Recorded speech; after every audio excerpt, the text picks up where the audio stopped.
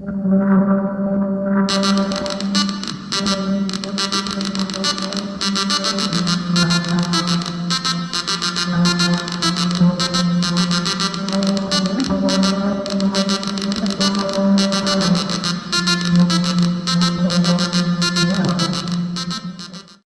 didn't just suddenly wake up one morning and we had the Xbox. We didn't wake up one morning and the internet was there.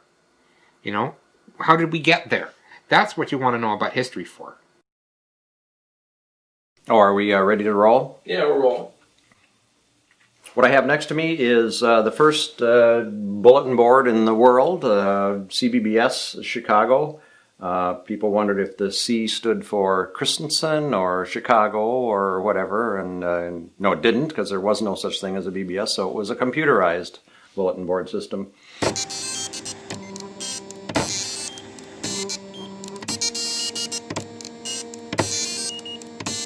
I would enthusiastically describe it to everybody. I'd be telling, my relatives, I'm like, so this is, I would dial up and I'd be talking to other people online, but not really talking, I'd be typing and leave the messages, and then later I can read more messages, and they all go, oh, okay, and they look like you've got some sort of disease or something. I say it's kind of like America Online, but really scaled down, And it's not an easy thing to explain. With this program you'd have on your computer, you'd dial a number, and you'd enter your name and password, and it would say hello, and then you could go to the messages, and you could read these messages.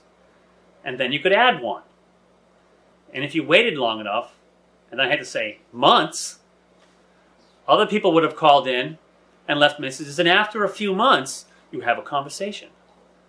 And they're like, why? They were all in their early 20s, and it's like, well, that's stupid. I mean, and it is stupid. It was unbelievably stupid. I try telling it to people now, I'm like, imagine AIM is down, and all of your buddies are gone. Your buddy list is empty, and you can't talk to anybody. And there's no email. And people don't quite get how bad that would be. In a way, it's the next generation of things that have always been around. The way the early telegraph stuff worked was they would have people walk into the counter and they're leaving all these messages, handwritten messages, and someone goes over to the punch and they, with two fingers, punch a tape that's got the message, and then the guy in the back room of the office puts a little header on it. I've seen pictures of there's a rack with the tapes hanging from them, like dog leashes on a coat rack. And they tape them all together, and they put them into readers, and they're all transmitted over to some central routing place. And then they'll look at the numbers and they'll say, oh, this one, it's got the funny little codes that says OAK for Oakland. So then they would put the tape in the right reader and they'd route. So they do manual routing. So yeah, there's hardly any new things. I'm sure these guys were sending stuff, not for customer consumption. Because we know, because I have a lot of teletype and Western Union documentation and machinery. And we know that they inserted inter-office messaging in the stream. There's meta messages in the stream. How could they not chat?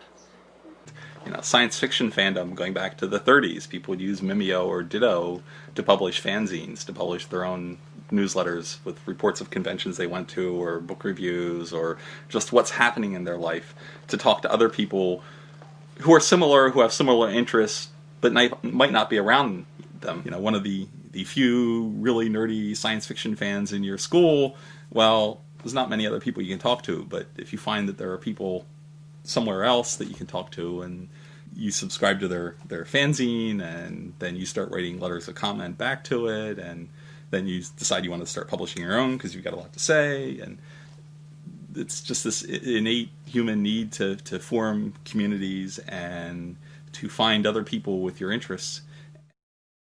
Joining us now in the studio is Luba Levitsky, Educational Programs Marketing Manager with Control Data Corporation. Luba, we've heard about the Plato system from Control Data for a long time. What is Plato? Give us a little background on it. Basically, Plato is a highly interactive, graphic-based, individualized, computer-based education system. And by individualized, I mean self-paced, and the instruction is tailored to the needs of each individual student. Okay, you're online now with Plato on a chemistry lab experiment of some sort, and show me what this does. Basically, this is a simulation of a fractional distillation experiment, and it simulates operations and processes of an actual experiment Prior to this screen, the student has already touched the screen and assembled the distillation apparatus as they would in a regular experiment. The objective is to heat the still and to obtain a pure mixture of two chemical compounds. Lee Felsenstein, who was essentially the inventor of the portable computer,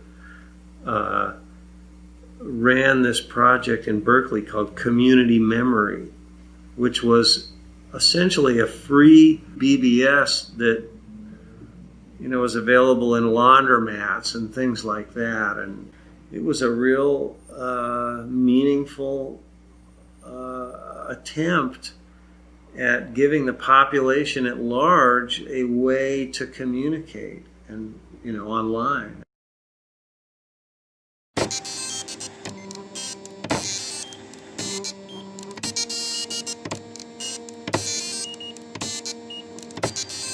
A lot of inventions aren't, an invention where one person comes up with an idea and goes off and builds it. A lot of inventions are where there's some idea that's becoming current. The technology's gotten up to a point where it's going to support it. A lot of people know there's a problem. A lot of people are working on it in parallel. A couple of them will come up with solutions. One of them will be able to get commercial success out of it. And, so Thomas Edison's the one we know as the inventor of the light bulb. The other people who were working on it at the same time don't get remembered. Randy Seuss and Ward Christensen were, we think, as far as we know, the first ones to establish a bulletin board. 1974, I learned about microcomputers, and the 8008 was out at the time, and asked what I needed to know, and got into digital electronics. And in 1975, the January issue of Popular Electronics had the Altair computer on the front cover, and I thought, oh boy, I don't have to design and build my own computer from scratch. I can actually buy a kit and have the fundamentals. And I didn't do it right away because I didn't want to be the only person with one. Hard to believe that that's now as universal as they are. So I went ahead and bought an Altair. There was this computer club that was meeting in the Chicago area, and CASH, the Chicago Area Computer Hobbyists Exchange. And that's where I met Randy, and he was the real hardware jock. I was looking for something more to do. And then this damn thing called a computer came along. I had a F8 development kit. This is back before there was any idea of there being a personal computer. It was a little circuit board with a processor. I hand-coded things that would add from 1 to 10 and divide by 7. It was just absolutely amazing that you could make this little thing do that. We said we had our own computer. Wow. Everybody's jaw dropped. I went to a Comdex show where Intel had a booth, and for $300 you could buy a 8080 CPU right off the floor. And I took that home and showed it to my wife, and I said, honey, look at this. Do you realize what I can do with that? You can see how seductive this must have been, because to have your own computer, I mean, it was really amazing, given that they were multi-million-dollar things that you had to share with everybody else. The idea of having your own was pretty seductive. We had a unique problem amongst us that we couldn't exchange software through the various media formats that everybody had derived independently. There was not one standard available between things like processor technology sols to Altairs to IMSIs to Chromemcos. It was just chaos.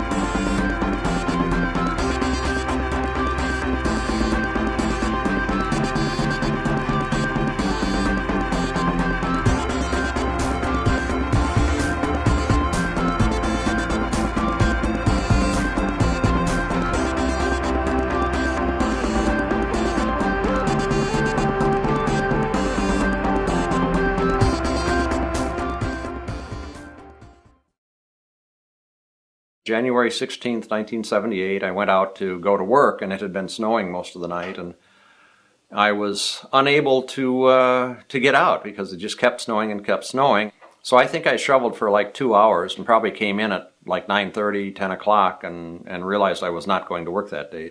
So I called Randy and I said, you know, I've got the computer club recorder where people can call to find out when the next meeting is and to leave questions and things like that. And why not take that line and put a system on it that people could upload newsletters and things like that, newsletter articles and so on, and we could do a club project. And I remember he said essentially that sounded like a neat idea, but forget the club, because you know what a committee run something will be. It'll take it forever to happen. I had too many years in the Navy to know. No, let's not talk about it. Just do it. The two of us will do it, and you do the software, and I'll do the hardware. And tell me when are you going to have the software ready? You know, like a project manager. The reason everything worked out so well is that we just kind of inherently understood each other. He let me do what I did, I let him do what he did. It took me about 2 weeks, probably about the end of the month, before I had some software ready to test. And a little bit of playing around and let a few friends know it was there and try it and get some early feedback on things that it needed. And basically after the 2 weeks of designing and testing and put it online and refined it a little, and we called it a month. So February 16th became the sort of arbitrary birth date of it. And it happened so quickly because of Randy's brilliant initiative in pulling it back from being a club project, which would take forever, and would be something more like the ARPANET that I had been in, which had a lot of people talking about a lot of good ideas, but nobody was just getting down and actually plugging in their soldering irons, so it wasn't happening. The whole BBS thing was for our computer club to be able to produce newsletters. That was the whole idea of it. It worked. From wherever it went from then, fine. And that's how this beast came out of it, and ran for many years. And I don't claim to have done anything special. And it was sort of like if you bring two more than half critical masses together, it's going to happen. And that was what was happening to the technology at the time.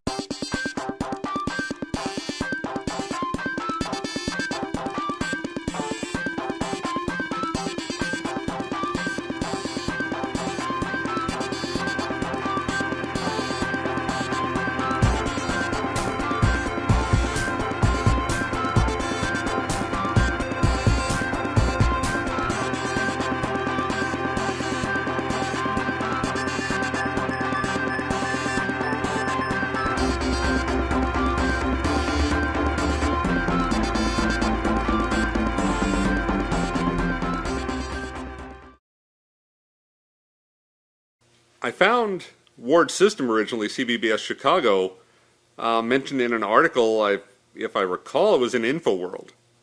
And I went, that's cool. And I called it. And played around on it and went, that's really cool. Used to read 80 Micro magazine religiously every month. And one month they brought out an article on bulletin boarding. We talked about it a lot at the local computer club. And a lot of them had seen the stories on Ward's system. It seemed like the same day we turned the thing on, it got its first phone call. And from there, just, kept going. CBBS Northwest, isn't that a little pretentious? You're kind of claiming this whole region, and you're this one system in this podunk section of Oregon.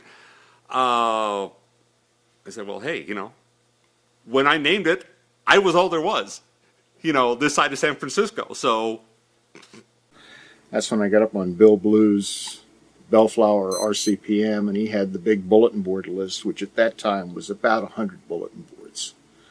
Downloaded that list and started calling bulletin boards around the country, and it was always exciting. You never knew what was going to come up. Within 2 years, there was easily 200 to 300 phone numbers that you could call into the RCPMs, the RBBSs, the CPMnet guys. We celebrated 100 calls. It took us almost 3 months to get 100 calls on the bulletin board because nobody had modems. Very few people were in it, unless they either were active professionally in a related industry or perhaps had a lot of spare money. In the first phase, everybody was a computer hobbyist. You know, I'm one of these guys that my first computer came in a kit, cost me $3,000 in 6 months to put together. And you had to roll your own back in those days. An Altair 8800, really, boy, that was a machine you really had to build from scratch. It started becoming a surprise when I could find some of the parts that used to go into computers that show up at Radio Shack. Wow, you know, what's the world coming to?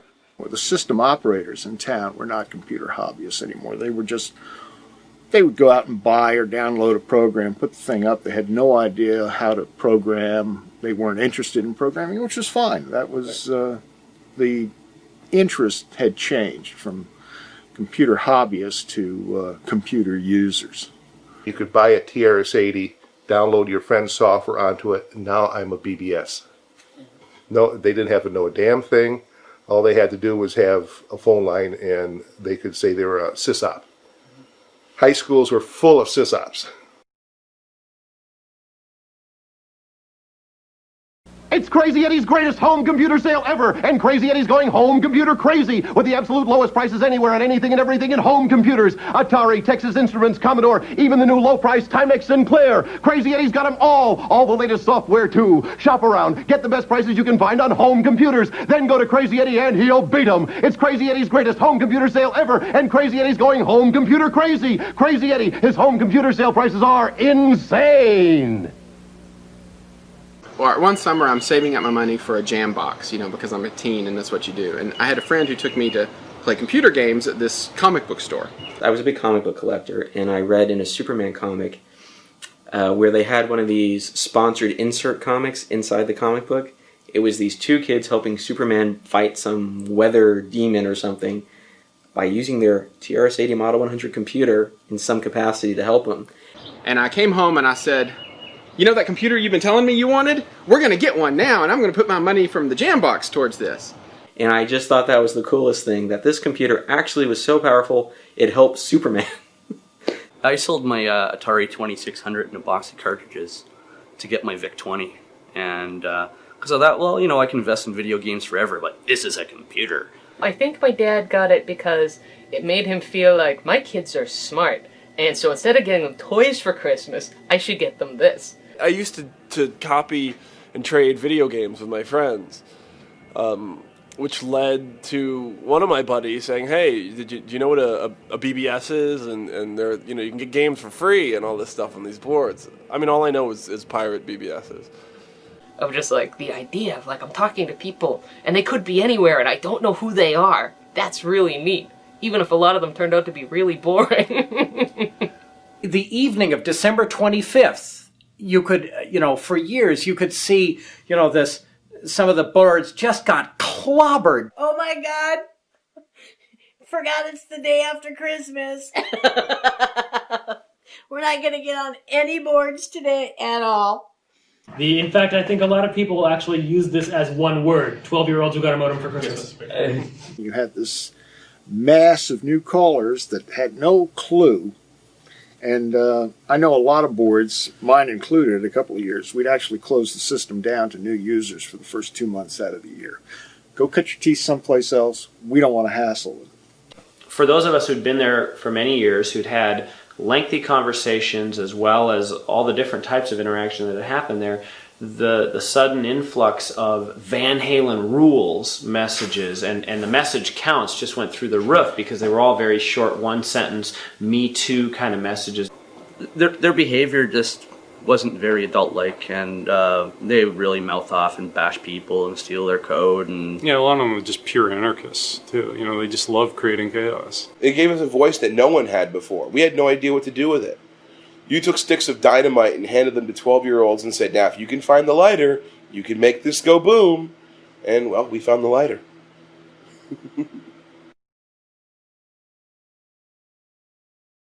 There was a serious rift between any of the 8-bit users, between Apple, between Atari, between Commodore. I refer to them as Ford versus Chevy arguments. there was always this big argument between people who thought Chevy was the best car make and people who thought Ford was the best car make, and there were always this rivalry and this fight between them for what seemed like a completely pointless thing. People get really, really heated. They get very, very defensive of their computers. It's not like you go and you buy a stereo or you buy a blender or a toaster. A computer is a very, very personal thing. It's an expression of how you want to work, how you want to do things. It becomes an extension of yourself, and you tend to protect your own. Each had their own group of followers. Each group of followers was very faithful to the company they chose. Well, Ataris were the best computers ever made. Forget it. The Apple II was the only software thing in town. The Commodore, I think, did more to get people into computers than anything else on the planet. When you thought of Atari, you thought of the highest quality, the best games, the best of everything. So it made sense that, if they come out with a computer, God, it's got to be the best thing around. The Apple was the ultimate hackable piece of hardware. The Lisa was beautiful, so I fell in love with Lisa. Tandy did have a great computer, which you maybe talk about, the Coco, the color computer. 64, it was everywhere. They're great, because they're the coolest. You understand what's going on with an Apple II. It's not going to trick you. Nothing sneaky is going to happen on an Apple II. They break down, you put them in the closet, and they heal themselves. The Commodore is definitely the one that I have like 10 of them at home, just in case. I'll have one till the day I die. And so they would invent in their own minds any justification to show that the other computer was a piece of crap. Yeah, we used to call the Apple people the blockheads because everything was in capitals. They never used their shift keys. Oh gosh, we hated Trash 80. And a TRS-80 guy would never own an Apple, and an Apple guy would never own a TRS-80. I think I didn't like the Commodores, just the way they were shaped. Actually, IBM was kind of like the enemy. The Trash 80s were toys. I remember seeing people, viciously attacking people non-stop in the message boards. They were people that I would actually follow a guy around and keep an eye on him and keep lashing out at him on multiple, bulletin boards. I mean, it got that serious. If you were a Commodore user and you were on our bulletin board, it had to be because you told us you had an Atari or an Apple or a PC. We had zero tolerance for Commodore. And not for any practical reason, except for the fact that you have to delineate yourself from somebody else. We're the Commodore free zone, so that's what we were.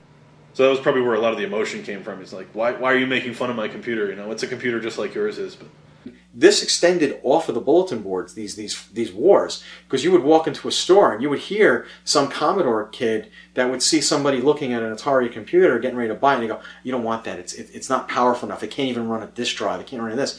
And I remember myself personally stepping up and going, and getting involved in that. And saying, you don't know what you're talking about.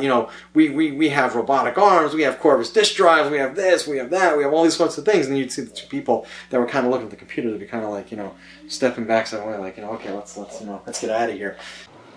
One of the local electronics stores had set up a BBS that they were running out of their electronics store on this Amiga. And, well, that just would not do. Right. And so various people at various times would go up to the store, and they would have this BBS just running on this PC, and they would disable that BBS. Just take it offline, remove the mouse ball, set it aside, or do something. So now they can't do anything on their computer. I remember him making threats against the Sysop of that. Now, he was 16 probably, and the Sysop was an employee of the store. And he's like, you got to take your board down, or, something bad is going to happen. I remember him coming home and saying, I just followed the guy home from work, and I threatened him from my car and told him, you got to take your board down.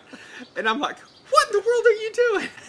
And so then we stole the mouse ball from this computer, and he posts this plea on the bulletin board.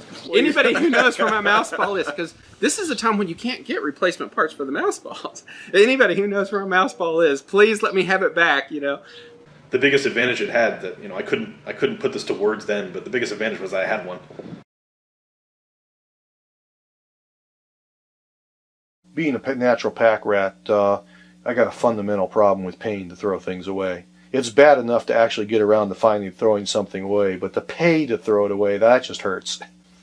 I mean, like, for instance, you kept the manuals all this time. Oh, yes, of course. What is it without manuals? I've got all the manuals up there.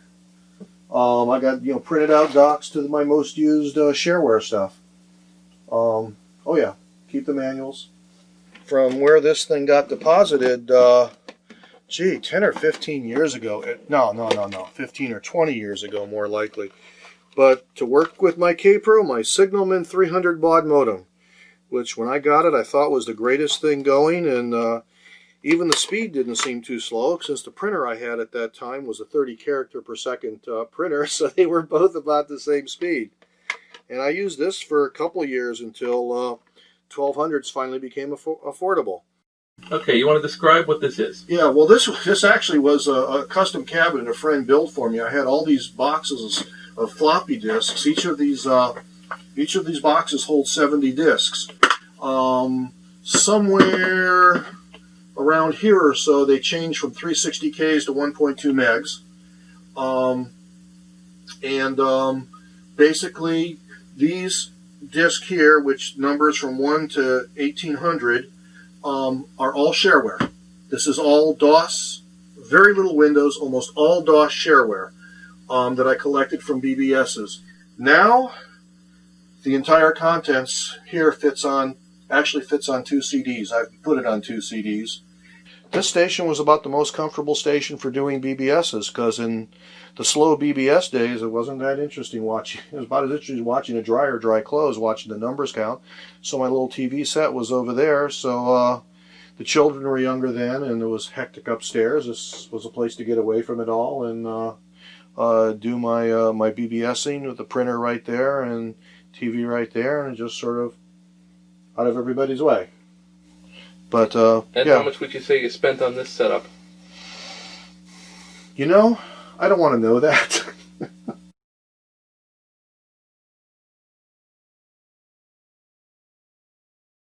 Listen to this. When a 20 megabyte drive for an IBM PC can be bought for under $1,000, the 2195 hyperdrive seems woefully overpriced. The first hard drive that we purchased in our school system was a 5 megabyte hard drive from Radio Shack for a TRS-80 Model 3, and it cost $3,000. 5 meg. Yeah, I remember buying 2 of these things, and I remember as I put them into my car after coming from the store, I thought, wow, the amount of money I spent on these double-sided 8-inch floppy drives, I could have bought a car with. Not a very good one, but a car. I still have the paperwork on that Apple, and I look back at it, and it's like, we paid $3,600 for an Apple II and a printer and a monitor. And I'm just like, $3,600 now, I could, run half the country on the kind of computer you can buy for $3,600 now. I went to work at Carl's Jr. I hustled on all sorts of jobs, and I had the choice of getting a car or getting a computer. And I got a computer. And then, the rest is history after that. The first difference, the huge difference that's not, it'd be trivializing it to overlook, is the huge difference in speed. We're talking 300 baud. 300 baud. I'm glad I will never have to again, and by saying this I'm cursing myself, I'll never have to deal with 300 baud again. In the bad old days, an acoustic coupler had 2 speeds. There was 110 baud, and there was a whopping 30 characters a second. 300 baud. And we thought that was pretty good. 300 baud. The screen wouldn't, you'd log into a BBS and it'd be like, log in, or username, : and you'd type your username, hit return, and be a pause, and it'd go, password. And just how long it took to draw that stuff alone, because of the speed issues, was torture. When 1200 baud modems came along, the users all saying, you need to go to 1200 baud. And I said, 300 baud, that's reading speed. We don't need anything faster than... And I was running a 1200 baud modem, and my shit just did not stink. I was so... It was amazing when you actually connected 1200. It was absolutely amazing. Called one of the few in town that supported 2400 baud. One of the few boards in town. And it was awesome. And you would actually seek out the places that had 2400 baud so you could take advantage of this high speed that you had. Even if the play sucked, it was just like, whoa, but look how much faster it's coming through. This is so cool. But I was always 3 lowercase o slash 12 lowercase o slash 24 lowercase o, because I remembered the early days when I wasn't allowed onto some boards because I didn't have high enough baud rate. I remember the first time when I called up to a board and a Sysops pulled me in a chat and says, I got this new 9600 baud modem, man, and like, you're still at 2400 and it's sad. What's wrong with you? I probably got like $800 for my bar mitzvah from various people. It added up to $800. I spent 650 of it on a 9600 baud modem, which I thought was a good investment. $650 for a 9600 baud modem, which of course as soon as I bought that, they dropped down in price. And when I could get a 14.4 modem and download Doom to play with a kid who ran a BBS because he couldn't find anybody to play Doom with him, that was just a wondrous device. One particular Saturday night, I'll never forget, I had company at the house, we were playing cards or whatever. This guy called my board and he's uploading something or other. And the next morning I woke up and he was still uploading the same program. When you found a big file and it was across the country, you really thought about it whether you wanted to download it now or take a chance on finding it locally.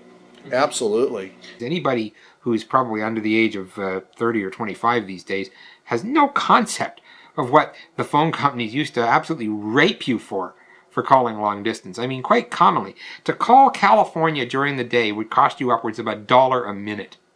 And that was in the deflated dollars of the day. I think the first month I got really into de-dialing, we got a $500 phone bill. A lot of people like me did that and then ended up losing their telephone for a while because of the $650 phone bill for 1 month. I mean, I never knew, right? I didn't know that BBSs that were also in 312 could possibly cost any more money than another one that was in 312. Till we got the first phone bill. My dad was very nice. He said, okay, this is a learning experience, but you're not calling during, prime time anymore, first of all. You're not staying online for 8 hours anymore, second of all. I mean, I was the expert on what the phone book, in the Yellow Pages, if you turn to the front of the Yellow Pages, they had all the plans laid out that you could get in Massachusetts. So we actually spent time saying, okay, you can call where, and where can I call? Okay, now that means we now have a combined calling area of this much. Pulled out page 17 from the Yellow Pages, which said, okay, if you live in this town, here's the, this is what phone numbers start with, that are local to you.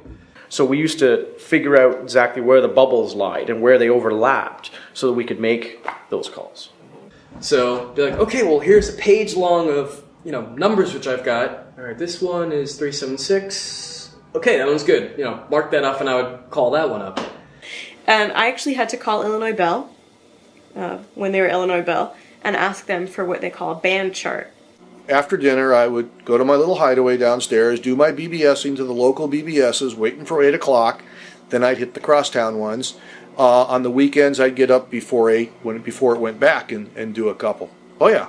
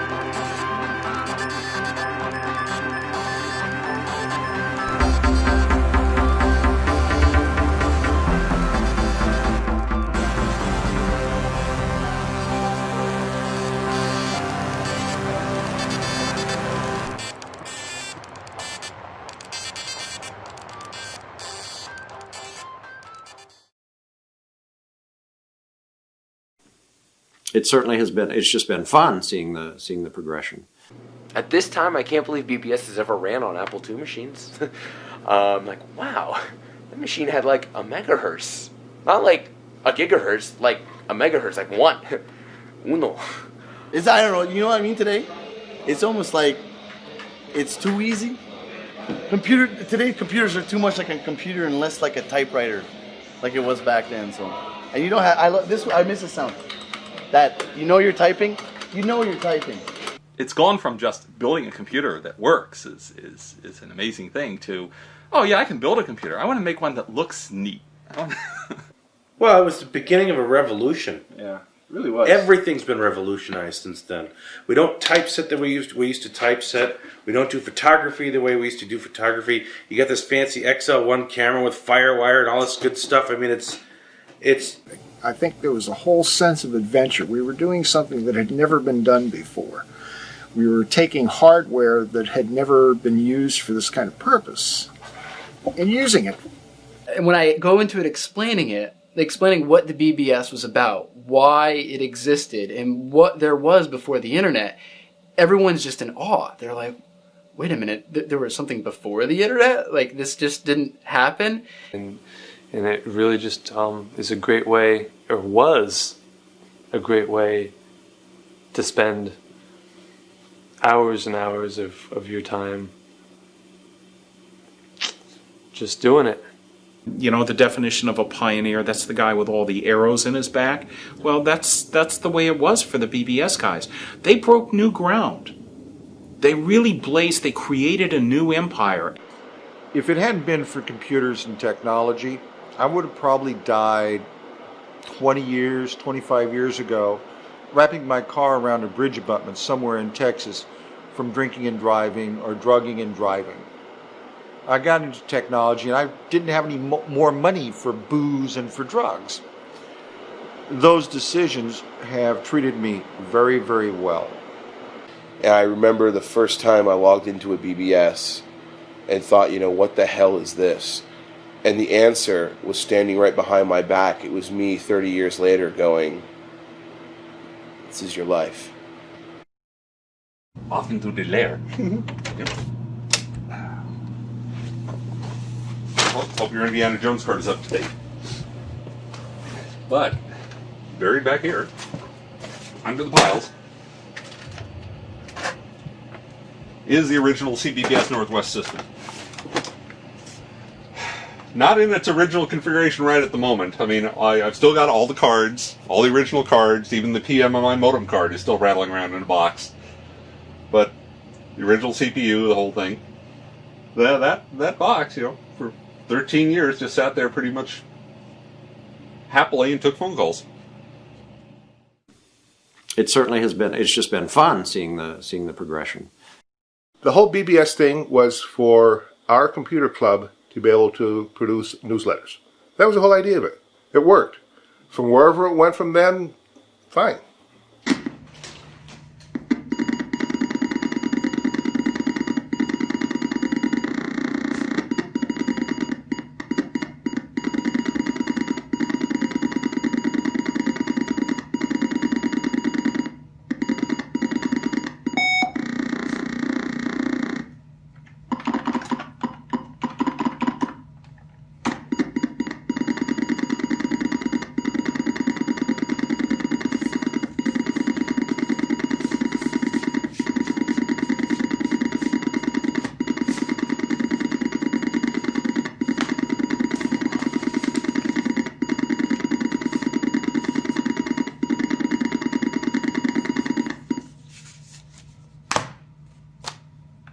Just loaded the BBS.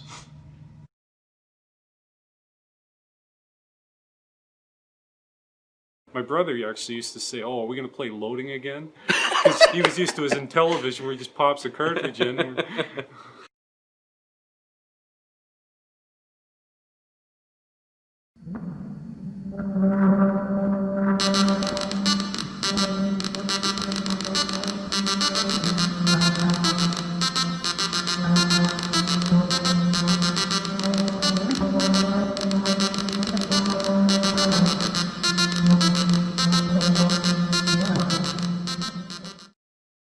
I hate it because it's a stupid sounding word. We're system operators. We're not a shortened something or other. We're the people who are keeping the damn thing running. We're not Sysops. I mean, I never called it system operator. It's not a system operator. It's a sysop. Oh, by the way, I say Sysops, not Sysops, so... Yeah, system operator, sysop. If anybody's a linguist out there, just forget it. That's the way I pronounce it. Thank you. Yeah, I must have said Sysops for years until I discovered I was being horribly gauche. It was a big holy war back then. That's how I pronounce things. If I saw something with a Y, I would say Sysop, co-Sysop. Why did you go with Sysops? I thought Sysops sounded too much like sissy.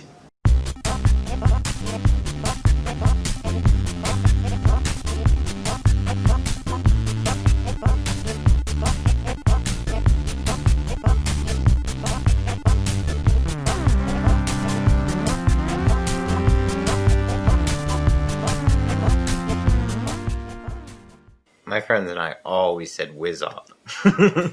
I only say sysop for the benefit of normal people. Whiz-op. Whiz-op was better than sysop. I mean, come on.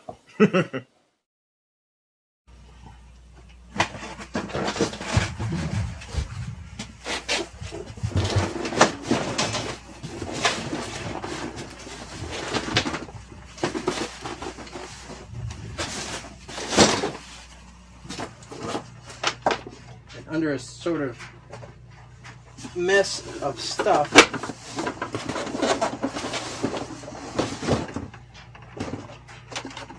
Is the old BBS exactly how it was, even missing the 6 key when I took it offline. I don't like throwing things away. And look, it has floppies in them. Seems to be. It's exactly like it used to be, because that's a slot 6 drive 1, the boot disk for T-Pro BBS. When was the last time you saw it? This? Out of a box like this. Well, this box, it's from a monitor that I bought 10 years ago. I was sitting at lunch one day with my friend Mike at high school, and he was talking about this great new thing called a BBS. And I wasn't really popular in high school, so I was like, what is this? I was really into computers. And he said, oh, you can talk to people through the computer. And I was like, no. He's like, yeah, come over. So I went over to his house, and he started dialing up. A friend of mine said, hey, try this number. There's a way to communicate with people that involves this computer, and they're out there doing the same exact thing, yet they may not be local to you, they may be local to you. You may never meet them in person. This is totally cool. I can, interact with another machine. And at that moment, I was hooked. This is for me. I have to get in on this. I remember the first time I downloaded a program and installed it on my computer and ran it. That was amazing. Who would have thought you could install a program on your computer without putting a disk in it? When I'd pick up the phone and I'd be dialing on that hideous rotary dial phone to finally get the number, after hearing the busy signal for a couple hundred times, finally getting a ring, and then going, and then connecting, and then seeing this, the logon prompts. This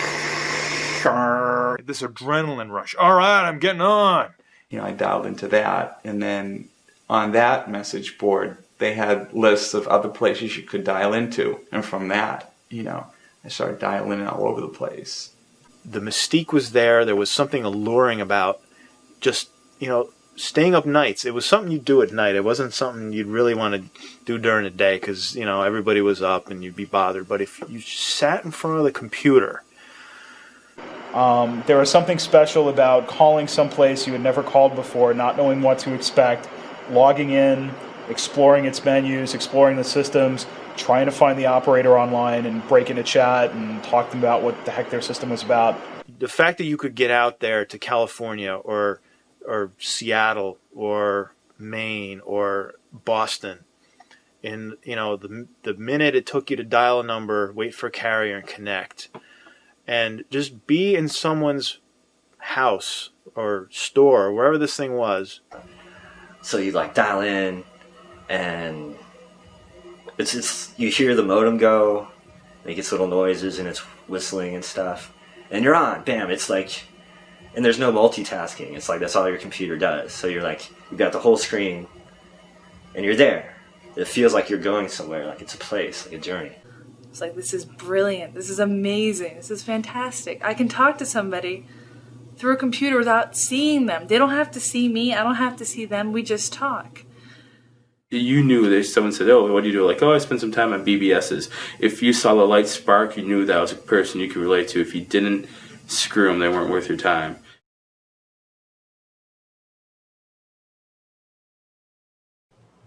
I guess the system operator, came out of the mainframe, and the operators in a mainframe environment were people of humble stature but great power. And the same held true of people who operated BBSs. I mean, you could do whatever you wanted. And I forget if it was because I was posting something or I was having trouble figuring my way around since it was my first time. But he broke into chat, which completely freaked me out, because I don't even think at that time I understood there was a system operator, an individual running it out of his house. The sysop requests your presence, and then you go into a split screen chat. And I remember the first time that happened, I was shocked. I didn't even know that could happen. Holy shit. He's trying to chat with me. What the hell's going on?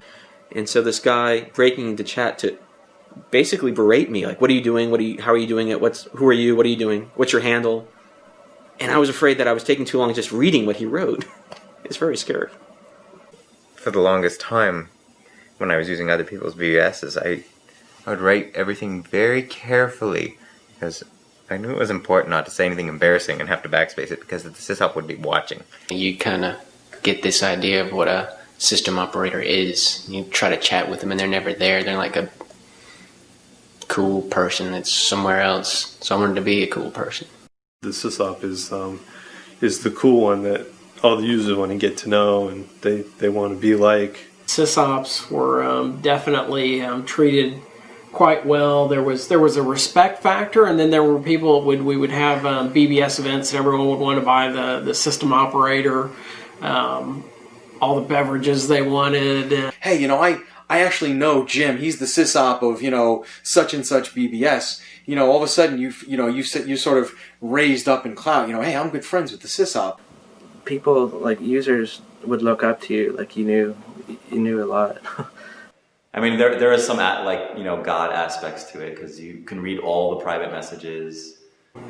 I even got laid a few times because of the BBS. I'd meet a woman through the BBS. And it was like approaching Mecca the first time I saw where the bulletin board was actually running, to actually log in at the console.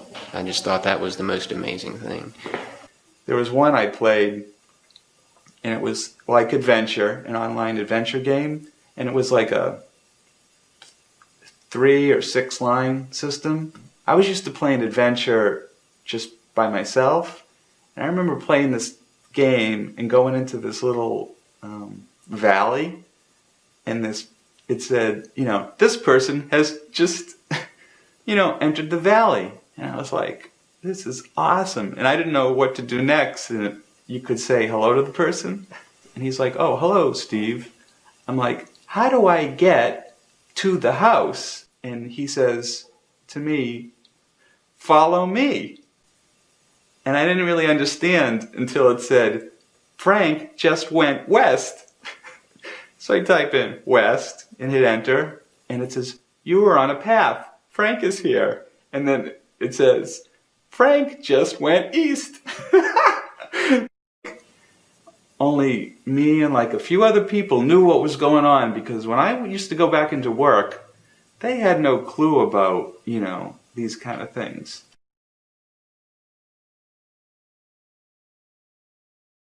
I looked at my phone bill and said, gosh, I'm downloading these programs, I'm downloading these files, I'm spending my time doing this, it's taking forever, and my bill is huge. Mm-hmm. Wait a minute, if I set up a bulletin board, people will send me files and I won't have to go after them. Right. I put the number out on some other boards, and then I finally put it up live, and I left with my friends, and I came back around midnight or something as a 15-year-old kid, staying out too late, and there was somebody on my bulletin board system. I woke up. It's set up in my bedroom, and I woke up, And I'm just lying in bed, and my eyes opened, and I saw the little light on the hard drive was flickering. And I saw them typing messages, typing commands. I saw my floppy disk drive whirring, and I was just stunned that somebody was in control of my computer and it wasn't me. And it occurred to me, it dawned on me, somebody's using this now. This computer's not being wasted. I'm asleep, but someone's using it. And that I had set up this service, and that was just totally defining and empowering to me. Why we actually got into running boards in the first place is sort of a mystery. It was appealing to just to be in it, to be able to present something of your own. I know I'm being taken advantage of. I'm being used by someone using my equipment, but the idea that I created something that people are using. And then when I was in bed, and at night, and it was dark, and the screen was turned off, and I was just lying there, and I could hear the hard drive chirping away, making its little music, I could tell exactly where people were on the board based on the notes and the sounds that it was making. I could tell what door game they were going into, whether they were reading a message or posting a message, if they were just logging in or if they had just logged out. I could follow their progress through the board just by the sounds the thing made. It was just a mind-blowing concept to me. They're in my bedroom right now with me. The thing about being a sysop was that you had this system, you designed it yourself, you set it up yourself, and while it was based on software, you had to do a lot of work yourself to get it working properly. I was always at my computer. If someone paged me, they would get me. Like if it was 3 o'clock in the morning, the computer was beside my bed, so I'd wake up and talk to them. I'd always answer my mail. I was always trying to make sure that I had the latest up-to-date file bases, new doors all the time, that kind of stuff. I tried to keep people interested in the BBS. I think I just liked running something and seeing people using it and maintaining it, and watching just the communications. And it was a labor of love. It was amazing that these people would build these these huge social systems on these tiny toy computers, with floppy disks. It was like the Wizard of Oz, where there's a guy behind the curtain, and those people never knew that there were two guys behind the curtains sitting there babysitting it, monitoring it, and they're requesting a file, and we're out there trying to find the floppy disk that has that file on it before the session times out, that we're flipping the disks in. And we would go out there, and we really wanted to try hard, and we really did a good job on this little bitty insignificant thing. And it's not this insignificant thing that was so important, it's that we were proud of what we did. So I'm immensely proud of what we did. If you didn't have fun when you were doing it, your site wasn't going to last more than 3 months. Because, the hardware's loud, the phone connection's expensive, you're pouring cash into it. If you're not having fun with what you're doing, you're out of it.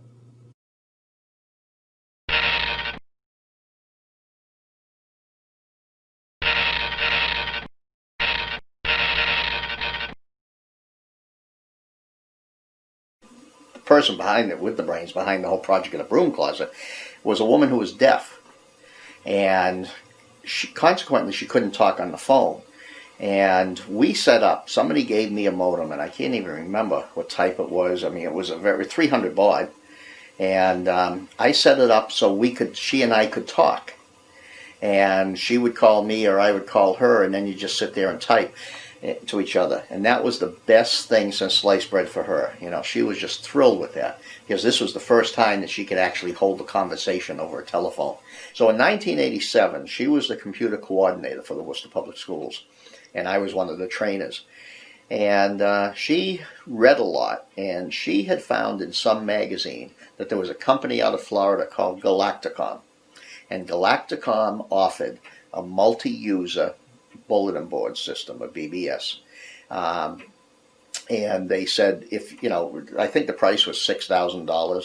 It came with 16 onboard modems. And she came to me and said, "What do you think about this? I can write a grant. I have some grant money, and we could set something up like this." Well, again, I could see the potential of this, and said, "Wow, this could be really something." But it was interesting because there would be groups that you would see, and they would start, at age 13, and they would be on maybe 2 or 3 years, and then all of a sudden they'd disappear, and there'd be a new group coming in. We had some really quiet kids that just went kaflooey when they got on the BBS in the teleconferencing area. There was a young boy on there that was very, very popular, and he was like a freshman in high school. His father was was a teacher in the Worcester Public Schools. He retired recently. But this young fellow became very popular and then came down with cancer. And he eventually died. He passed away. And all the kids, of course, from all over went to his funeral and wake because they all knew him through this medium. His father asked me if I would go up to the hospital to visit him because he said he just wants to meet the Sysop of the broom closet. And it was like, a little momentary stardom, but I remember going up and meeting him and, and I just felt so bad because, he had the laptop there with him and everything, but I said, I know you're getting a lot out of this. And he says, I'm so happy that you had this for my son. He says it really, really made his last days easy. And that was worth it right there,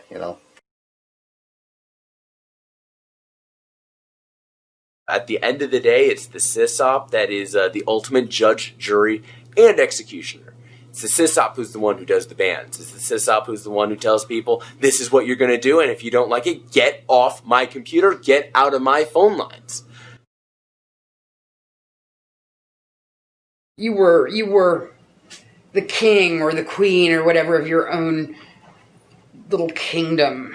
A bunch of them were very authoritarian and very, you're coming into my house.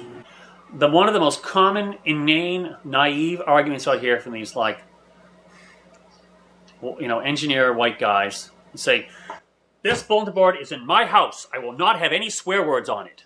A lot of sysops got this protective feeling about their users, like they were my users. You were over here trying to steal my users, That man he swears. He said something I don't like. It's in my computer in my house. And it's like, don't run a bulletin board. It's like then banish. Then if you don't like what the newspaper says, don't bring the newspaper into your freaking house. Oh, what's that guy doing over on your bulletin board? He's supposed to be on mine, We must control everyone's bad thoughts. I must not think bad thoughts. And if you're thinking bad thoughts, we'll stop you from thinking bad thoughts. Rather than just going what the Europeans have learned because they are tired of having blood-soaked rivers. A lot of those boards were run by adults, and they seem to be run by particularly anal retentive, control freak adults who are very specific about what can and cannot be done on this board. My old boyfriend, my first boyfriend, Andy, he would break into your message. He would bracket what he was saying and write Sysop, : and then he'd put in his commentary on what you were working on in the moment. Oh, jeez. And then you'd keep writing, and he'd break in. When a Sysop drags you into chat, right? You're going along, and all of a sudden the board starts doing stuff on its own that you didn't tell it to do. You're seeing commands get issued, and you start hitting escape or trying to back up, and they get reissued. Next thing you know, you're suddenly in chat, and the Sysops go, "Hi there," and you're, what did I do? I had a lot of, control issues with my BBS. I would put the Sysop screen up and start talking to somebody, and if they were nice to me, I gave them special access. And if they weren't nice to me, I would, goodbye, kick them off. And there were some people who you got to recognize and, oops, unplugged. Sorry, I don't know what happened.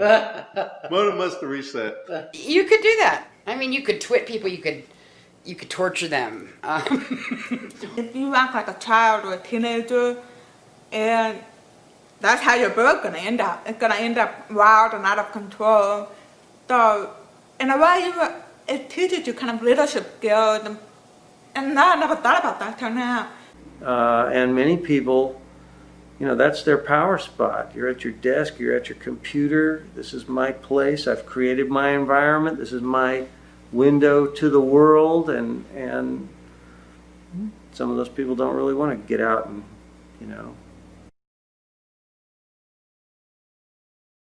Flame wars have, been throughout history of computing. When you have different people's opinions and they can instantly react at a keyboard, you get flame wars. One term we coined out here, I think, but it may have also been coined elsewhere at the same time, was 1200 baud misunderstanding. You don't have the feedback on keyboarded communications, and so that tends to amplify the flame quotient. Somebody gets on and you start talking about this. Oh, you're a complete idiot. You didn't even do this, and like a T is not supposed to be capitalized, it's supposed to be this, and you must be the stupidest person in the world. You wouldn't say that to somebody if they were reading their paper next to them. You'd go like, I should capitalize that T. And that's it. And they'd look at you and you go like, oh, you should help me out. Okay, capital T. Now, anything else? Some people just get just a joy out of, flames. Well, I mean, we were fighting all the time. That was half the fun of it. Good. When a person cuts loose like that, they've peeled back all the layers. Gives you a good look inside, and you get to know that person a little bit better, whether you want to or not. Every board's going to have a couple of people that just love to start a riot. Well, you'll see a fight between two people break out, and then you see the rest of the board come and get in on that fight, and then you see the original two people just sort of bow out, and then it gets into this huge conversation. Well, you go on there, and it was very childish, very pee poo, just not piss, F you. In the old days, you'd have these pedantic arguments where people would just get a bug up their backside about, you'd say, well, I've got a 2400 baud modem, and they'd say, well, that's not really correct, because baud doesn't equal BPS, and they would just lecture you to the point of, ready to put a gun in your mouth and pull the trigger because you couldn't take it anymore from just the whole techno geek thing. So yeah, as a sysop too, you have to be really careful to diplomatic. To settle things like that quickly. Otherwise, your message section gets torched. But eventually, when it got to the point where too many people dropped, the sysop was worried about a lot of his good friends getting upset, or some of us who knew the sysops better would say, hey, these guys are getting a little bit out of line. He'd cut them out. People had complete freedom to be jerks. And there were some people who just never were. And these people became my very close friends. Trade wars? Trade wars, that's another good one. Well, there's always Legend of the Red Dragon and Trade Wars 2002. You go on the BBS and go, hey, cool, man, this is like free games. Trade Wars was one of the first multiplayer games where you could actually compete against each other, blow each other up in a safe, sane environment. Well, it was really the first large-scale multiplayer game that we had ever played. Oh, it's a kick to play that game. That is a really fun, just raw strategy game. You could see other people who'd been on the board, who'd been playing, but they're not on right now, right? So you just see their ship, and you could attack at a certain amount, and that was about it. And then wherever you were stuck, and you knew your ship was stuck there for a whole day. You're interacting with real people, lots of real people, not in real time, but, once a day you could go and you could play your turns, and you were competing with all your friends, you were competing with a lot of strangers, you were trying to win. Every night at exactly midnight I go down, I'm dialing in, and, cruising around, sort of taking all the resources, kind of cleaning up on everything. And nobody else, as far as apparently nobody else was doing this on his board, so. Every day it would be, I can't not log in today, I'll fall behind, I'll lose out. So we'd have to call in to make sure that we could keep our ship alive. And that's really the key to enjoyable gaming for a lot of us, is playing real people. And once you got online and had played, all the more reason to just talk. I had this weird idea that somehow it was this pseudo-semblance of real life, and if I could apply the same methodologies that I was using to get a whole bunch of credits and get a really bitch-ass ship and do really well and own everything, that, hey, if I can do that in this little game that everybody else gets killed in, I'll have a nice car someday and a really cool job.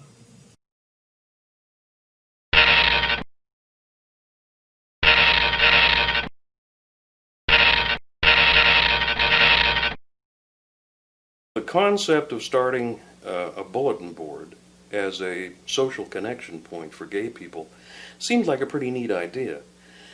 And my mom had just died and left me a few $1,000s, and I was looking for something noble to do it with. And so I thought starting a gay bulletin board might be a neat idea. And as it turned out, it was. I mean, it spread like wildfire here locally, and it was the way to connect with other gay people for many, many years. Even that short time ago, in 1986, there were an awful lot of isolated gay people, even in as huge a community as Washington, D.C., who just were so closeted and so inexperienced and so afraid to ask anybody else anything at all about it, that I became the person who was accessible and was the guy that they said, you know, that they thanked me just over and over and over again for creating this capability for them to meet other people like them. Many of our early members told me in no uncertain terms, I didn't know that there were other people around that were gay. I've lived my life thinking I was the only person like this. And it was such a revelation for me to find a bulletin board where there are hundreds of other people who are just like me. I never had any idea. At the login process, there was always the opportunity to send a message to the Sysops, even by total strangers who couldn't log in. And those are the death threats I got. Those are when the 12-year-olds logged in, and time after time. One of the things I did one year, I collected about a dozen of these death threats, and I mailed it out in our annual fundraising letter to our members, and quoted them, and said, these are the death threats that your Sysops got during the last year. This is what we're trying to do for you. You know, and I just want you to get an idea of what the real world is like. It was one of the best fundraising letters, one of the most successful letters we ever sent. And I've thought many times since, we really stuck it to those people who thought they were going to make it difficult for me. I used them. It worked. I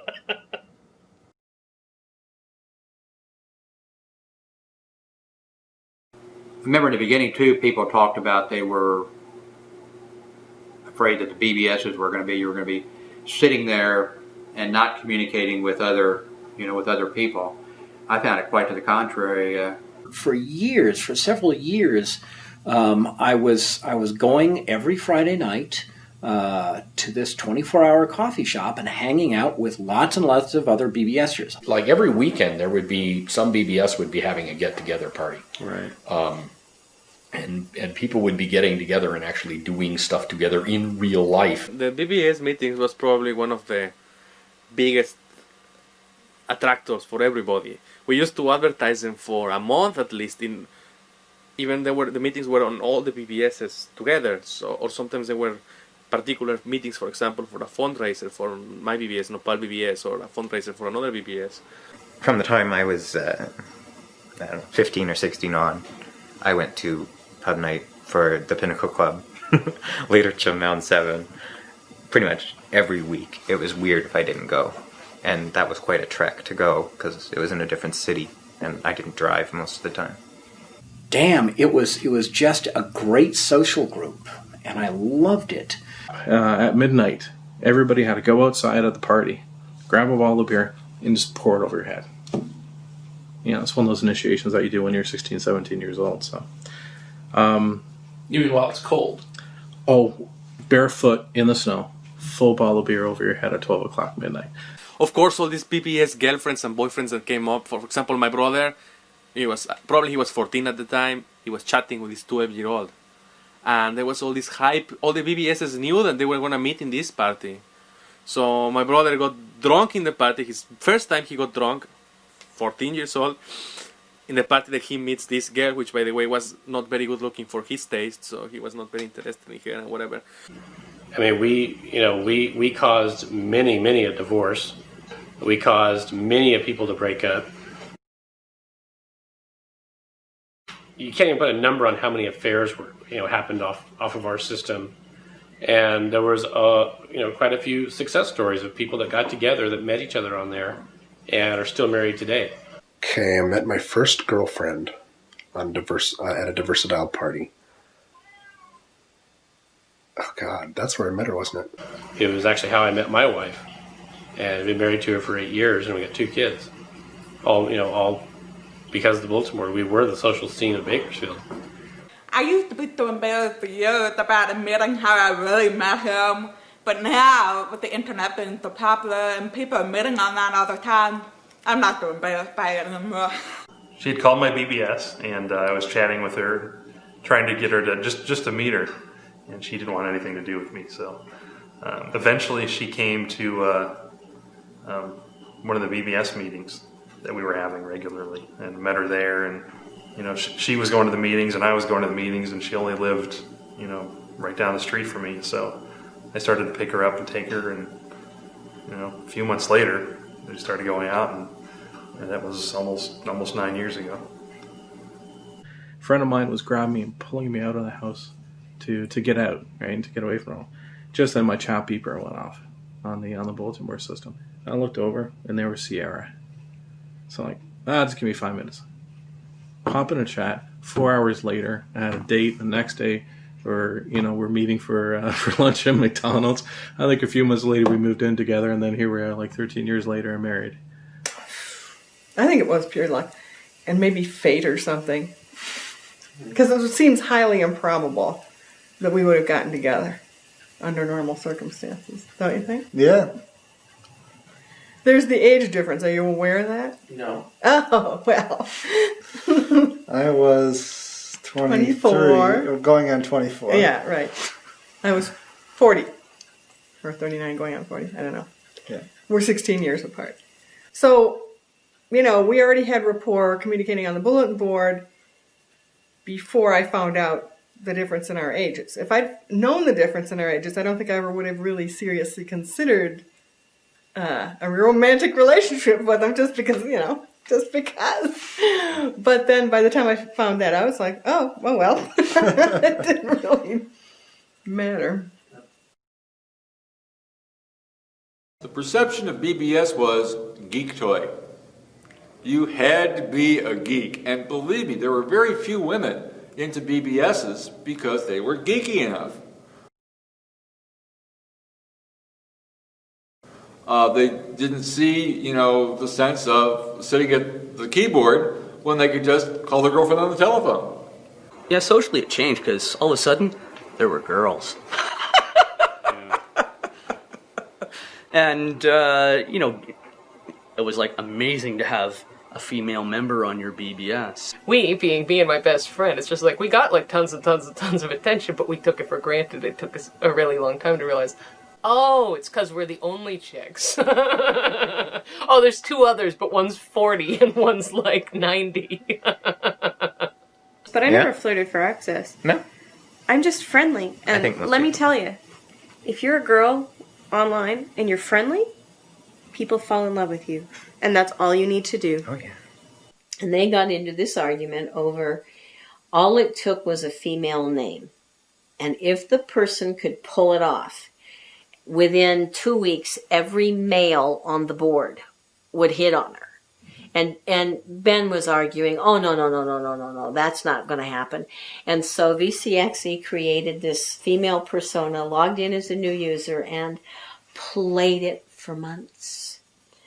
I would be signing up, and I would enter that I was female, and then suddenly I'd be in chat mode. I don't have that. That's right. Yeah, the Sysops is breaking into chat. Type F again. Yeah. That turns me on.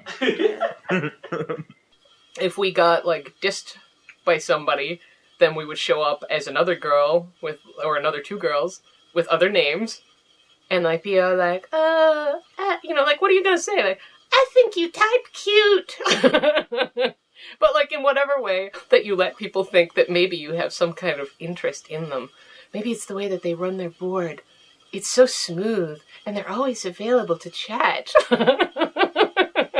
It's sort of like, why would a model be calling this BBS in Seattle? That's what I mean. That's interesting. But they fell for it hook, line, and sinker. And he had, a log, essentially, he'd written down. And every single male user of that BBS had hit on him at least once in that 3-month period of time. And people would always be sending me emails, but it wasn't something that maybe I did have fun with it. I had daydreams that I would meet like another female Sysop, and we'd form this super elite female hacking group and just kick everybody's butts. I mean, I would totally been open for that, and not only that, but it'd be like, my God, like another girl to like just share stuff with, to share the problems of being female and being the only Sysop and the stigma that's automatically attached to it. I think that gender and sex are very often, well, they pretty much are always linked together, but I feel that gender is on a sliding scale, and that somebody, when they see my physical body, they draw conclusions about me that are not correct.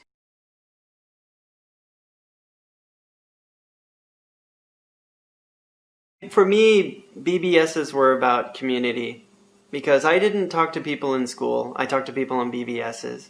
These were people, again, within my little circle, my little city, my little high school region, my little school district region. It's no different than a small town if you think about it.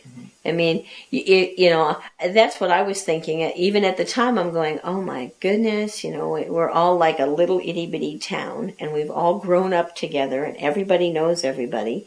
And so, of course, everybody knows when someone else picked their nose. A bulletin board system, and the Sysops was female. She was married with kids and whatnot. Unfortunately, what happened is she had an affair with, you know, one of the guys in the BBS system. That came out pretty fast somehow, and her husband, to say he was upset, was, you know, the understatement of the century. I still remember getting a phone call. It was about 1:30 in the morning, and I was getting picked up. So a couple of friends came over, 1:30 in the morning, 2 o'clock in the morning, picked me up, and we went to her house. Because it was a very, very bad scene. We're talking about things flying in the air, you know, the whole 9 yards. And ended up, there was about 30 people who ended up showing up. And, you know, quite a few people holding him back, quite a few people holding her back, and quite a few people taking the guy from the BBS out of the scene and packing up her stuff and putting it into a car and taking her to a friend of mine's place to stay there for about a week. One guy dropped his bike over in Maryland one night and knew that he happened to be near somebody else's house who was a member of the board, and got in touch with him, and, you know, that guy got up at 3 in the morning and hooked up his trailer, and they went out and got this guy's bike. And so stuff like, when I heard about stuff like that happened, that was pretty cool, that people felt enough of a sense of attachment to one another that they would do stuff like that. You know, in the old days of BBSs, if one member had a problem, everybody had a problem. One guy was going through a rough time. It wasn't unusual for half the members of the board to show up on his doorstep, bringing food and drink and music, and let's throw a party and cheer you up. Most of the friends I have now are the people I met through the BBSs, so that part of it, you know, that social part of it is still there. And there are people that I remember getting on our board that were 12 years old, and they're having kids today.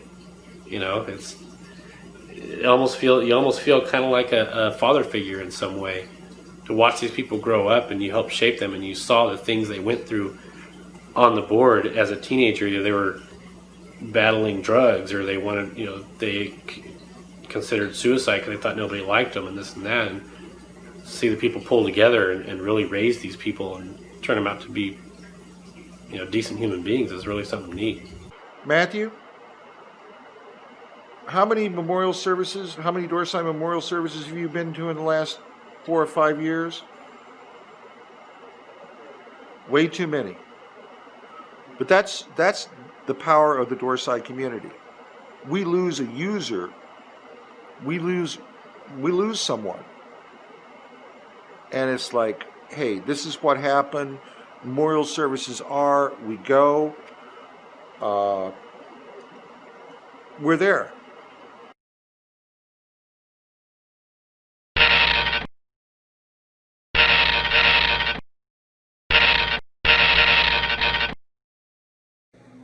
I got sober through the program of Alcoholics Anonymous. I found the recovery message base when I was two weeks sober, and I was ecstatic to find it because I was I was so comfortable online. I could share online stuff that I didn't have courage enough to say out loud in a room of people. I could type it to a monitor. And those people saved my life. They loved me in spite of how nuts I was. And I was nuts. On a big FIDOnet echo, you could get 1,000 messages a day, and who could read everything? In the recovery echoes, you read everything. You got to know people. You got to care about them. One time, somebody called Promises and didn't know anything about AA. Just knew that she couldn't not drink when she wanted to not drink.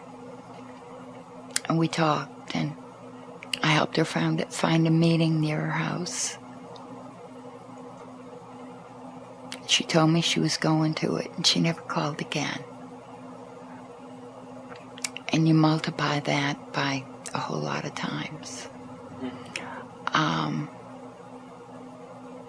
It was a service. It was a being of service. It was a way to give back. And it was a gift. It enriched my life.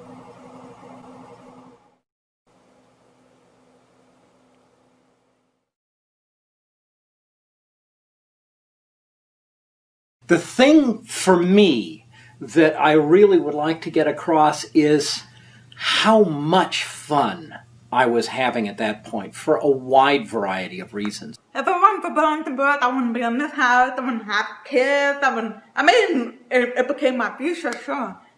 It was funny because I had a little wish list I used to keep on the side of my wall in my bedroom, and I used to have things like I want a mini bike, and I want this, and I want that, and I want a new Mac, and I always had a new phone line, and I always had my wish list, and to this day, that's the only thing that's probably not crossed off. I think I ran the best BBS there was. Yeah, people laugh about being able to read the modem lines, but I could tell, which two people were chatting with each other, or if they were downloading what protocol they were using, stuff like that. I had an old man that used to call me once a day and play chess. He'd make a move and I'd make a move, and it was great. I had a user. He was in his 60s. Was grandfather, and he wrote me some feedback saying it was great being on your board. I have my grandson here with me, and we're on your board playing games, and just want to let you know we're having a great time. And that meant more to me than anything. Yeah, in a way now it's kind of sad that it's no longer special. We don't have that special notion of poof. You're a person who can go into the room where the computer is. In a way, but we've won. We've won. Now everybody is using the computer, and the jocks are using computers too, so they can find out what the football scores are.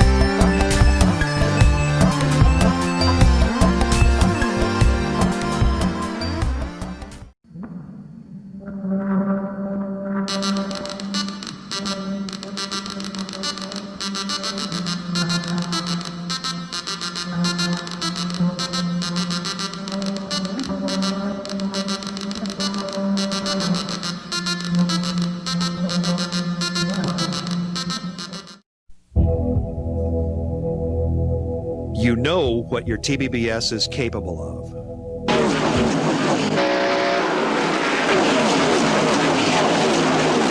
But even power that is easy to control can be intimidating when you first try to use it.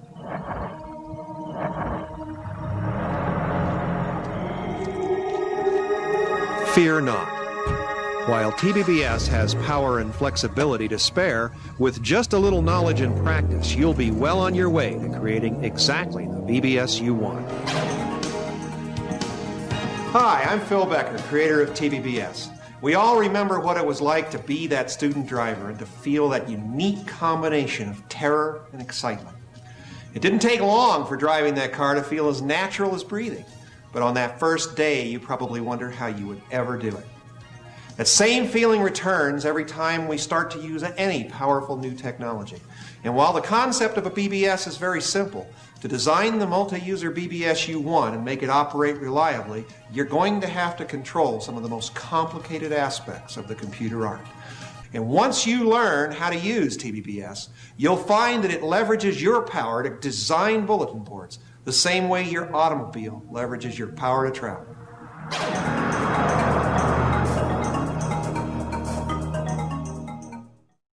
When bulletin boards started to, en masse, charge for their services, the controversy was free or pay, free or pay. And the free guys, the hobbyists, were outraged because the guys who got pay could afford better equipment, they could afford new phone lines. So these commercial BBSs started growing in power and in subscribership, and the hobbyist guys said, you know, this isn't fair. This was all started, this was like ham radio. We were supposed to be all just friends here, and you guys are breaking the silent pact that we had with the group.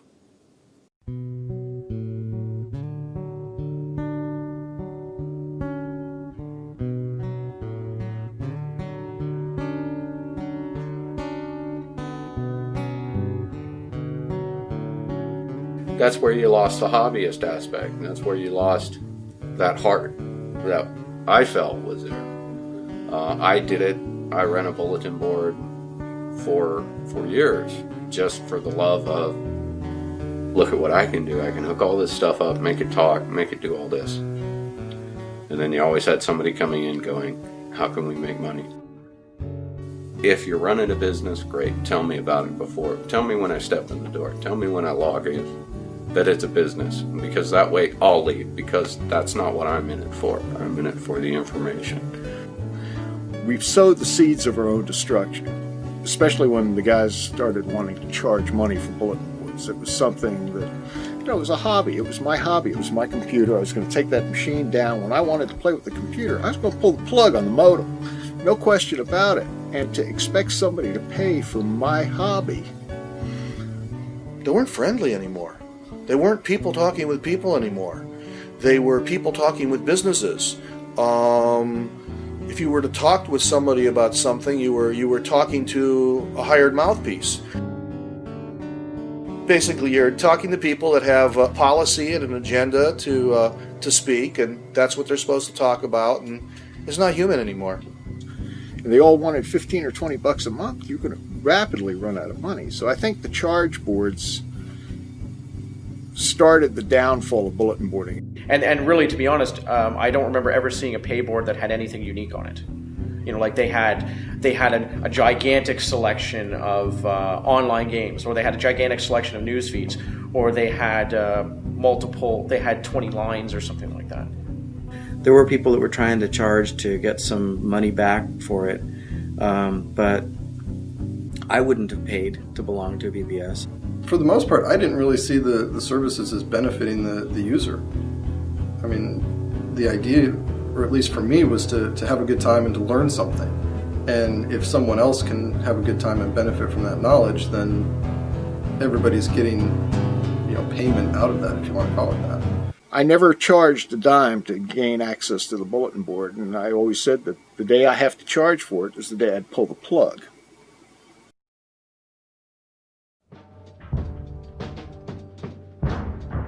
There have been times when I've, gone to the pawn shop on the behalf of SDF to pay for phone bills and things like that. I did have a couple of users that would actually send $20 every once in a while or something to help, just in general, to help keep it going. A lot of bulletin board systems ran on donations. And even this one, when I booted it up the other day to take a look at it, it says, yes, please donate to the BBS, $1, $5. The way I approached it was, for the first 5 years, I basically ran it as a freebie. Anybody that came on could not pay anything. From about 85, 86, and increasing from 1 line to 4 lines, and eventually up to 16 physical telephone lines, and having a 3-figure phone bill, I decided, hey, we're going to have to put some kind of price tag on people having unlimited access. That really was the sole purpose of writing it. It was just for my own use. The fact that other people eventually became interested in it, and it did in fact get sold to some people, wasn't really part of my original plan. The idea was never to go mass market with it. Yeah, I mean, it was only because I was at the right place at the right time with the right idea. That's always how it works in anything. We packaged it up and sold the first 1.0 TBBS. I could not imagine at that time that there was a marketplace for it. Originally, it was not built to sell at all. I didn't want to sell Synchronet at all at first. It was certainly not a commercial venture. What changes your mind? Well, there was Sysops that were, begging me to give me money. I think I said 400 copies in 10 years or something like that. Well, it turns out that by the end of a year and a half, he'd sold way more than whatever my number was that I said at the time. And it was actually starting to make me some significant money on the side. 1989, that's when I left my day job and went to work for Clark Development and made it a full-time job for me. Prior to that, we were doing a lot of work on the site, after hours, during lunch. People would send in checks. I was really surprised. I'd go to my mailbox and there was a check.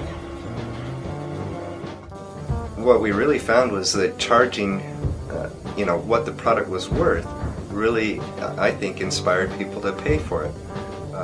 Once they saw that we were standing behind the product, that we were putting it forward, supporting it, enhancing it, and so on, it portrayed the image that it was worth that. No, actually in the manual it says at the end that we had dreams of being rich and famous, but we knew that we weren't going to be rich, so we may as well be famous. ExecPC was a reasonable sized bulletin. Actually, it was a very large bulletin board system in those days. When I joined, I'm going to say there were probably 150, 200 lines, and probably 8,000 customers. Bob Mahoney, the founder of ExecPC, would sell his used hard drives, and I would go over to his house occasionally and purchase one of his used hard drives. And so we got to be pretty friendly. So in about 91, 92, I got a call from Bob saying he'd like to talk to me. He said, I can never go on vacation because, I'm away from the system and, it'll crash. And it wasn't reliable enough that he could go away for extended periods of time, and he was actually burning out. So he said he was looking to expand his team. It was just he and his wife Tracy, and he made me an offer. I initially said, well, I'm going to have to think about it. And I drove home, and I remember standing up in my living room and saying, what the hell do I have to think about? That's exactly what I want to do. And I called him up and I said, of course I'm going to take this. There's no question that I want this job. It was like a dream come true. There were all these software guys that I hung around with in the Milwaukee area, and this was the dream job. We were having so much fun. I couldn't wait to get to the office every day. It was about a half-hour drive from my home here over to there, and it gave me half an hour to figure out what I was going to do the whole day, and I just arrived at the office with a big smile on my face every morning because we were in uncharted territory. We were doing some really cool stuff and having a blast doing it, and I was being paid reasonably well. So, I mean, there wasn't a happier guy in Milwaukee.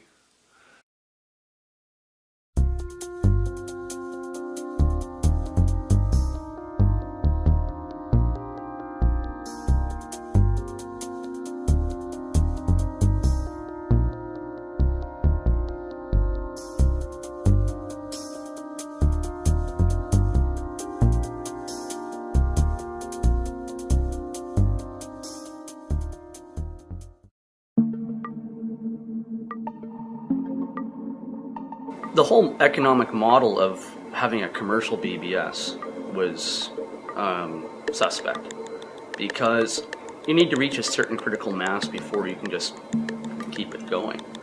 And once you start to grow, you need to get another computer, another phone line, another piece of software to run the next node. So you're taking yesterday's subscriptions to fund today's expansion. So unless you keep expanding and expanding and expanding, your business model just falls on its face. We got a whole slew of articles, all kinds of magazines saying, this is the path to get rich quick. Start a BBS and get rich quick. All you have to do is buy a computer, which at that time was about $5,000. You buy this computer and you plug in a phone line and people call into your computer and they give you money for it. It's like you don't have to have any real skill. You just have to have a phone line and a computer and people will send you money. No, stop, wait. No, it's not like that at all. You've got to have a rather exceptional level of computer skill. You have to go beyond that to understand the software. It was not easy. What somebody discovered is if you put a few pictures of naked people online and have this sex section of your bulletin board, people would pay money to get access to it. Certain boards, not usually certain types, but certain boards would give you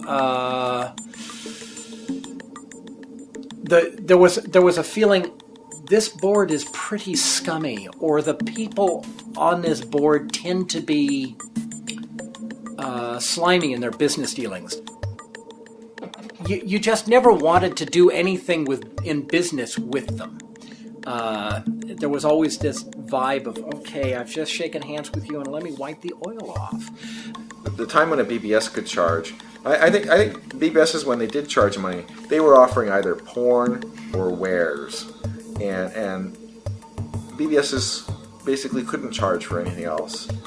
It really brought to my attention how big basically the porn industry was in the BBS community. You know, you'd see it the few times that you'd see bulletin boards mentioned in the media, in the mass media, you know, in big newspapers and stuff. Probably half the time it was, hey, these seedy BBSs are places where guys download porn. You know, and that was the image that our business was getting from that. My world at that point was I had an office, which is about 400 square feet. We had fluorescent lights. It took me like a year and a half to go out and buy a couple halogen lamps. We had a lot of computer equipment and modems and a bong and a refrigerator with beer in it and, 100 phone lines. And I can remember at times I would take a call from a customer or something. Usually they'd sit there and say, well, your job is to sit there all day and work with bulletin boards? Wow, that'd be great, And I came up with a standard line eventually because I got that so often. I'd say, if my job was to do nothing but make love to beautiful women all day long, sooner or later I'd find something wrong with it. There's always a downside to anything. Most of the time I spent behind my desk at Mustang was on the phone talking to people. Trying to figure out their problems and letting them scream and yell and gripe and moan and do whatever they needed to do to make them feel better about not getting the support they needed initially. I dealt with a lot of screaming people. There was at least one episode I remember where a guy threatened to shoot me with his shotgun if I didn't fix a bug that he thought was my fault in Searchlight BBS. So, was it your fault? I don't remember. I mean, it was probably a bug, and maybe it was a bug, but I don't know. You certainly whatever it was, it wasn't worth shooting me for. And you certainly probably weren't inspired by the threat of death to go through the code. No, I think I just stopped taking that guy's calls. I remember one customer in particular, he was, I'm sure, frustrated in that we were unable to duplicate his problem, even though it kept happening to him. And so he finally got out his video camera. He videotaped the problem in action, sent it to us, and bang, I mean, then we knew exactly what to do. I remember sitting in my office saying, I'd gladly trade 5% of my health to, get to have this be a success, this release, and do sales and all that. And voila, I did trade 5%. I'm a diabetic now. So, probably attributed to not getting much exercise and things like that. And there was a time where all of us in tech support, we actually faked all the engineers into coming outside for a group photo. What we told them was going to be a group photo and turned into be a water balloon fest on them. Yeah, we got you back, Tom. But to see it on the shelf of a store, it really changed things. It brought it into, created it into a business, and I think it got it into more people's hands, which exponentially grew the population of BBSs. A lot of people in growing up through school and stuff, talking about bulletin boards at school with people that I knew, they had no idea what a bulletin board is or why you'd have one or why somebody would even call your computer. Yeah. And once it appeared on the shelves, people saw, oh, I can do all this and more. I can do that too. And I think a lot of this has to go with the fact that, just bulletin board system development is something that anyone who is developing that software or having almost any role in those companies, they love bulletin board systems. It's something they felt passionate about. And to work on those sorts of projects, to be a part of making that happen, that doesn't just become a job. That really does become something that they pay you to do it. That's a really nice bonus. But if they weren't paying you, you'd be at home doing this on your own anyway. I think I probably had an exaggerated sense of responsibility, and it may have come from the fact that a lot of the customers were hobbyist customers, where it was to them it was more than just they bought a product from a company. To them, they were sort of joining into this group or to this this faction of bulletin boards that ran Searchlight BBS. So when we first started out, it was basically Fred and I working together, but then when we went full-time, we had a staff of 2 additional employees, I think, is what we had, working out of his basement. And really, it was pretty humble beginnings. From there, we grew, I think, up to as many as 30 people at one point. And so, it was interesting to see the growth over time and say, wow, what we're doing is really what's driving the company. I had a reaction to some of those kinds of trends going on in the industry. It used to be that I could call XYZ company and I could say, Henry, you got a problem. This is what's going on, and I can duplicate it, and you've got this bug, and Henry would go, oh my God, to where now, hi Henry, it's Peter. Oh, that's great, talk to my technical guy. You got shoved away, the old camaraderie of this small circle of people went away.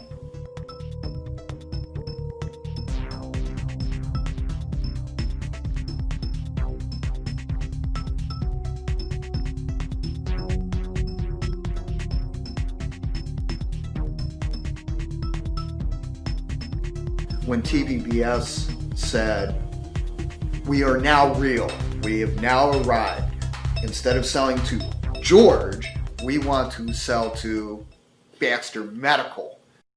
That's a question that I think you'll find is not different here than it is everywhere, and that is something has a purity about it that should not be sullied by even accepting money if people want to give it to you.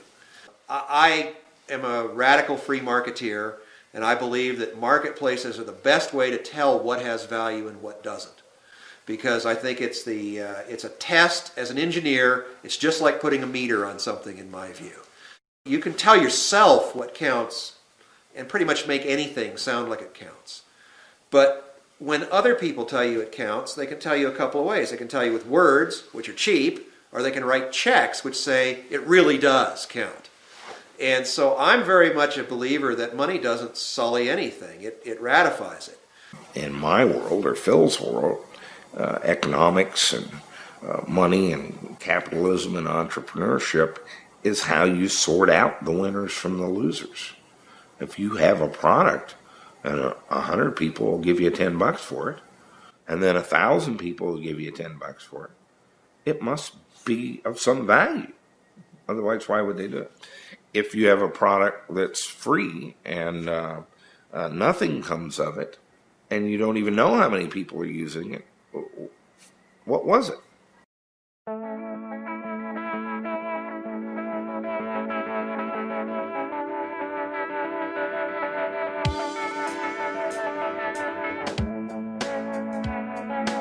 Once I started getting a publication called Board Watch by Jack Rickard, all of a sudden you have a monthly publication that literally lists thousands. My brother called me and he said, "Hey, I found this magazine. They're totally advertising BBS software and everything." And I was like, "What?" And I couldn't believe there's a magazine about BBSs. Boardwatch magazine, in the beginning, I just loved when it appeared. It was like a dream come true, and I read every issue from front to back. I remember the first time one of my systems made Boardwatch. That was an experience. That was almost like the old song about making the cover of the Rolling Stone. For a Sysops, being on the Boardwatch top 100 list was big time. You made it. Yeah, I think Boardwatch magazine made me start to feel guilty about operating. It felt like I'm supposed to be making money out of this. The character of Boardwatch was the character, Jack. It was him through and through. He was evident all the way through the magazine. His choice of writers, his choice of style, the way it looked, was Jack. He was such a elegant writer. He was so non-corporate in his ways. He's one of those guys that got hate mail and only thing that changed was the subject, pretty much from the start. Being opinionated was almost a professional gig. If I didn't have an opinion about it, it didn't cause any reaction in me and probably wasn't important and no one would be interested in it. And if it did, I'd go ahead and put it in there. There was no pretense at editorial objectivity. It was, this guy's developed this and it's a stupid thing and it shouldn't be done and he won't last 6 months. He usually had a smile on his face. That's what I'll say that about Rickard. He was a pretty happy guy. He was a force on Galacticom that sort of looked like our other competitors. It wasn't always a friendly force. In fact, sometimes I'd say it was a downright hostile force, but it was a force that nonetheless made us stop and address issues and perspectives that we wouldn't have necessarily been paying attention to. But he was one of those sort of voices out there that just did not support bullshit. Other things being equal, it'd sure be good if Jack thought good things about us. To which, I think I spent many, many years off of my life, trying to have Jack think good things about Galacticom. In some cases, I was successful, and in some cases, I was not. You get into these enormous flame wars, and Jack was famous for them. Oh my God, Jack was famous for them. Somebody would send him an email that he didn't like, and he would not only flame them, he would flame them in his column, which reprinted all of the emails that he got that he wanted to print. It was an enormously popular section of Boardwatch magazine. But Jack just ran amok with a bloody sword at times.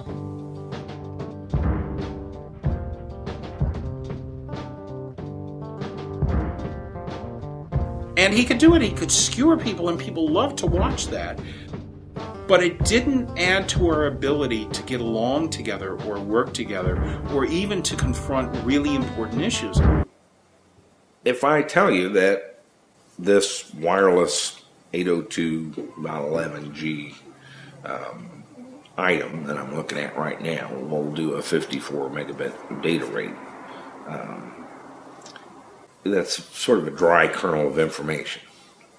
If I adopt a position on whether it should do it at all, it's a little bit easier to convey in a entertaining fashion, one that you'll remember. And if I describe to you the politics of how they came to that encoding scheme and who the guy is that did this and why he was almost knifed by his own employer because that wasn't really the politic thing to do at the time, what will cause you to read it is my opinion on it and a story about a person. You know what was funny with the BBS world and this concept of competitors, I know we all got into it. Certainly Galacticom tried to compete very vigorously with Sysops and Mustang, but that was really a case where it was a rising tide lifting all boats. There were very few cases where I think we were taking customers away from each other. When you're on the field, you actually are trying to kill the guy across from you, but at the same time, if he kills you instead, you admire him for having done it. You know, like going out playing football, you know, where afterwards, you know, everyone can go get a beer. And you both will go out afterwards and buy each other a drink and be great friends. And it wasn't bitter. It wasn't like, you know, we really need to get those guys. The whole BBS industry was large enough for all of us to profit, all of us to benefit from it. So it wasn't a real competitive industry. It wasn't a real cutthroat business, if you will. It still stayed friendly, even in the marketing of it, in the sales. It was kind of a friendly competition kind of thing. I mean, it was more like, it wasn't like stomp on the other guy. It was like one-up him so that he could one-up you, so that you could one-up him, and just kind of both of you are improving each other by way of competition. We were just trying to show each other up on innovations, and I mean, wow, just what an incredible force that was. Yeah, I think competition did a lot of good for everyone who was in that commercial sector.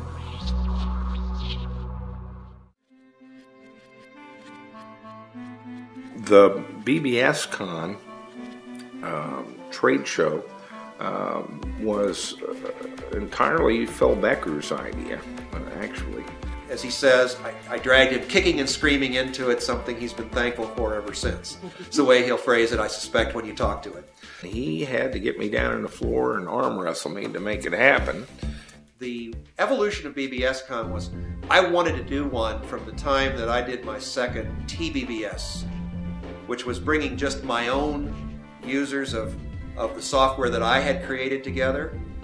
And I said to myself, this is something that everybody needs to be part of.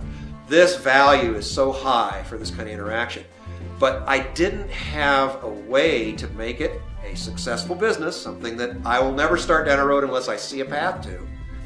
But he was promoting the whole notion of these commercial conventions, that he was going to, he saw all these people that bought all this hardware, and he saw himself as having been able to found and find the next Comdex, and he was going to be the linchpin of that. There were a number of uncomfortable elements about it. For me, I sat in a dark room in the Colorado mountains and wrote stuff and mailed it to people. This show required me to get up and speak in front of them. But Phil is the one that really got that off the ground. He actually would come over to my house, talk about it endlessly. I finally gave him a check, said, okay, here's my half, let's go do it. And so we started out to do the first one in '92.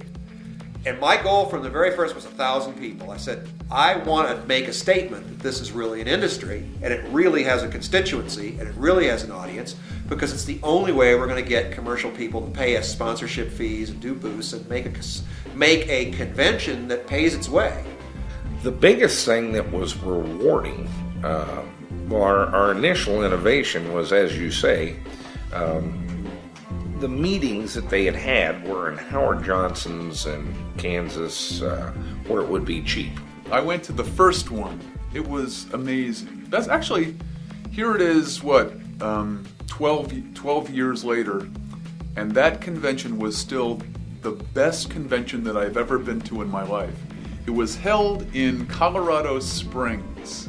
It was very upscale, and it made the most expensive gathering that any bulletin board system operator had ever attended. It was a 5-star convention center, and it was first class all the way. I remember we were outside, the weather was gorgeous, and we were outside, and here come these waiters with trays of cookies, just delivering them to all the participants at this convention. They just cranial detonations at what the room prices were, the registration, everything about it was just entirely too expensive, and no one would go. Except that actually a lot of people did come. And one of the big features of BBS Con, BBS Cons to come, were the parties that various groups would have. The Galacticon party for all of our customers. I mean, we look forward to that more than like any other aspect of those conventions. I went to a lot of seminars, and they had a big matrix of seminars. It was a couple days long, and I went to a couple seminars, and basically it was just people talking about how to grow your BBS and add new services, what attracts callers, and so forth. And it was a lot of fun, and it was also very informative. The 6 months leading up to BBS Con was this incredibly intense time inside Galacticon, where like everyone in engineering and in marketing, I mean, we were all focused on how can we just blow everyone out of the water at this next show. And I mean, what a phenomenal force for like just encouraging innovation. The first thing that impressed me is that there was a business there. A lot of people were selling equipment to other people who wanted to run bulletin board systems. And the second was the fact that there was a magazine that was devoted to bulletin board systems, and Jack clearly figured out the formula for taking advantage of that. And the thing is, we brought Vinton Cerf to BBSCon not to talk about BBSs. I don't even know if he'd ever heard of one before he got there. We brought him there to have him tell the audience what was getting ready to happen to communications and computers. And our goal was every year we wanted somebody to come into one of those tabletop booths, and the next year see him with a company that was making him money and paying him a salary. And we did that repeatedly. Every year we saw that. I would go to those conventions just to see what was going on out there. The first few conventions, I actually went with a booth. And, after I think the second or third one, we just said, what are we trying to do here? Kind of singing to the choir. And it was sort of like, well, we know there's a market for all of this stuff, and God knows there are zillions of BBSers, but what will we do with this? And so they really didn't know. We would see a lot of our old customers, but everybody knew about us, and so we weren't really gaining any new customers by having a booth there. I was okay with, because it kind of harkened back to the early West Coast computer fairs. You've got all the innovators that are out there, showing their new stuff. But past about that second year, it started to feel really commercial. We're not doing it for doing it anymore. We're doing it because we can make money at it. And that's where I started to kind of go, yeah, I think most of the smaller guys got short shrift. I think Searchlight to a large degree, and the Robo FX guy was there, and he had a very impressive display. I mean, we'd go to these we'd go to BBS cons. We'd spend a lot of money to get to BBS con. We'd set up this booth. We'd have truckloads of equipment that we'd bring in. It cost a lot of money. Took a lot of time. And who would walk up to my booth is not some guy with $10,000 to spend on a solution for his online services, but Joe BBS guy from New Jersey saying, you got something you can sell me for $35 that's going to let me talk to my friends online. That was a little disappointing. Well, I just think there was a conflict of interest. I think, the people that are writing the articles are the same people that are best friends with or own part of the competition. So they're not going to give a fair share to each company. It was unethical. Those things never really paid off for us. I know they must have paid off for somebody because they had them every year and people would go. So. They obviously had something against us, so the fact that they did and they're in bed with Jack Rickard means that, they're not going to do anything to help promote our software. So, there was some conflict of interest there for sure. At a certain point in there, we probably spent more time with each other than with anybody else, both of us. But the truth is, that wasn't going to make any difference. The only edge it gave me was I could get his attention to ask him to look at something.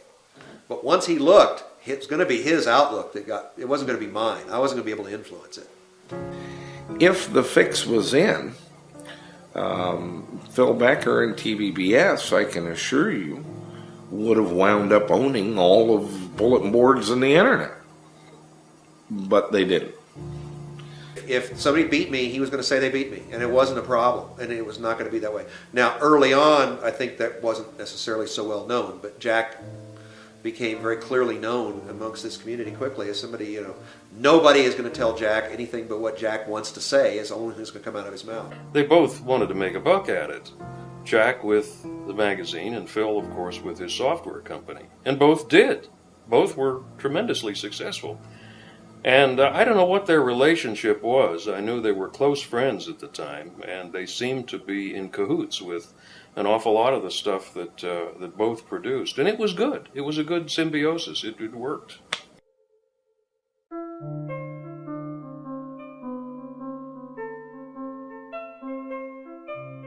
There is nothing permanent in computers. Everything has a life cycle, and don't fall in love with any part of it so deeply that you can't make it a comfortable part of your past. Once the internet, I'd say about the mid-95, early 96, is when I started to see a drop-off in callership. Here's the deal. I kind of feel like I'm telling people to get ready for this thing that's coming. And I'm describing a tsunami. And since it's 4 inches tall out in the Pacific, they've come down with buckets. It's going to wipe out, the beach. Instead of embracing the internet, I made the comment to my wife, oh, this is a new thing. It'll go away in a couple of years. It's like, okay, you live and learn. Once it started to become ISP watch instead of board watch is when I was really turned off by it, because that shift started to happen before the BBS scene had died. There was this huge division drawn by the participants between the internet and bulletin board systems. I was tone deaf to that. It looked like the same thing to me. Since, as I say, we covered the internet from 87 or 88, and bulletin boards from about the same time, I didn't realize how divided our audience was. Not anything against board watch at all, but as they were making a business decision. But I was disappointed in how quickly the lack of PBS coverage, it just disappeared in like 96 and 97. And I really think the people that I had in mind as our readership, it wasn't. So that division between the dial-up over the telephone lines and the internet was dialed up over the I still don't quite get the division.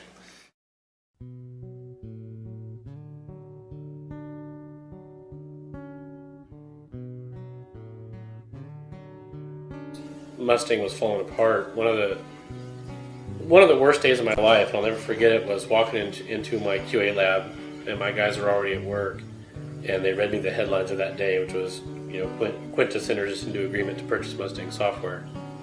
And from that day forward, I knew it was over. The Mustang that I grew up with, that I knew, was done. I mean, the day came, I think it was like May 13th. It was a Monday, so you'd have to check your calendar, but it was towards the middle of May. And got about 3 hours in, and he just came in and said, "You can keep working, but I can't pay you any further than this very moment." And he wrote a handwritten check for, like, I think it was the new pay period, 3 hours. It was rather sad to see that. I knew Fred, I knew David Terry well. I consider David a friend. David had removed himself from day-to-day operations at CDC by that time, but just being connected, associated with it, you know.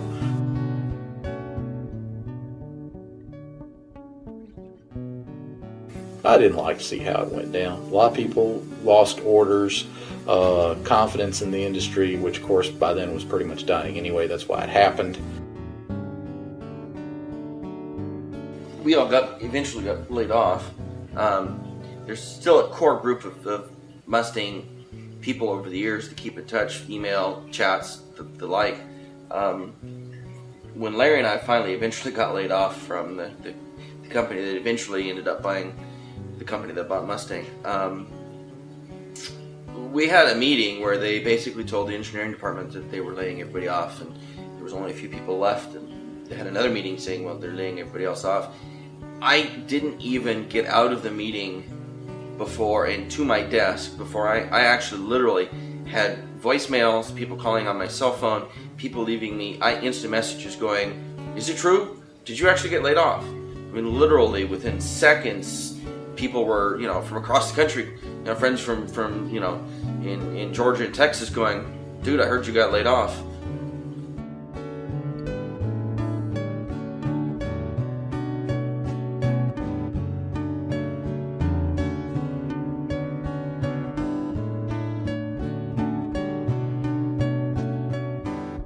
And all of a sudden, it got to be Wall Street money guys that were on my phone mostly, not technical innovators and entrepreneurs. People were raising $100 million on a 16-page paper plan for something that was goofy. If it was done, it was a stupid idea and nobody needed it. At that point, you know, I'm kind of out of here. It's, you know, it's a different thing. The townies have moved in. We're not on the prairie here. There's no Dodge City, right? This is all townies. And so they don't need me, and I'll move along and go find something more interesting.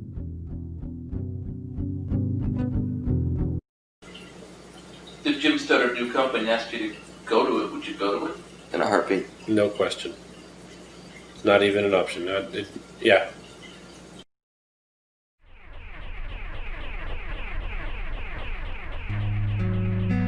You know, it's sort of funny is all the time that Galacticom was starting to grow as a company, we really had this deep-seated belief that this was the future, that in the next 10 years, and this was back in the early 90s, we were convinced beyond any shadow of a doubt that within the next 10 years, this concept of people networked together through computers, I mean, that was going to be it. That was the way lives were going to evolve.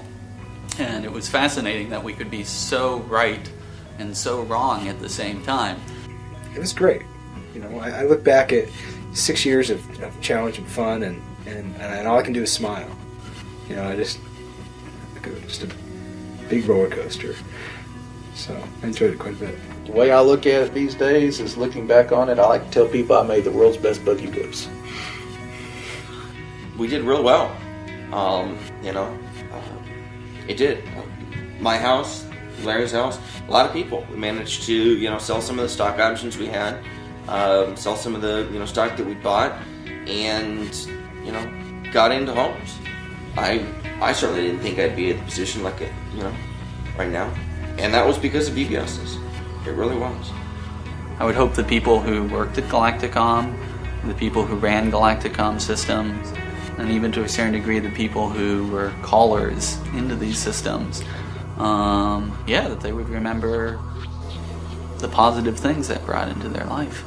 I mean, I remember the time that I got a call from a customer who called me up and just said, and I'm not going to use their name because when you hear the story you'll understand why, but called me up and said, Phil, I just have to thank you for what you've done. And of course, when a call starts that way, you never quite know what's going to happen. But I said, okay, and what was that? He said, well, when I came across your software, I had been spending a week with a pistol every day, trying to decide whether I should make it to tomorrow or end it. And I saw your software, and it opened up a world to me, being online and being on this BBS. And he says, and I've never looked back and never had those thoughts again. Well, it was my life. I actually ate my family and everything else. I worked typically 12 to 16 hours a day, 7 days a week for many years, without a day off. I lived it, breathed it, ate it, and loved it. And loved every minute of it.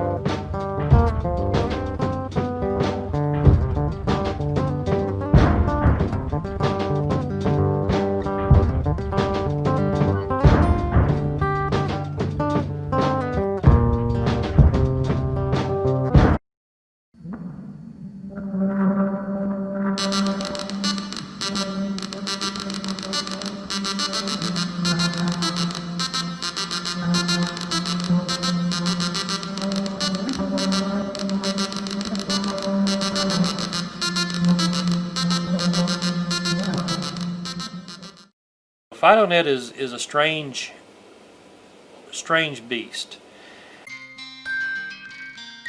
One day you called me up and said, David, I found this really neat thing. You have to check it out. Yeah. You just threw our BBS away and brought up FIDOnet. That was a remarkable revolution in BBSs with the FIDO boards. They were great. Because you get a message somewhere without having to make a long distance call yourself. The feeling was just indescribable. The feeling was actually greater than the feeling that I had when I actually first started the bulletin board.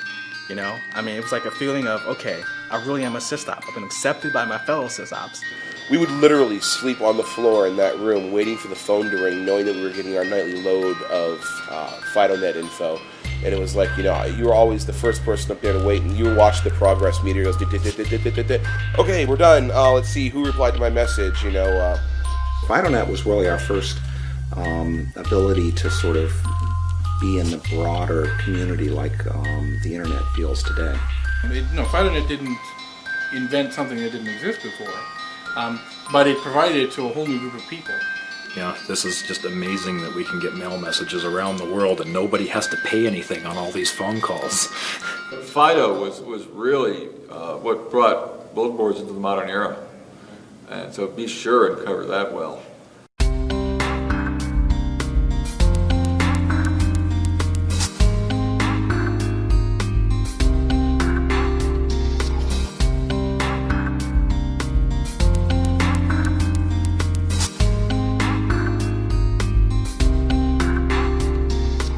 I didn't no idea it was going to become so amazingly large or long-lived. That's the part that gets me.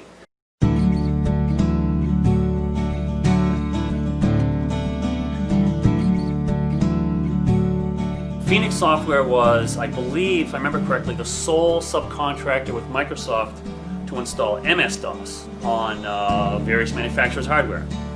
I would sometimes just get a board nailed to a piece of plywood with a power supply that gives you shocks, no monitor, and CPU and memory, and an EEPROM socket, and a list of I/O ports. And I would burn a PROM on my 8086 machine, and I would stick the PROM in, and I would make the screen clear. Then I would go step by step by step and make a machine come up cold. So I had this real concept of hardware-independent device layer. I thought, well, I want to write a bulletin board. I get a spare few weeks. That can be easy. Well, 10 years later, it was still not done. But wrote this bulletin board, and it used the I/O layer I'd done for Phoenix. Ultimately, that's how I found Tom Jennings, was because I had this deck rainbow that needed communication software for and didn't have any. John Medill, I don't know how, he ended up calling my bulletin board, said, hey, I got a deck rainbow. I also don't have an IBM PC. And for the first maybe year or so, all I knew was there was this incredibly bright mind on the other end of a keyboard that was typing words to me faster than I could read. It was very painful. He would tell me some data, I would make a binary, he would download it at 1200 baud across the country, during the day, and we did this a dozen or 20 times, and finally the freaking thing worked. It was really, it was fun. I mean, I remember a lot of anticipation about that first version, but I don't recall it not working, Maybe that's just selective memory, but it just always worked.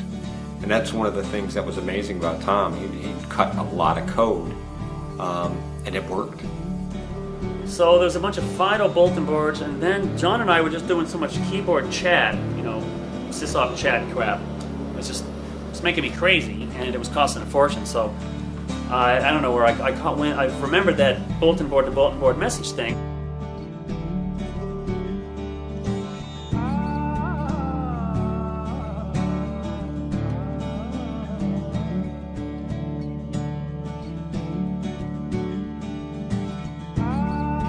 Tom and I used to talk on the phone frequently. He said I was talking to John Medill and got to thinking about it. He said, wouldn't it be neat if our boards could call each other up, exchange messages, or maybe exchange files? There was other talk about this stuff at the time, and I don't recall it. But they were all very complicated schemes. Oh, we must get around this local call business. And I said, well, what does it cost? Just what does it cost?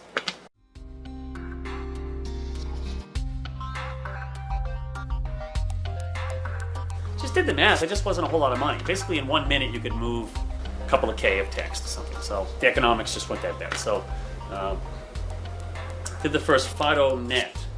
We went through this transition where we went from being FIDO BBS to being FIDOnet. Tom Jennings had logged in during the middle of the night somewhere along the way, and he'd uploaded a new FIDO, another program called FIDOnet, and a node list. You're actually watching two machines coast to coast connect, and error checking and resynchronization, all this stuff. And it's like, this is going to be a big machine. It was fun making a big autonomous machine. And suddenly we had systems that could call each other up and talk to one another. How it got spread out after that, because it was just amazing. We went from 2 to I don't know, it seems like 150 in less than 6 months or some such thing. And it just had a momentum of its own and mind of its own. It just spread like wildfire.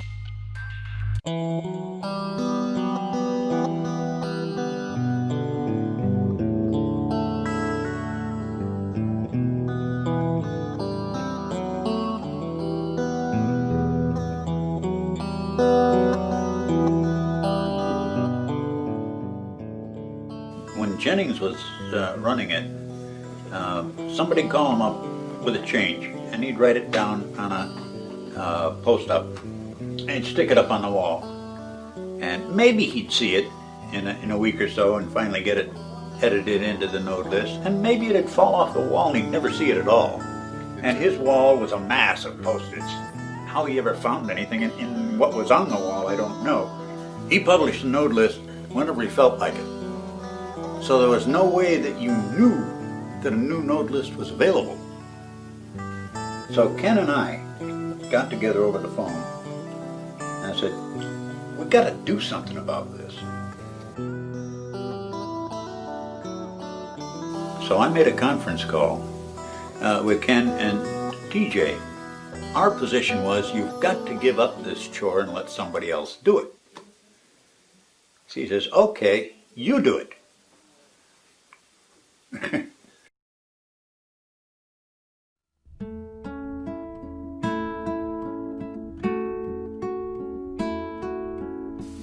The node list continued to grow, and by late winter early spring of '85 now. We've been in business as a network almost a year. And that's when TJ laid the awful truth on us. He had 250 node limit.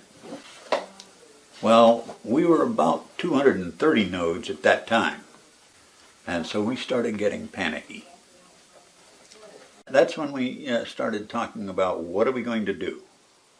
We're running out of node list space.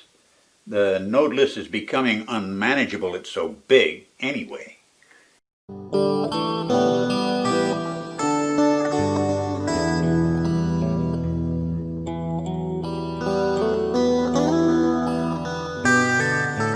I took off work, Ken took off work, Tony Clark took off work, and TJ, we all came here, and this is the meeting you're talking about.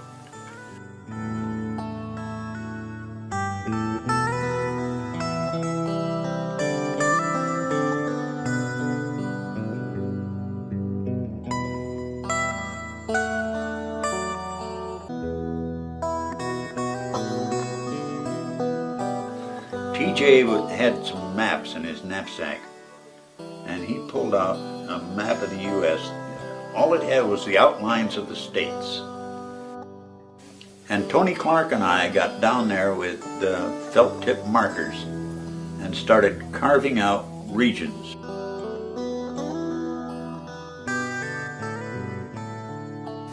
You're into trivia here. Do you know why how the first FIDOnet regions in the U.S. were created? It was based on the NCAA basketball brackets. It was totally arbitrary, really. What we were trying to do was come up with more or less equal populations as best we could guess. We were all prepared for a horrendous horror story when we switched from the amorphous net to the net node concept, because we all did it on the same day. That sticks in my mind more than anything else when, they had us go from just nodes to net node, and how, they were all so worried about, we're going to do this at like midnight and everything's going to either work or it's all going to blow up, and everybody had to be ready to do the same thing at the same time, and, the good old days. I figured, oh, it's going to be a catastrophe.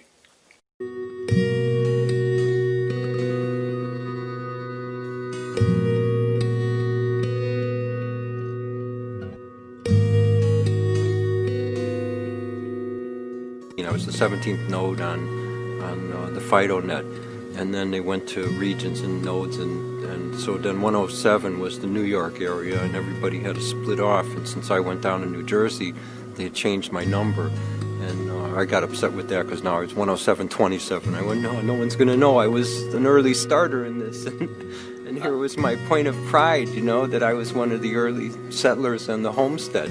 So yeah, it was a giant ongoing software project. It was kind of open-ended. It's kind of fun up until like 92. Almost 10 years.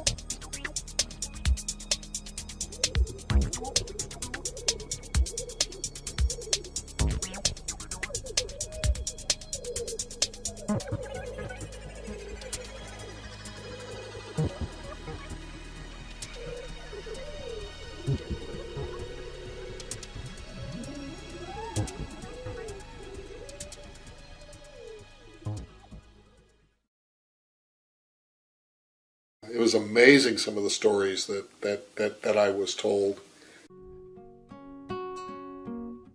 During Desert Shield, and they're doing the build-up in Saudi Arabia. At that point, this is pre-internet. There was a Desert Storm FIDO BBS over there. There was we were doing electronic mail to soldiers stationed in Saudi Arabia. And at the time, this was pretty groundbreaking. The lure of having stuff sent to me and available for me to read when I wake up in the morning from God knows where on the planet. And yeah, it's the planet because there was stuff popping in from other places. It wasn't just local stuff. It worked well. I could send, email messages across the country long before anybody heard about the internet. Long before people, what email, what's that? Basically for free, I could send a message from here to New Zealand, Australia, New York City, wherever. I remember this one guy, I don't remember where he was, I just knew he wasn't on our continent. I would send a message out to him, and it would take 2 days for the packets to get to his BBS. Then he would reply, and it would take another 2 days for the packets to make its way back to me. That was a fascinating thing. You're projecting your presence vicariously out, and you have no idea how far it goes. When you get to the messaging alone, there's that to field in the subject area. That's the news groups. This is a news group that has a to field in it. And that, for people, has a bizarre effect on people to look at. First off, they look at it and they think, it's not to me, I'm not supposed to be reading this. Okay? But they get explained to them that this is a message that's public. If they wanted it private, they had the option to. So they wanted you to see this. And they thought, well, he did that on purpose then, huh? Okay. And now they want to read because they know that people are seeing it. And that little subtlety in there is just tremendous. You could do your own filtering. You could decide which echoes you wanted to view, to participate in. You can lurk in any one you want, not say anything, and then come into any one you want, and then project yourself. One Tuesday a month, second or third Tuesday of the month, we'd meet and get together. It was great because then you could meet with all these people, and everybody was a fabulous mind. You've interviewed a lot of these people. There's no idiots out there except for maybe one or two users. It's like, I think when I used to travel a little bit, and when I traveled, I usually took my node list with me because it was like the greatest BBS list. You could use that, and then find local ones. We met people all over the world. We had people come visit us from Australia, and they took a trip to the U.S., and what they did was they pretty much traveled around and stayed with other Sysops. There were organizations that used FIDO as a means for communicating within different locations in a company. And it was a real cool tool for businesses to use at that time. If it was a relatively small club of 100 people or 1,000 people that went on for 10 or 15 years, it'd be one thing. But it's like this huge, nebulous, swirling mass of chaos. And when people send me email, it's like from some area I never heard of. Like if there was about a year and a half, and I was getting email from .ru domains about FIDOnet stuff in Russian to English dictionary language. And Russian is just a complicated language. It doesn't translate well. So it's like I didn't even know what they were talking about.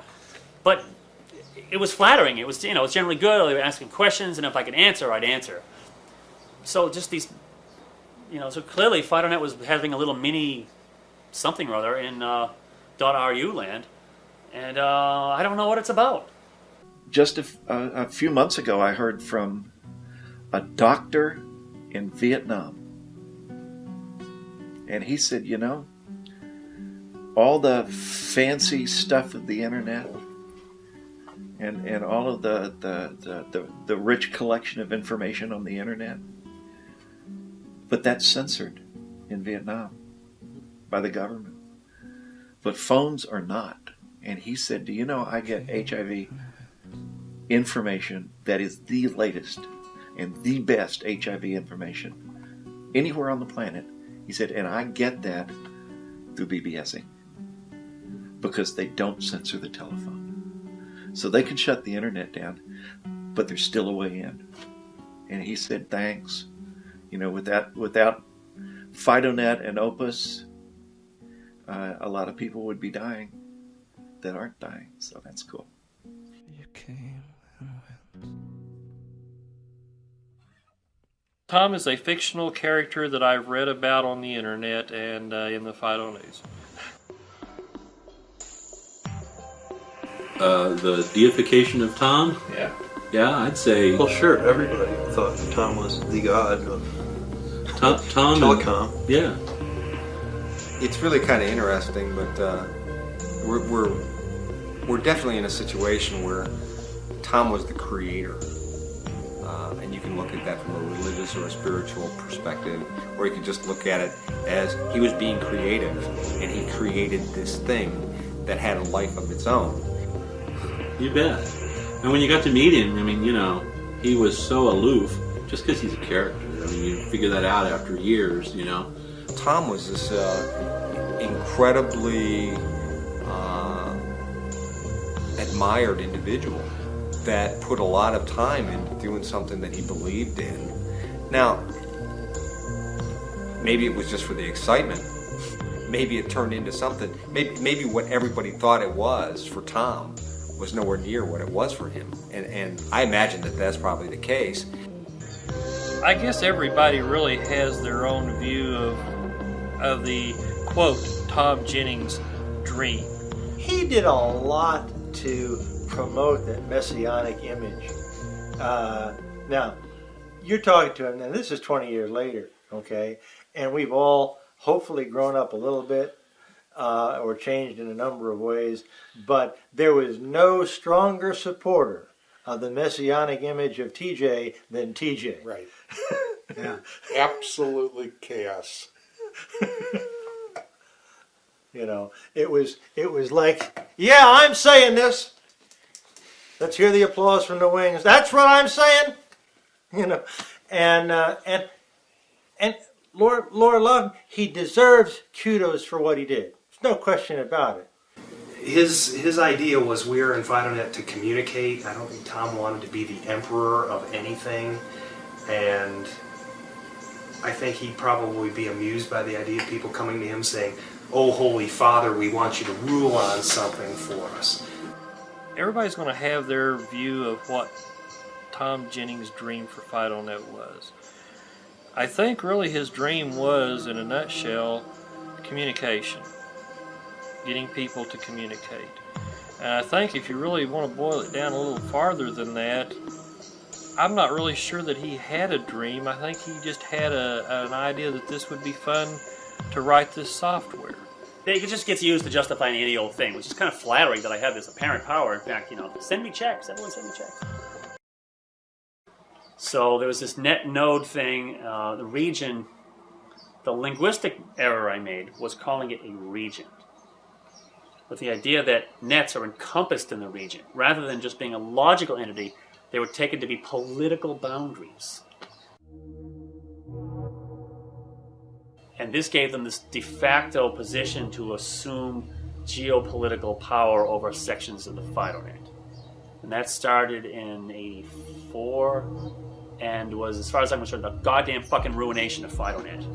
The political conniving over region stuff. And the little petty thief stuff. Oh, petty dim-witted bulbs who I still get mail from once in a while. The technology is easy. It's the politics that's hard. There was this whole political side that just, whoa, yeah.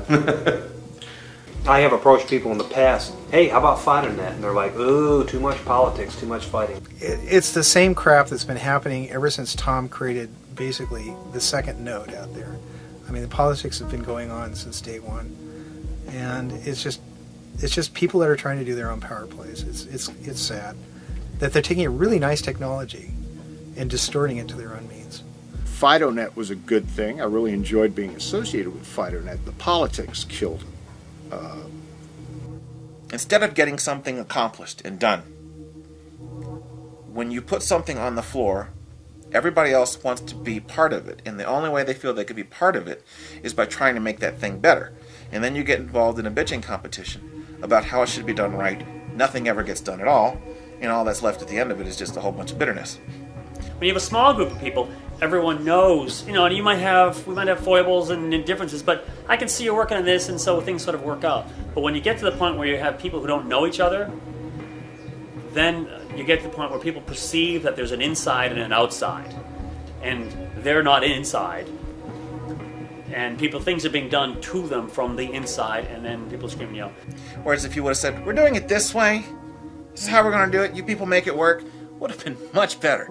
But no, they could never get themselves to commit to paper on something. All the nights you sat there after sending flame mail to somebody, you know, oh, I don't want to coordinate with you anymore, you suck, bing, and you'd watch as and you would do a forced drop, right? You would force the upload to the node immediately, and then you'd sit there and you'd wait, and you'd pull the node, and then bing, it would come back, and oh, well, you're an idiot, and you have snakes in your bathroom, and yeah, you'd sit there, and it was so funny to watch. I mean, now you look at it and it's ridiculous. But in a region, you would have little hot spots like this, and every now and then, like the Pittsburgh Sysops would all be screaming, yelling mad at their NC, and like, I have no idea why. What's the big deal? Does the mail get through or not? It either does or it doesn't. Who cares? Then it just sort of started to become so much flamage. It was like you never were doing anything right. Then eventually it became almost a battleground where, well, you can't get it right, but I know I can, and then sort of everyone wanted it. Then it got into, well, we run the right BBS and they run the wrong BBS, so we need you to kick them out. Private individuals, most of whom had real jobs for real companies and did this in their spare time at their own expense, you know, with their own money, and didn't have time to mess around with all this political stuff. You know, because I want to be able to turn my computer on, and I want my email to go, and I want my news groups, and I want my Echo Mail, and that's what I want. And I don't want to deal with the rest of this stuff. You know, the day my computer stops working, and then maybe I'll get involved. We're not going to agree. We don't need to agree. The protocols have to run. That's all. We're never going to agree. We shouldn't have to agree. Technically, the stuff works, and if you want to spin off your own network, that's just fine. But the rest of it, you know, he doesn't give a flying fuck about the politics of FIDOnet any longer. I bet he's disappointed in how things turned out. You think so? I mean, if he were not disappointed, I think he would still participate. It just has to follow these minimal standards. The rest of it, I couldn't give a shit. Who, how, what bad thing they did, whether they're Nazis, Mother Teresa, you know, I just don't care. And it doesn't matter. It just doesn't matter.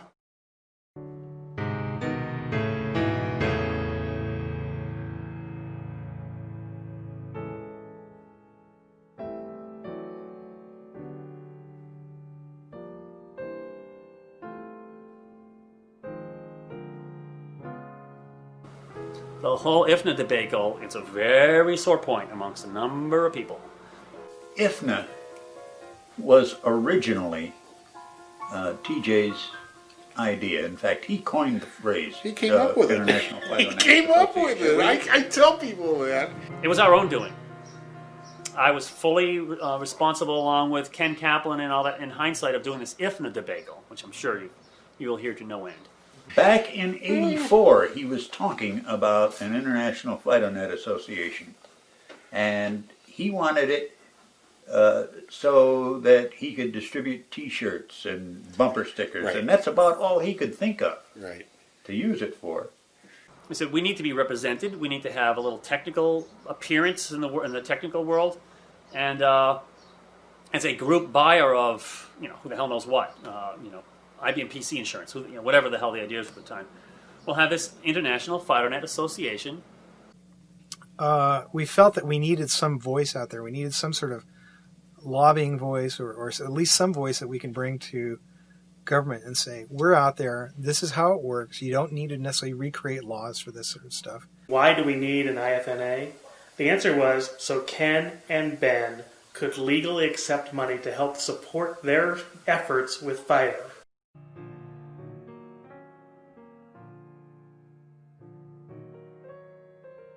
Ken's phone bill at that time was monstrous because he was pushing the node list out.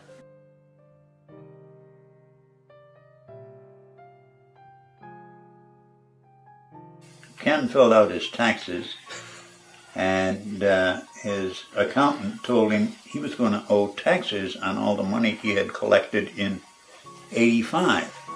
He was screwed twice because his accountant told him that donations would count as income, but the expenses wouldn't count as expenses. It wasn't a huge amount, but it was a non-trivial amount, I'll tell you. And it was insult to injury. And I had to report it as income. Exactly. So that was one thing that suddenly, and he's already collected he'd already collected by April as much in '86 as he had in all of '85. It was basically structured so that money could be given in, so that the people who were putting out lots of money for their hobby wouldn't have to put it out. It would be taken care of, so that those central nodes, the modems would be given to them. But we needed an organizational framework in which to do that, and conventionally that's a 501c3 nonprofit corporation, so that's what we did. That was the beauty of it. Like, wow, we don't have to charge you for this. It's not even like an ISP to get on. We won't have to charge you. It's like, but we have to have this rule book because otherwise they won't give us this classification. Then corporations will just give us stuff. I spent all the money that came into IFNA. I was, one individual. I had one P.O. box. I was spending it on postage. I was spending it on, some of it phone calls on corporation. I was doing absolutely nothing except for going out of my way to try to cross my T's, dot my I's, and do everything to properly set this organization up.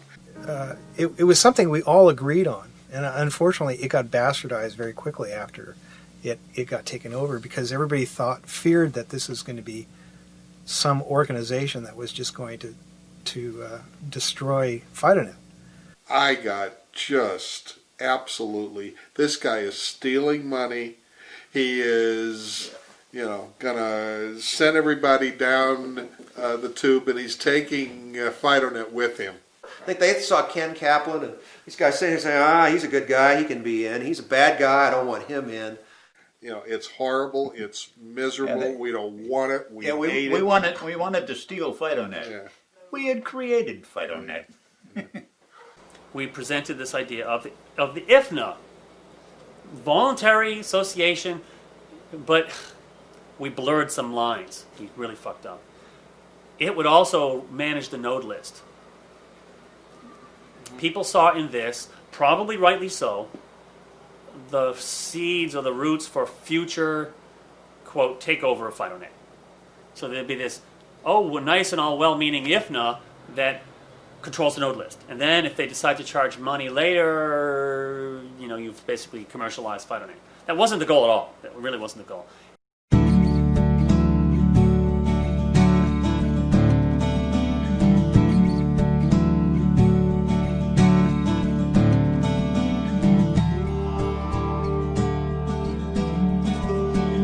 Everybody had been able to think about it because I guess they'd announced before this meeting that this was going to be the big organizational meeting of the IFNA, and they'd left people alone way too long to think about what that might mean. And they had already decided not only how horrible it was, but specifically which evil, foul, universal crime against humanity it was going to commit. And when they stood up there, I don't think anybody was more stunned than they were. What happened was it blew up in front of us. We were like shocked. People are screaming, we're being railroaded, blah, blah, blah. And then, once that polarization hit, which was within 30 seconds of the first meeting to discuss whether we should do this and whether this was the way to do it, it was spiraling out of control from then on.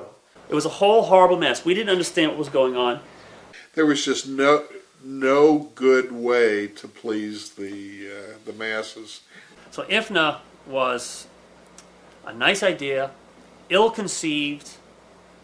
I think on our side, people might have been less altruistic than others.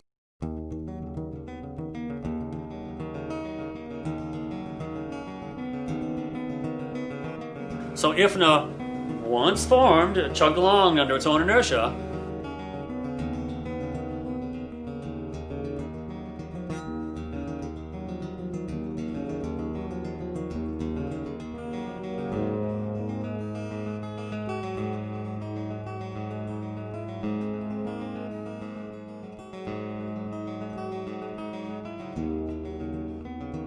by 86, I think in 86 I did the big embarrassing debacle on the podium.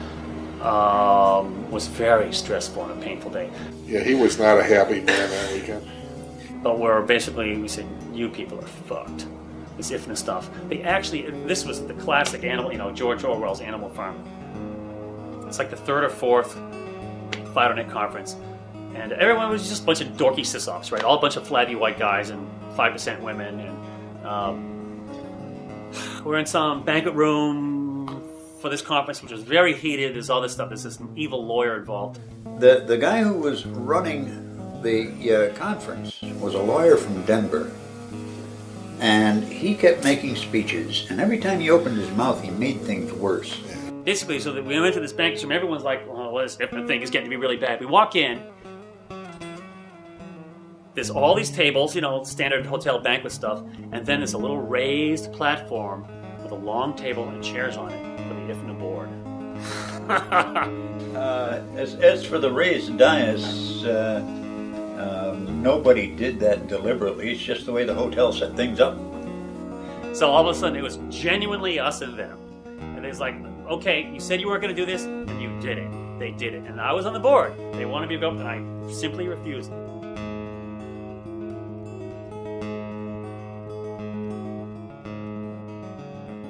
I said some horribly disparaging thing about it, and other people were up in arms. And then poor Ken Kaplan, because his heart was always in the right place and stuff, always. Poor Ken Kaplan said, okay, that's all, and it just collapsed into chaos.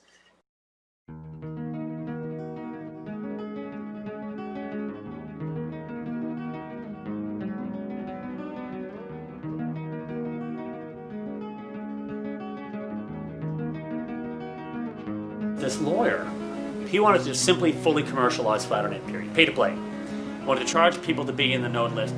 He took me aside just before this meeting and said, we're going to go into this and we're going to have some vote. I forget what the issue was. We're going to have some vote on whether you have to pay or something, whether you have to be a member of IFNA to be in the node list, the pivotal point.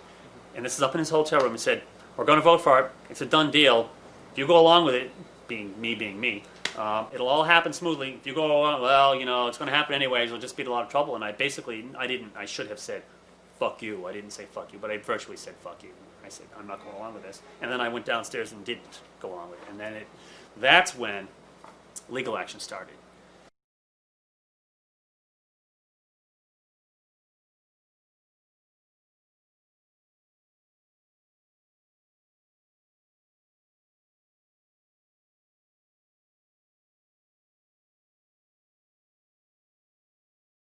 It was fairly easy for a small number of people to wreak a large amount of havoc. And it's easy also to lose perspective on that and realize that on a large scale, the network crawled on. It breaks up into little pieces and it reforms, and it doesn't really matter. Because underneath there's people who are using the network technology to do something between us, and there's this raging lunacy over here, and they just don't have to look and pay attention to it at all. So that was its saving grace. It just runs in spite of the idiots.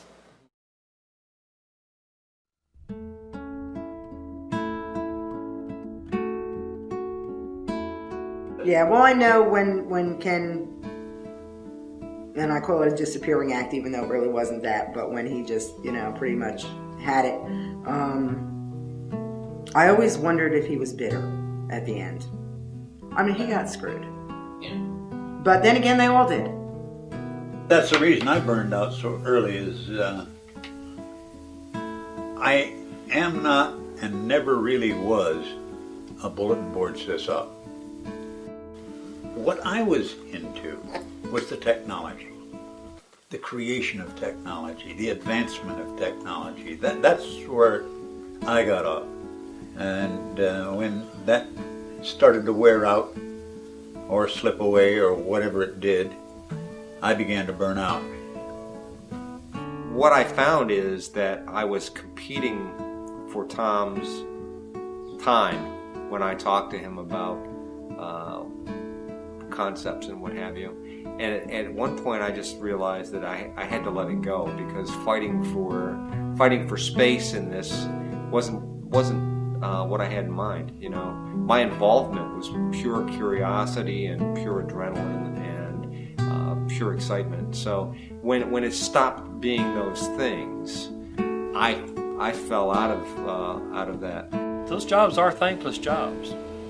And yeah, you know, a lot of times you don't get the praise until you leave. It's so nutty, and you sit there and you're getting cursed at, and I'm not an evil guy. I know I'm not. What the hell? And they eat you up. It's like you're sitting there, and all of a sudden I realize, you know, my wife divorces me because I'm always on the computer, but I'm on for these stupid conference things trying to straighten, you know, and explain myself over and over again. And you go, what am I doing this for? This was supposed to be a nice hobby. And, you know, whenever you throw up your hands and say, oh, man, I quit, I'm so tired of this, blah. Well, you can't leave. You're the greatest we've ever had, you know. Really? You know, why didn't you tell me that, you know, back then? You know, why do you wait until now, you know? When we let FIDOnet go, we made sure that whoever we handed it off to was someone who was going to keep it going. So I know... when I walked away from it, I knew that, you know, maybe these guys weren't going to keep it flying for as long as I did. But it kept going. That amazes me more. I found out just recently that FIDOnet is alive and well. And I think as FIDOnet is in 2002, we obviously probably have a more mature user base and mature, at least in years at the very least, membership. The folks that are involved with it now, yes, there can be some parallels that some folks might draw to ham radio or other hobbies that have been around for a while. We are a dwindling breed, but we're stubborn. I look on that as a badge of perseverance, and I still find value in it. Do you think there'll be a FIDOnet in 10 years? Absolutely. What it looks like, I don't know, and I'm not even going to try and predict. It'll be smaller, I would bet, but yeah, there'll be a FIDOnet in 10 years.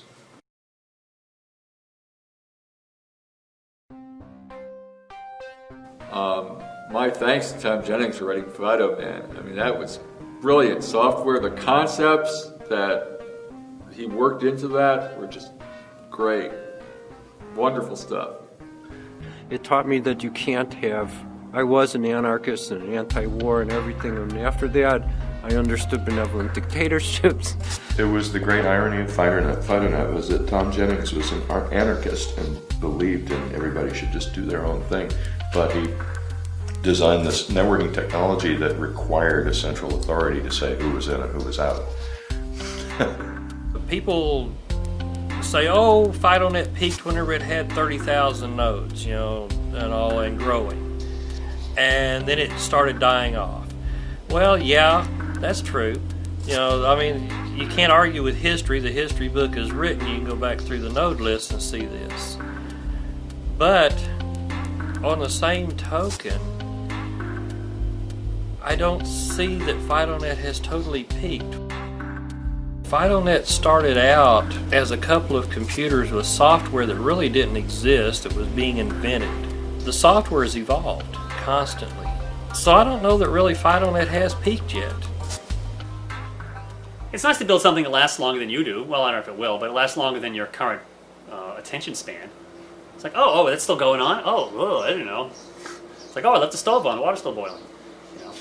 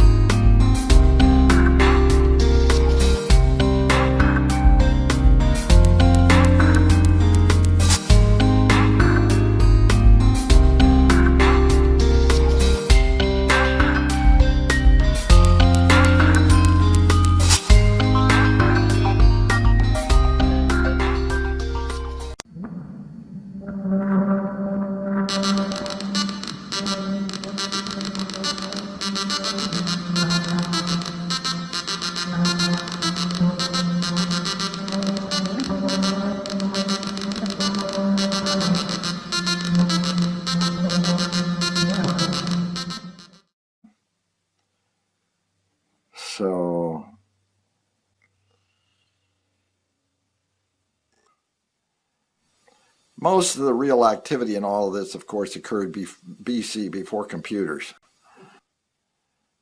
It started out as the telegraph operators they were on duty on Christmas Eve over the holiday. They had nothing to do. Nobody was sending a telegram particularly. So they made up these pictures to send to each other from one telegraph operator to another around the country or around the world. And they sent them to each other. And that was teletype in those days. And eventually the radio amateurs were authorized to use teletype on the air. And so we started typing to each other. And of course, that meant we got a teletype machine to begin with, which meant that we probably had a thing that would punch tape and read tape.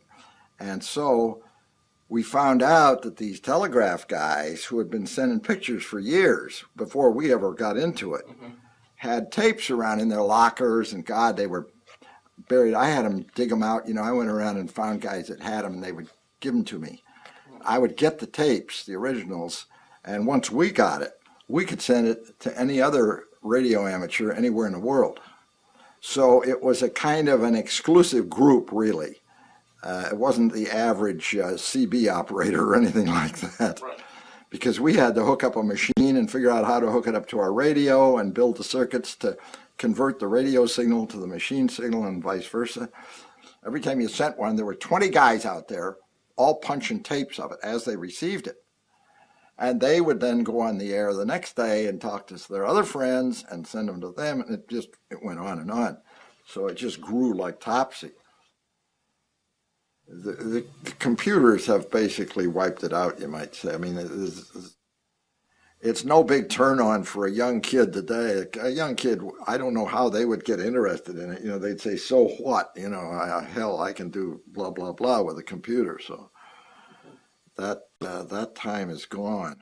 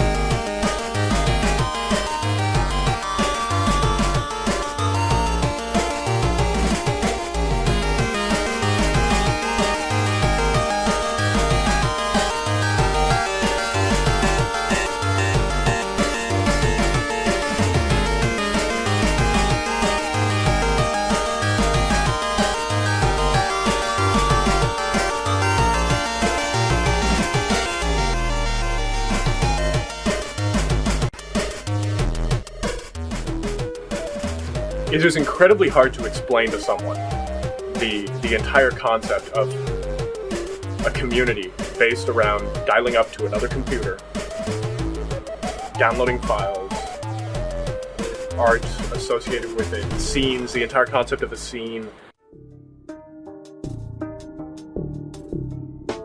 I've tried to explain what ANSI and art groups and the meaning behind it is many times, and never once have I been successful at it. I mean, these things are so hard to verbalize, to vocalize, to paint this picture of an entire subculture that most people have no idea has ever existed.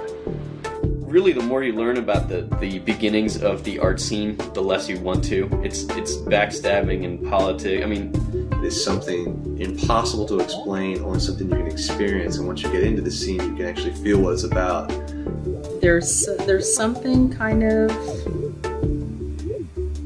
archaic but special about it. the dynamics behind an art group is so vast. It's so hard to explain every bit because you had your literature, you had your telecommunications people, you had the people that were just running the group. It was an organization aimed to create artwork. The ANSI scene is just so huge to try to cover it in one interview. If the definition had to be down to a simple one-sentence kind of deal, an organization of individuals using BBSs to produce and distribute artwork. Making your board individually you was the most important thing, and was the thing that would bring people back. It wasn't good enough that they just looked like every other board. I had to be able to enhance them. And even then, content was king. People wouldn't come back to your board if it was the same menus day in and day out, week after week. You had to keep the same menu structure because people would get to using it fast, key when they wanted to go to a particular board. But you would also want to change the look and layout and feel of the thing a little bit because that would keep people interested. It would keep them coming back. And the only way I could do that was to create some sort of art that was able to be transferred across the modem. And that really meant working with ANSI. The software was good that bulletin boards run, but it was really ANSI that accentuated everything, made it look good.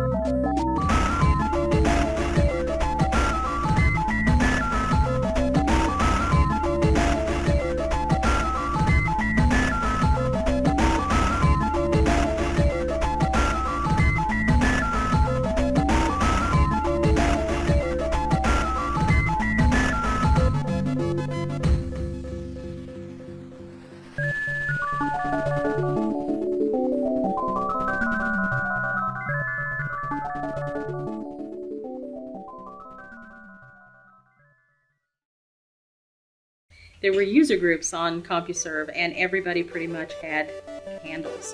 And I didn't get this whole handle thing, but I was trying to learn. And I had a friend at the time, later a boyfriend, who called me Ebony Eyes because I had dark eyes. And when I had to come up with something to use immediately, that was what came to mind. When I did my first bulletin board, it was Ebony Eyes Escape. And I brought the name with me when I started doing ANSI. And the first thing I found was a very small, primitive little program called ANSI Paint, the very first version of it. And I started playing with it, and I thought, I'm never going to be able to do this. It's these little boxes and things. I'm never going to be able to do this. It took a bit of creativity. It took a leap, yeah. And before I knew it, I started figuring out ways to create what, if you stood back a little bit, looked like pictures. You had to kind of stand back a little bit. And that's really always been the case with ANSI. The further back you stood, the better it looked. When I started, I used to start with a central design in the middle and then work out the ends and go back and forth and back and forth. I got to a point where I didn't ever do that. I would start in the upper left-hand corner and I would end in the bottom right-hand corner. I had an idea of exactly what I wanted, and I never went back to another line. I would go back a few spaces, but I never went back to another line, ever. Unless I was going back to add a signature, pull something out to add a signature or something like that. Because it isn't like you had, this high-class HP colored laser jet that you could pop them to and just, well, let's just look at it that way. Your options were really limited. It was the whole stone, knives, and bearskins. That's what you were doing. But it was what we had to work with. And I loved it. I just loved it.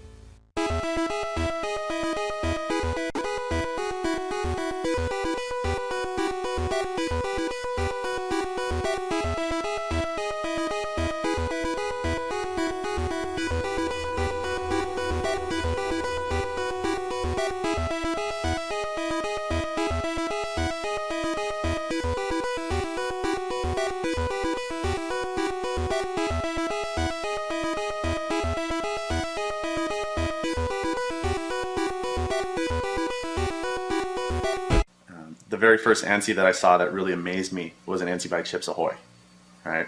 And I was just like, Jesus Christ, this is amazing.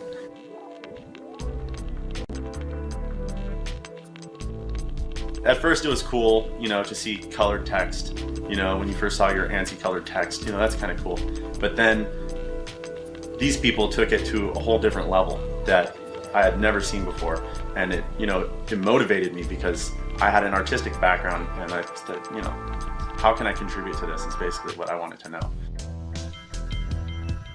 I don't know precisely when they, you know, were formed and who all the founding members were. I just know a few. I know that once I did join, I started calling out other boards, as I had been doing anyways the whole time, all over the world. And I started seeing other people who were doing really good artwork, and I said, you know, you should join Ace's Fancy Art. You have very good artwork. They would just basically draw an ANSI for the board, and it would stay on that board. It wasn't being sent out other places, other boards. That was an unheard of idea at the time. It was kind of like, okay, BBS such and such needs an advertisement. Here you go. And it would be stored on the headquarters site and that site. And that would be it. There would be no other redundancy there. After I joined the group, I would start going around just dialing boards at random. They didn't have to be an elite board. I found a lot of people that were kind of in the, you know, PD-ish type of scene and just said, you know, your artwork is, you know, really good. You need to come join Ace's Fancy Art. This is great what you're doing. It was in September of 1990 that, how do I put it? Well, there was a couple things going on. First of all, the only two people that were local were myself and the Beholder, and the world headquarters of AAA locked out locals.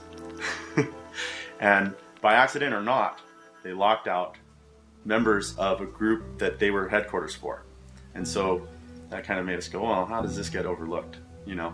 And then we also kind of decided, you know, who's doing all the work for this group now? And it was us. So we decided to form this group. ANSI Creators in Demand just kind of, basically kind of popped in my head, you know, we were just throwing around ideas, and I'm like, acid, and the name did come before the acronym, of course. But they both kind of popped in at the same time. And I was on the phone with Grim at the time. He's like, that's it. Yeah, that's what we're going to call it. And then ICE actually formed as sort of a response to acid. Not really, you know, just to get acid, but it was sort of a second group. And there was really ugly early politics before our first pack. The first ICE pack was in August of 1992. I probably saw my first ICE pack in late 92, which is right after they started releasing, maybe early 93. And that really blew my mind. I hadn't seen an acid pack. And just seeing it just, you know, it just sort of like made me decide that no matter what, I was going to get an ICE. And so that's when I really started doing ANSI seriously. And I eventually had to beg my way into ICE trial. I was talking to Metalhead, who at the time was like the big ICE guy. It was me, Force 10, Tempest Sales, and Lord Mischief. And they all slowly dropped off. And I became pretty much the person that was active as staff. And probably for about a year, I was pretty much the person that was active as staff, and the person making decisions, and the person dictating what was going on. And then eventually, I brought some other people in, and some other people got brought in as some of the older staff members got active again. So I was talking to him, trying to, you know, I talked to him on the phone. I was like, you know, networking with him, trying to get my in with ICE. And Christmas Eve of 93 was when I gave him a new ANSI. I gave him one that he said was pretty good, and then I gave him this new ANSI, and he said, I remember he said, "Did you draw this?" And I said, "Yeah." He said, "Okay, you're in ICE." So that was how I got in the group.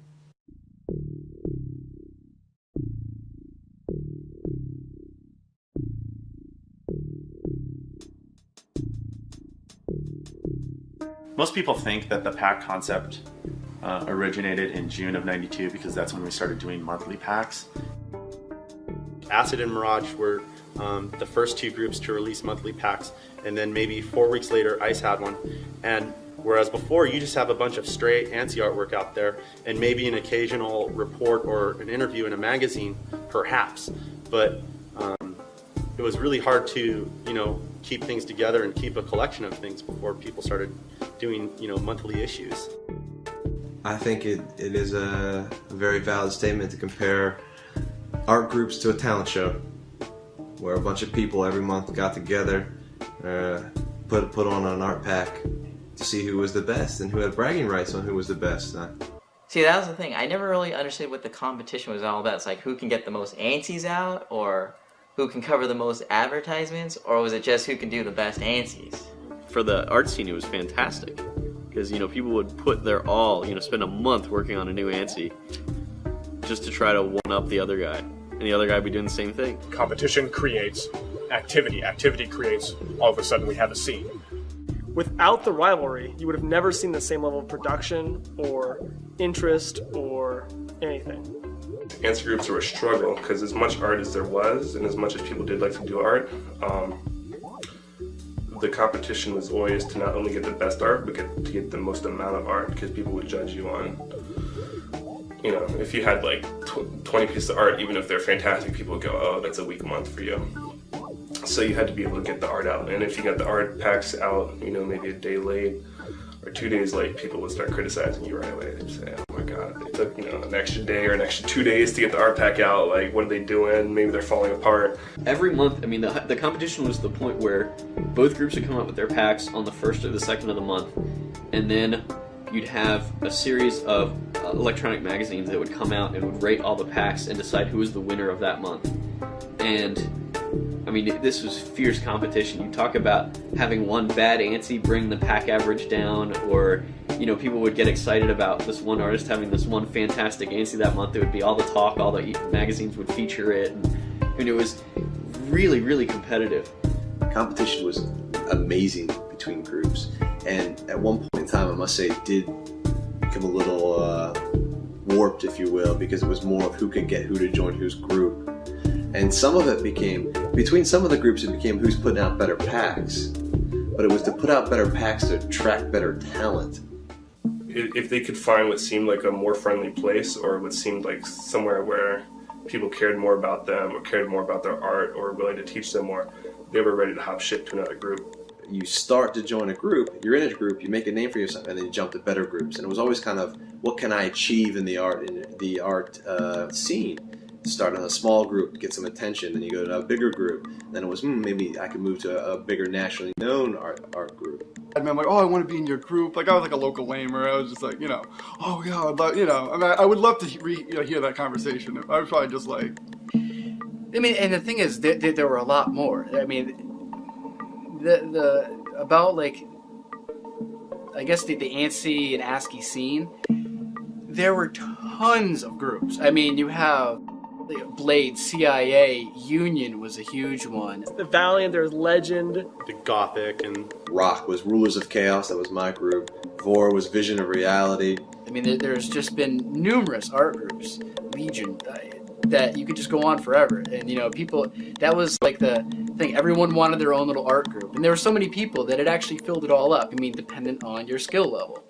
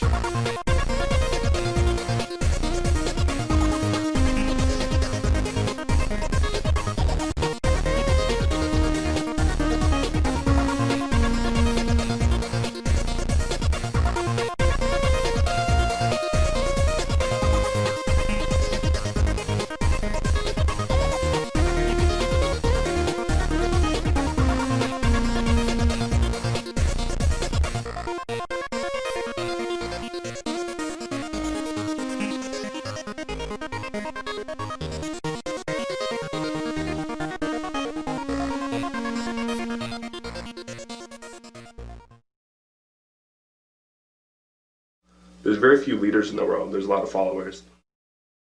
And there's very few people that will actually take the initiative to go and do all the work that it takes to actually put together a group like an ANSI group.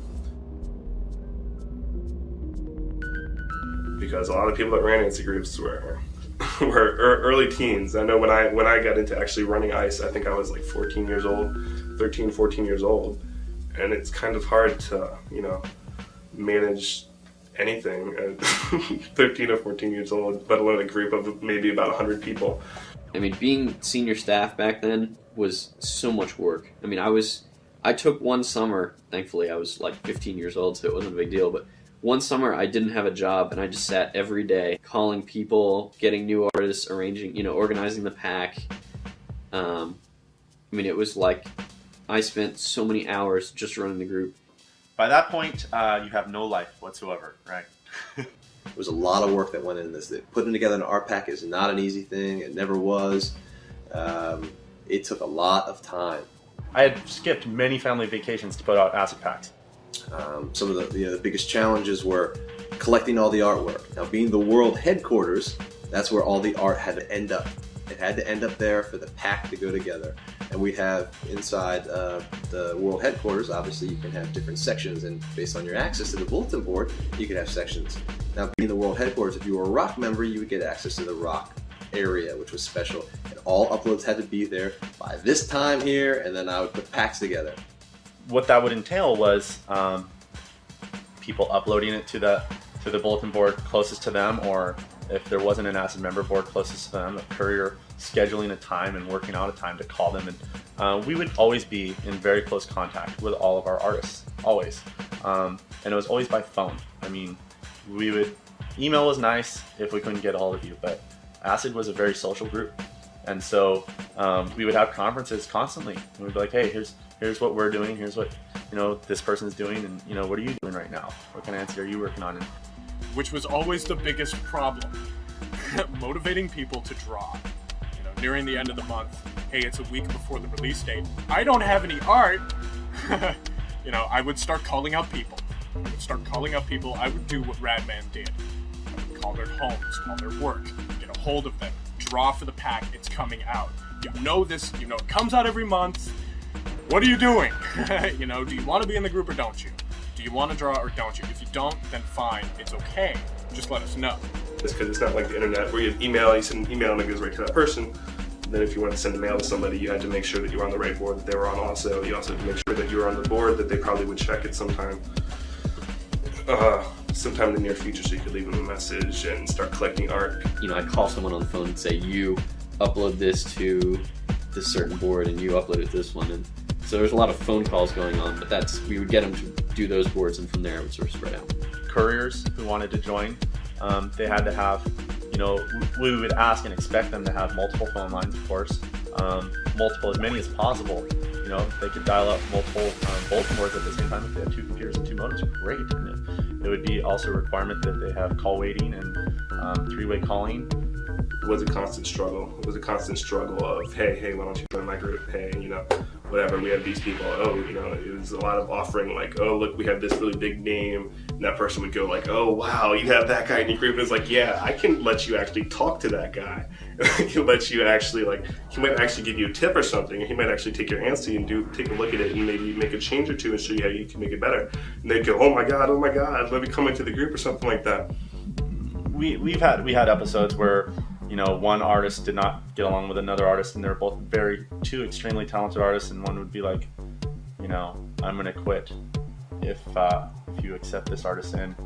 And we didn't tolerate that kind of attitude, and if they couldn't give a really good supporting reason why, we'd be like, you need to get over it or understand that this person's better and you can just go ahead and quit. There was one artist in particular who, it gets really messy, but he was having a relationship with a woman who was in our art group, and he was married. This was an on the side thing, and when they broke up, he told us that it was either we had to get rid of her or we had to get rid of him. And she was not known as being a particularly fantastic artist, and he was like one of the top guys in the art scene. And I didn't even consult with the other senior staff. I just said, okay, bye, superstar.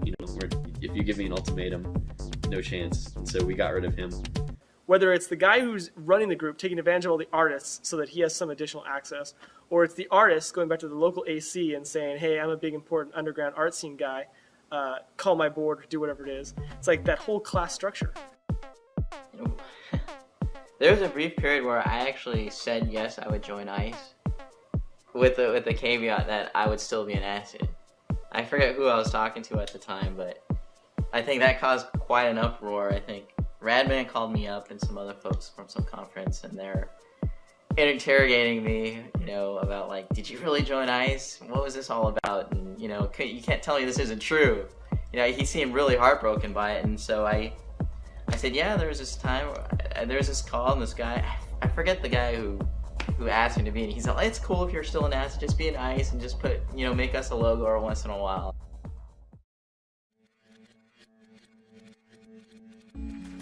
It really was good versus evil. It was acid versus ice. It was the single, you know, evil tyrant versus the collection of people who were trying to do the right thing. If you ran a BBS and you were involved in the art scene, or not even involved in the art scene, even if it was like pirating software, wares, you know, whatever it may be, you knew of acid. Acid was basically the entity of the art scene, the whole thing in its compilation.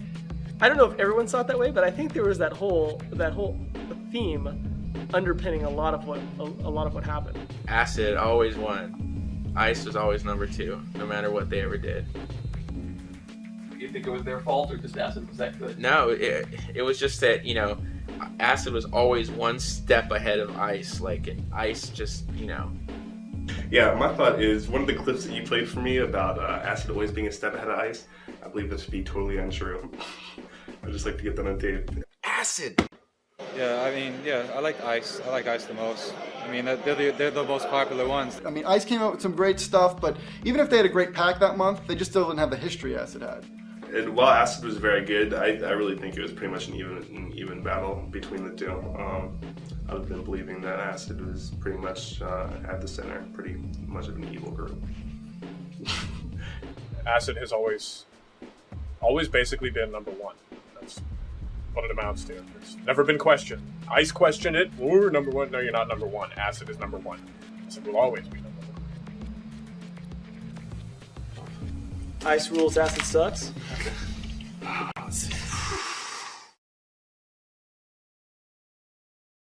You had to have a lot of time on your hands to be able to do it, because ANSI was such a slow process, especially to do very good ANSIs. It was a very slow process.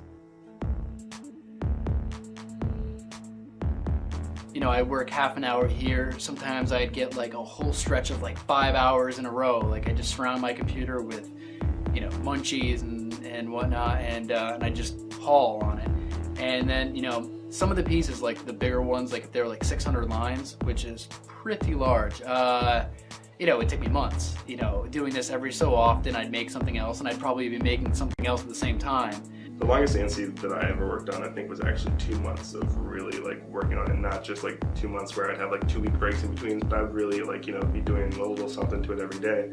And it took me 2 months to finally get all the blocks right, and, you know, get all the colors in each block right, and get the little shading between it and everything. What made ANSI was like how creative you were with it. You almost had to like trick it out into doing things that you wanted to do.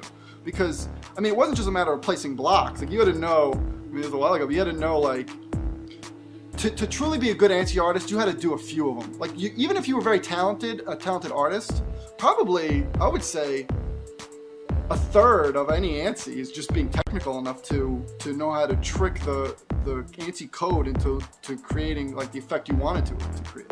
We had 15-inch monitors, which are 14 or 15, which were like, you know, pretty much standard. You know, that was what you had. And so the screen was obviously cut down in size. Now, whenever I drew a piece, sometimes I would sketch something out on like a piece of paper and, you know, and go from there just so I can get the general concept of it and then translate it to the ASCII or ANSI. But then one day I totally like neglected my computer. You know, like people like clean them off like constantly, you know, fingerprints annoy the hell out of them. Well, I let the actual like dust build up on my screen, so there'd be a film of dust all on there. And it was like, I mean, it's a horrible thing to do to your computer, but what I would actually do is take that dust and I would trace in like a logo or start a picture. So then it would have it like in the dust, and all I had to do is trace it with the actual ANSI characters. They use different characters on the keyboard to like sort of represent like a, you know, a 4, the way a 4 is shaped. Like they can use that to make a curve or something like that, or like a B would be like, you know, it's shaped like this, and that would sort of like be like a curve going down, you know what I mean? And they'd have dollar signs and things like that to really bring out textures. What it is taking away the restriction of a letter and turning it into art, basically. It's, you know, it's can I take an A and can I remove, you know, let's say you take like a capital A, so you have the upside down V with a cross through it, right, a bar. Let's say, can I take away the bottom half of that and have it still look like an A?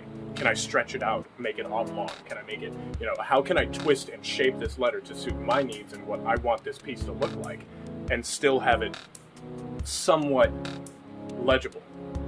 As you progress, you stop looking at it so much as letters, but more of this is the foundation of what it will look like in the beginning, you know, and then in the end, this is what it's going to look like. It's more of a foundation. The letters are a foundation. They're not the main point of the piece, so to speak.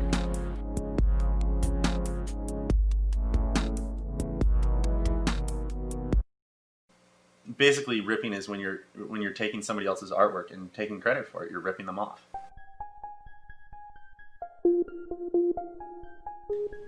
To rip someone's artwork was a huge, huge problem. It can be as simple as just changing out the name and putting your name on it, and, you know, seeing if you get away with it. And style ripping is a very huge aspect of ASCII art. Style ripping is almost like committing murder in the scene. Ripping was that was probably through the art scene. That was the lowest form of art. Actually, you know, taking somebody else's piece and manipulating it so it's yours, but it's really not. I actually experienced a time when one of my members stole a font from another group and put it in our pack with his name on it. And I sent that out to everyone, all our distribution sites, everyone to review and rate. And someone came to me saying, your member's stealing. What are you talking about? Now, there were so many art groups out there at the time. There was no way in hell that I was going to be able to check everything. I had to take the word of the person. Did you create this stuff? And it was pretty obvious. You don't submit something that's not here. The ethics. And this person specifically did. And I remember in the next month when I found out, formally apologizing to the group, saying, I'm sorry this happened. I was unaware of it. I would not do that. That's not what we're here to do. We're here to make incredible art and try to recruit people to have a good time, but to provide high quality art. And I apologized. And I remember writing apologizing and then telling him to fuck off out of the group as well. We always had rumors of people ripping, and we would always have to investigate it. And generally, I would go into it siding with the ICE artist and looking for conclusive evidence that they actually did something wrong. Because a lot of times I think the ripping charges were definitely, people got really overworked over something that was really small. People were so adept, like they would be able to sit there and notice those things, like a basic line structure, or even down to the point of where the character strings in order to make a curve. Like some people would use like a pound sign that goes to a power sign and so on and so forth. And that was like the way that people did those things was their signature style. The way that things formed, the characters they used was what built it. Because that's what creates your style, your personal style. This is how I do the corner of a D. It's that type of minutiae that distinguishes you from another artist. It seems ridiculous. To some people it would seem ridiculous that you know you can take two Ds that look almost the same, yet the fact that one has a certain type of curve on it, you can look at it and go, it's that artist, as opposed to this is that artist. there was one guy named Trauma who ripped other ICE members' artwork in his and had a web page where he was just taking pictures from other ICE members and saying it was all his artwork.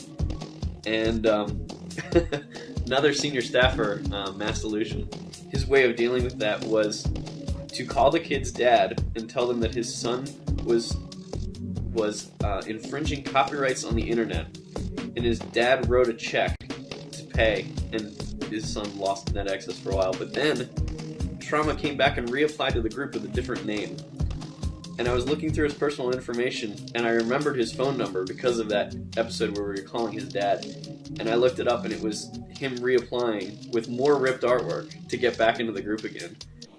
How would one do that without being caught? You're always caught.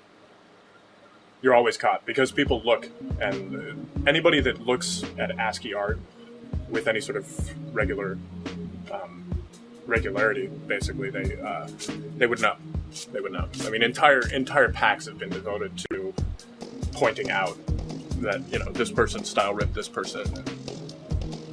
Chances are, if you're ripping off an acid ANSI, somebody's going to know, and we're going to find you pretty quickly, and we're going to find out everything about you pretty quickly, depending on what you're trying to do and what you're trying to gain from passing yourself off as an acid artist.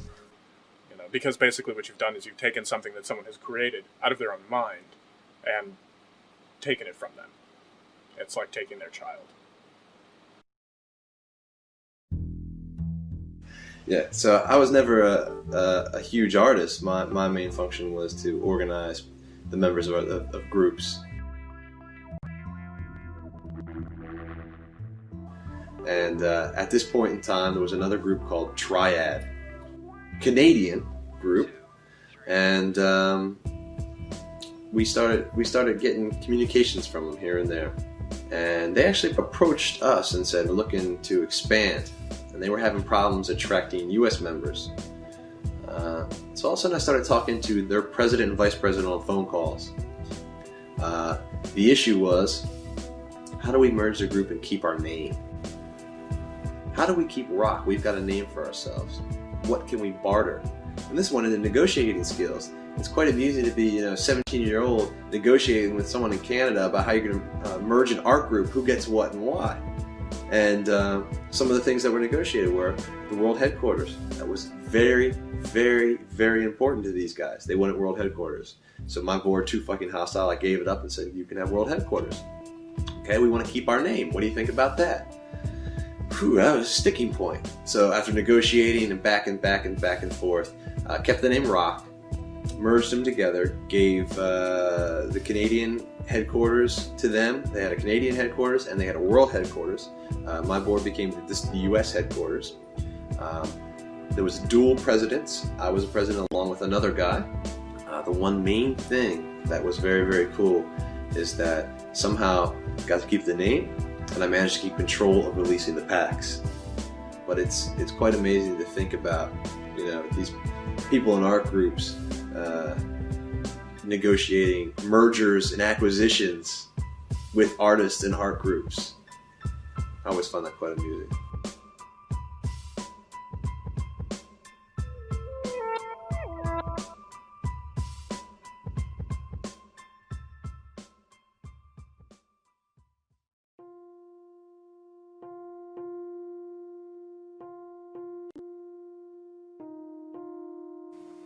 It was, it wasn't an easy decision to make because we had to cut people, we had to say, we're not doing this anymore.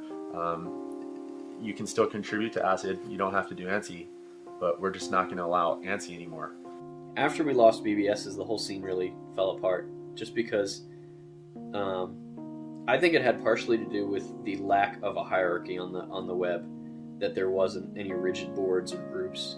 I'm sure they felt alienated by it,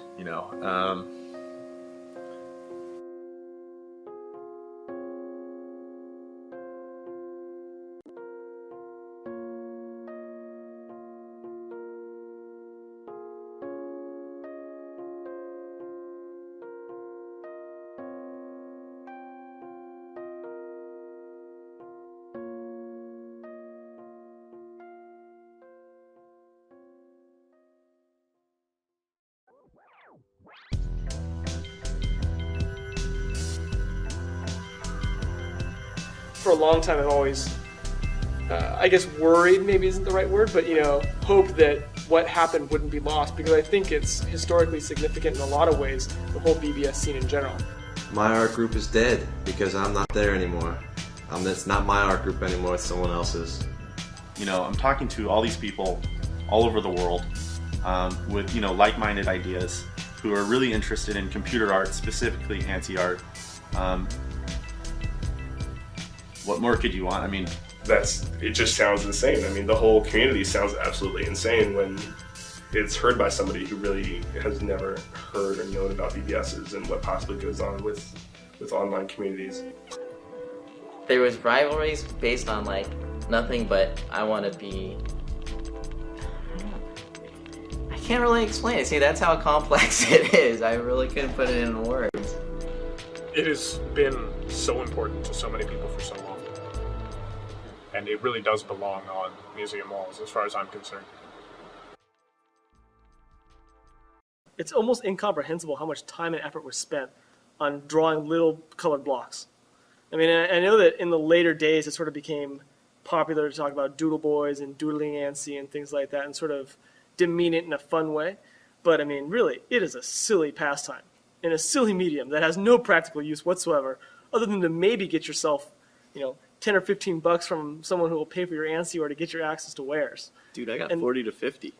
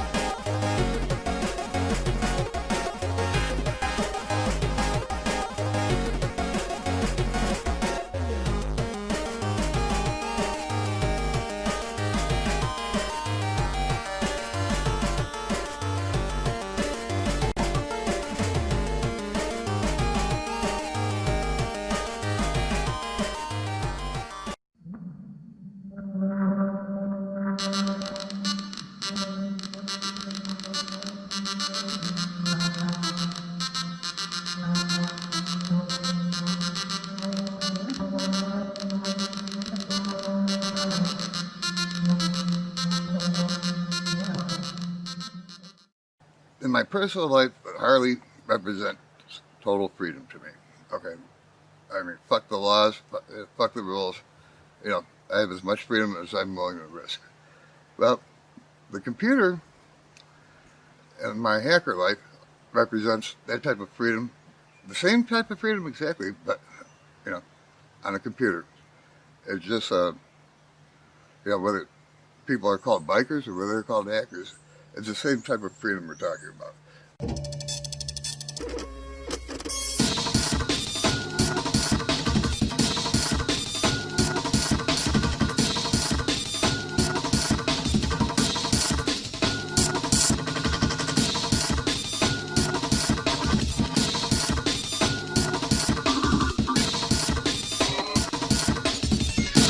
Hacking is simply hacking away at a computer keyboard until it does what you want it to do. That's all, nothing more or less. You can hack out a letter to Aunt Millie. It's just hacking away to do what you want it to do. The press has usurped our rightful title and handed it off to these 14-year-old twerps that crack into computer systems, and that bothers me.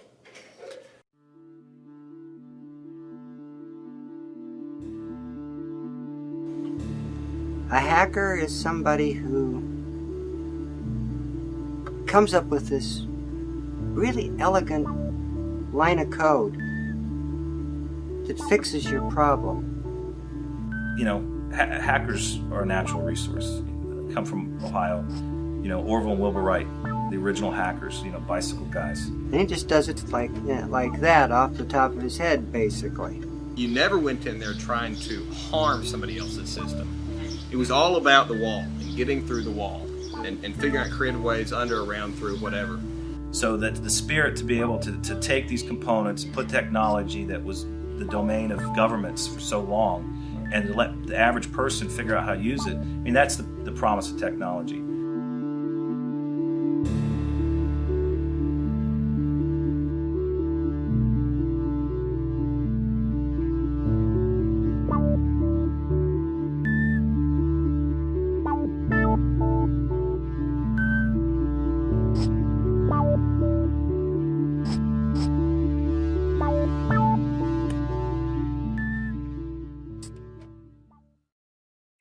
BBSs were just the way to meet other hackers. That was the main point. And then you kind of run into that when you're doing the BBS thing. There's like strata. There's like all this happy FIDOnet, and then there's the other thing. And so you kind of weasel around. You find interesting stuff. And I'm meeting people who are saying, oh, you want to learn about this? Here's some information. Here's a manual. Go to the telco. Ask them this question. They'll tell you. They'll answer your question. They'll give you information. It was just so exciting that there's this, yeah, that's funny. There's like this underground of stuff going on and people hacking stuff and messing with things that the other mags weren't talking about. Because yeah, it was really exciting to see that, and the gears started turning, you know. A way to meet other people so you could learn about the system you're trying to hack, you know, and download text files, download FRAC, read about the system you found scanning. And that feeds the whole information drive. You start craving it. It's like a drug. I had pretty much stopped calling anything that didn't have to do with the computer underground in one sense or another. Didn't have time for it, wasn't interested in it, just stopped dealing with it at all. You basically knew by connecting to the board before anything happened just how you're logging into the board, what they have to offer. You know, you can tell just by what BBS software they're running. Certainly there was an aspect of the well, we're a bunch of pirates and they're a bunch of straights and la la la, but it was just more like, God, these people are boring. You know, you'd have to fill out a little essay about yourself and answer a bunch of questions. And what got me is that I could have got a credit card with less information than these BBSs would want to just give me, download access. You had to fill out a form, and you had to you'd have to send it back to the Sysops. Then you have to give them his email. And people get scared about giving the Sysops the email. I believe the popular phrasing was, "Are you a cop?" Because they weren't sure if the Sysops was a Fed or not.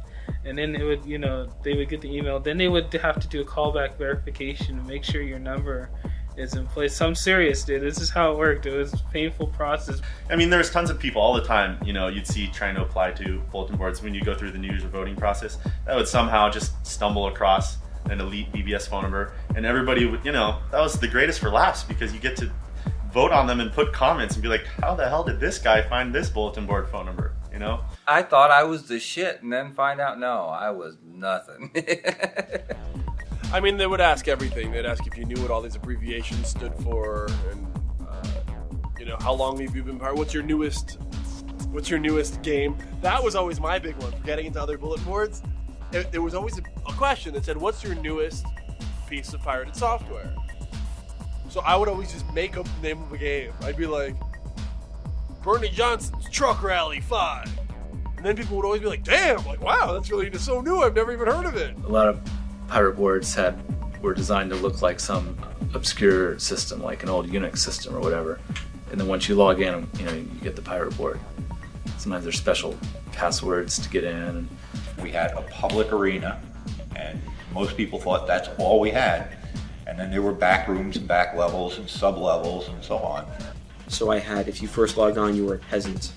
And maybe if you got a little more access, I can't recall, you were given a classic card or a silver card or a platinum card, different ways to go up the social scale. And when you did, you got access to more games or better discussion boards, places where people wouldn't be necessarily tolerant of people coming in there and flame baiting people and yelling at people or being very mature. Or even higher than that would be the more nefarious areas, pirating, hacking, phreaking. We wouldn't just say, take anyone's word for it. I know you have elite. I don't know what you're talking about, As a Sysop, I get emailed all the time. People want access to my elite section, elite this, elite that. And I never had one. I was actually always very paranoid about having one. Especially once I was past 17, when I was 18 years old, I'm like, all right, now I'm really this is major reason not to have one. I think the best application forms written were by the humble guys. Do you have a girlfriend, and is she gonna get in the way? The whole elite thing wasn't a conscious thing or a stated thing.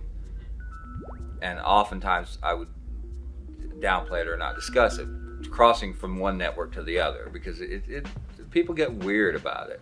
Right. Or I'm going to spend all my time helping this person find a way into that network. And a lot of times it just didn't work out. So I don't think I ever actually,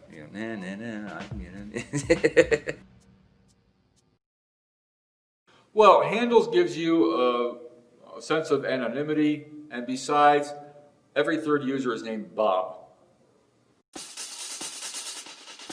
And you can't have more than one Bob. You can have Bob 2, Bob 3, or Curly Bob, or Bob's your uncle, or, a cool name.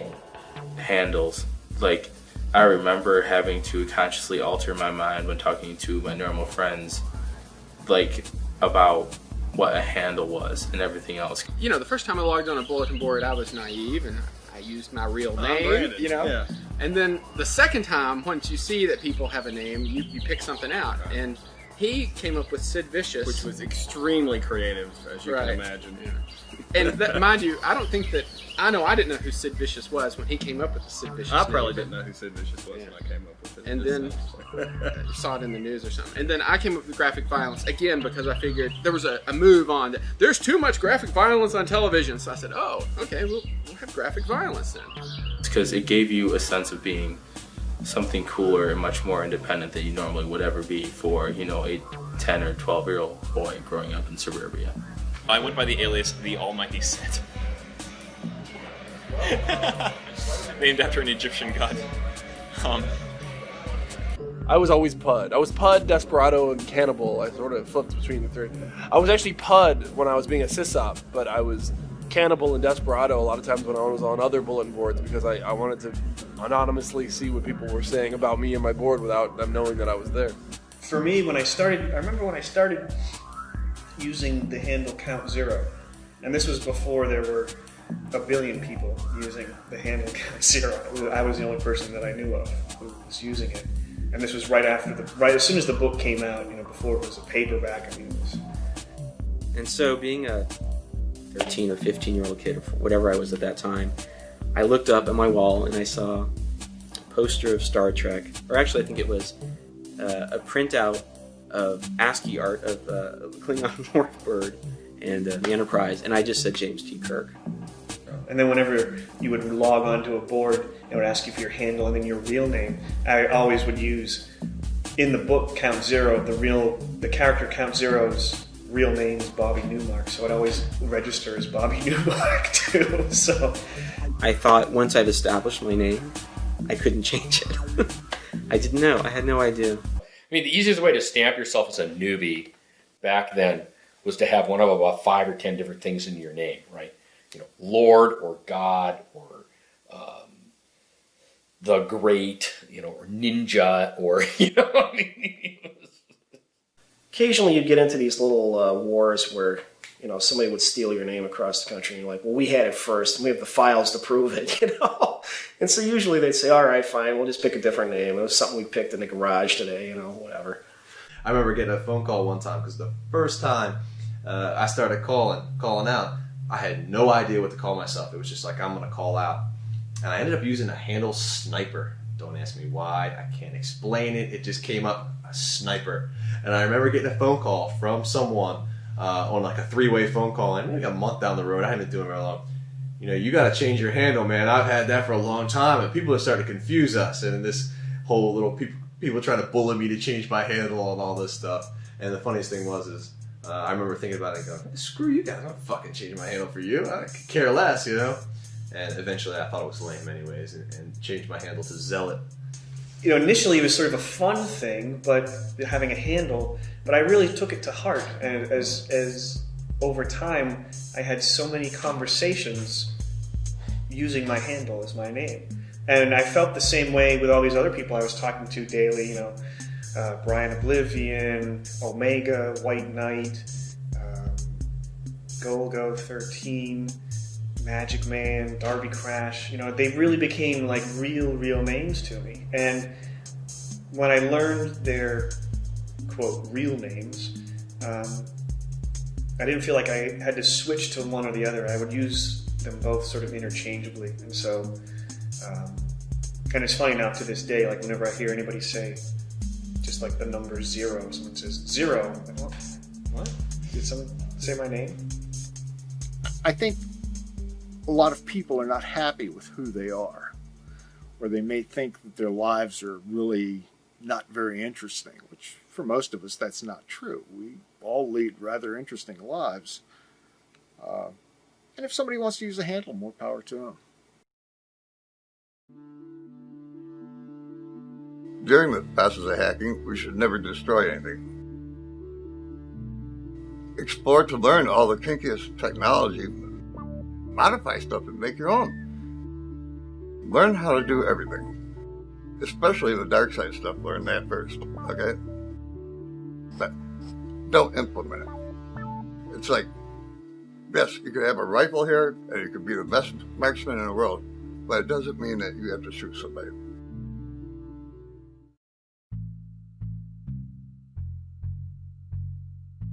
Phreaking means a lot of different things. Phreaking basically covers the whole spectrum of fun with Ma Bell, fun with the phone company, different things you can do, and people will say that a lot of different things fall into the Phreaking category, which could be everything from something as stupid as stealing somebody's calling card number to something like getting change out of a payphone. I mean, there's a lot of different categories. Long distance calling back then, it was expensive. People today don't have any feeling for how expensive it actually was to pick up the phone, especially when you're trying to transfer 16K of data at 300 baud. It was a sizable chunk of change each month. And I was calling all over the country making long distance calls. The phone bill that showed up one month was about that thick, and my mother just about had a heart attack. I had to go get a summer job to pay the phone bill off. My parents flipped out. They were basically, they're like, "What the hell are you doing up there?" But do you remember how much that bill was for? $350. The next one was $500. And at that point, my parents were like, "You got to get these bills down." Well, so that's where the Phreaking came in. There's no way you're gonna pay for that because you couldn't afford it. And if you're doing it legit on your parents' line, I mean, they're gonna kill you next month. So I think a lot of the things as far as people phone phreaking, at least that were in the computer scene, was really to get access to BBS content, and it was typically long distance. What am I going to do? Well, I can't stop calling these places. I just have to figure out how to do it for free. All right, so you'd get the 1-800 numbers and the access codes. So you get you a phone scanner, you'd run it all day while you're at school or something. And the whole point of the program was it had to try every code, then get a code, dial the Sprint number, wait whatever seconds, input the stolen Sprint code, and then dial CompuServe. If it got a carrier, boom, that went on your printer the next morning. So you go to sleep, the next morning you wake up, you had 2 or 3 Sprint codes. You come home, you have a couple codes, whatever. You have to do that every month. So you have to have fresh codes, very important. And you had a choice. Either you kept it to yourself, which was the best thing to do because you might have gotten 30 days of good long distance dialing out of it, or you traded it on a message on a bulletin board to get high-end access to their pirate games. And that code usually within 3 or 4 days, maybe a week, would be dead, because by the time you gave it out, 10 people gave it out to 10 more people, gave it out to 100 more people. Before you know it, it was across the entire United States, out into Europe, out into everywhere, out to every single BBS out there. And of course, that set off the red flag with Sprint or MCI or whoever it was. I used to stand at payphones in my high school and punch up numbers all day until I got a code. I got that tone, and hey, I could call New York City. And the motivation of the kids isn't ever to screw the company. It's more, well, I need this.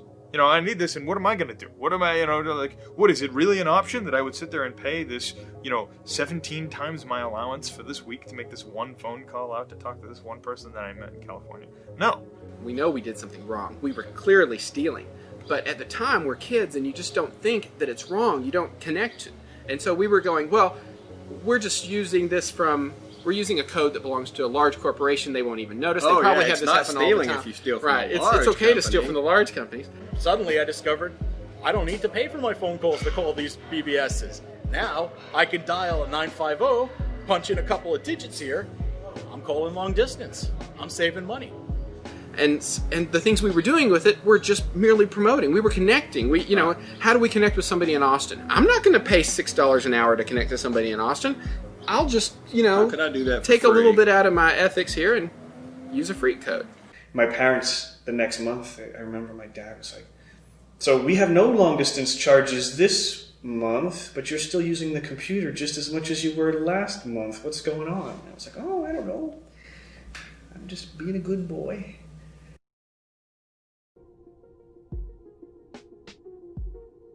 ARTSCENE. I always remember ARTSCENE. ARTSCENE.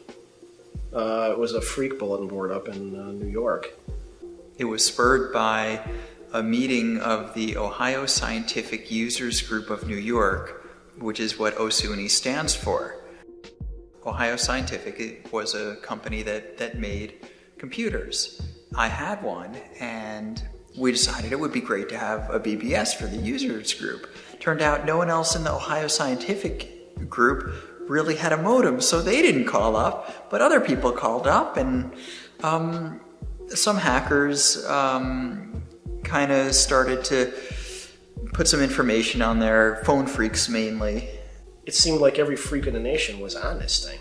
I mean, to dial into it would take you hours just redialing to get into it. There were a couple of people early on, Milo Phone Bill and Tom Tone. They were a couple of the early ones, and Mr. America also. If you had any question, you posted it, and anywhere between an hour later to 3 days later, depending on whatever person dialed in, you'd have the right answer.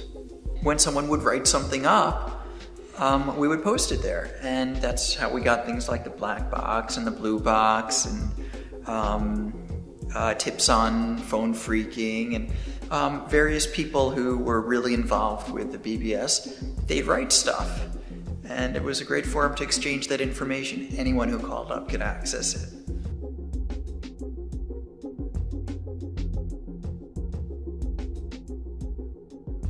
I think what was interesting being on ARTSCENE at the time was the Newsweek article.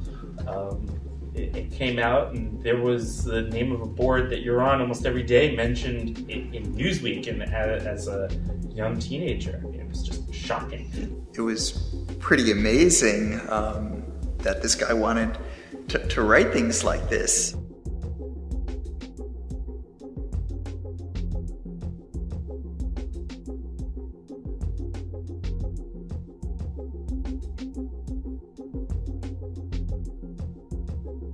Oh yeah, big adventure factor there. I'm an anarchist, look at me. What is it you're doing to promote anarchy? I'm an anarchist, look at me. That's all we were. It wasn't any actual plan, strategy, or anything to overthrow the government. It was just, that was the thing you did. Like people today getting their nose pierced. We were anarchists. Right. But it didn't mean anything.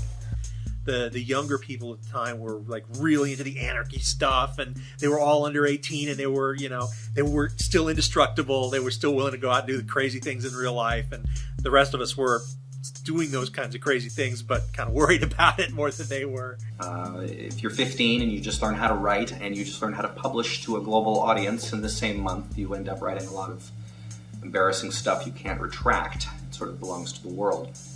It never occurred to us not to write about something unless we were pretty sure we were going to get busted. But we were lonely kids, lonely teenagers. Some of us were lonely adults, or isolated for whatever reason. There were a lot of people in smaller communities who didn't have anybody else to talk to. I made a pipe bomb or two in my day. That was a popular one. Well, who else would we tell about it? Sometimes you'd go out and do something particularly crazy just so you could tell people about it. At the time, there was this book, the Anarchist Cookbook, which was, banned, and so we appreciated that it was a banned book. And so our goal was to take as much of the Anarchist Cookbook as we could, put it in electronic form without plagiarizing.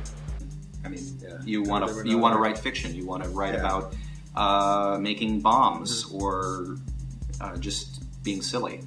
Yeah, messing up McDonald's. But your inbox plans. We were also just into mischief. So anything that we could think of that was mischief, we would write a text file about it.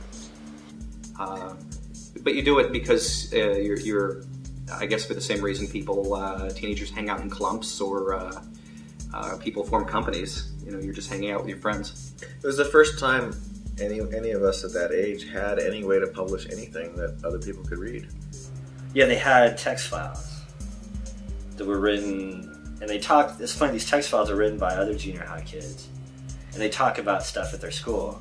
It'd be like some school in California, which is strangely familiar to, you know, our goofy stuff. It's like, there's no way you'd make those connections before. Like, this is a new thing in the early 80s. It was very exciting.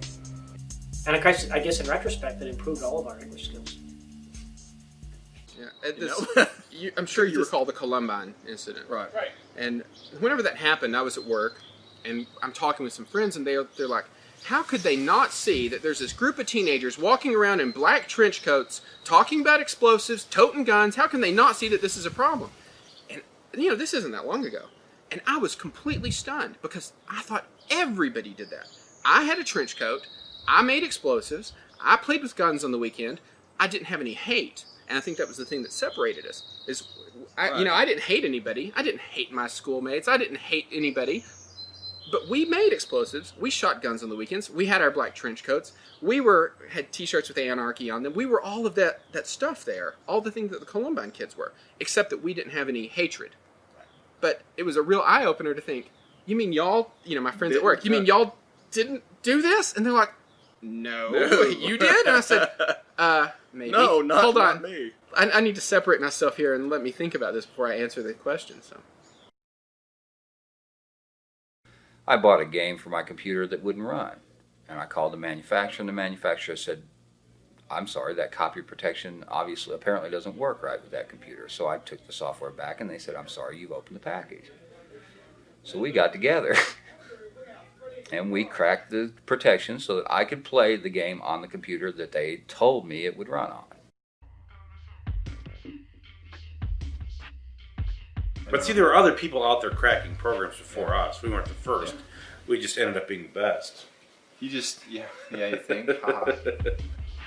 It was such a challenge all the time, you know, get the new software, go in, crack it. I mean, my head was stuck in coding all the time, you know. I was thinking, you know, zeros and ones and hexadecimal and, you know, opcodes, operands and all that stuff. I would nonstop.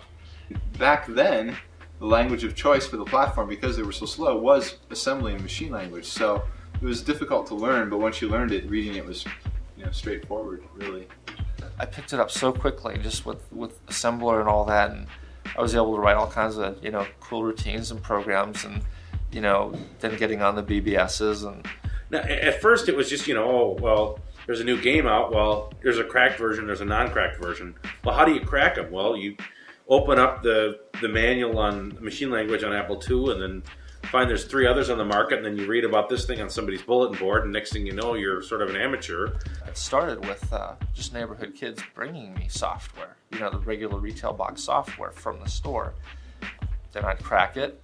A lot of people knew how to copy software, but not a lot of people knew how to actually crack it. And you had a lot of people in town that could actually crack it. If you could crack it, then everybody called you bored because you're the first to have it.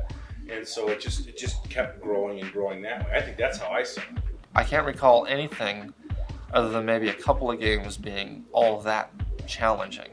Although I know the software manufacturers spent an enormous amount of time and resources trying to copy protect this stuff, but to no avail. Really, for us, it was getting the game as fast as we possibly could. If that meant overnighting the game from, you know, Datasoft or Broderbund or whatever, we would do that, and then when we'd get it, we'd have it cracked by morning. You know, that was our kind of thing. And then we could post on our bulletin board that we had the game, and that was, if you could do that, you were first to town. You're the king of the hill. That was the whole deal. Serious competition developed between different groups. These groups would compete with each other, and then with me as an individual, in getting out, you know, these new wares and who can get it out first. Because ultimately, whoever got it out first, their version and their name by extension would be the one that dominated. And if somebody else tried to trade their later crack into the system, it would simply be overwhelmed by the avalanche of whoever got it out first. They started the avalanche.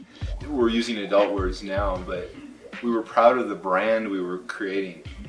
I mean, that was a large part of it too. MPG was a brand, that's for sure. We didn't call it that back then, but yeah, it was a brand. That's the best way to describe it. It was something that we were contributing towards and trying to build fame on. I mean, the real sense of the word brand is you brand your horse, with a stick. Yeah. We were branding those wares with our logo, Trying to create an identity. Yep. You didn't care about the game so much anymore. It was more about being first. Competition. Yeah. Classic hacking mentality race. Yep. Yeah. They were literally hungry. Literally. I mean, if somebody heard or knew that I had a new program I was working to crack, I was working on it, they knew. And I'd get calls nonstop. Is it ready yet? Is it ready yet? Can it go? And then it would just explode. It would go onto the BBSs in the download area. It would get traded right and left and absolutely everywhere.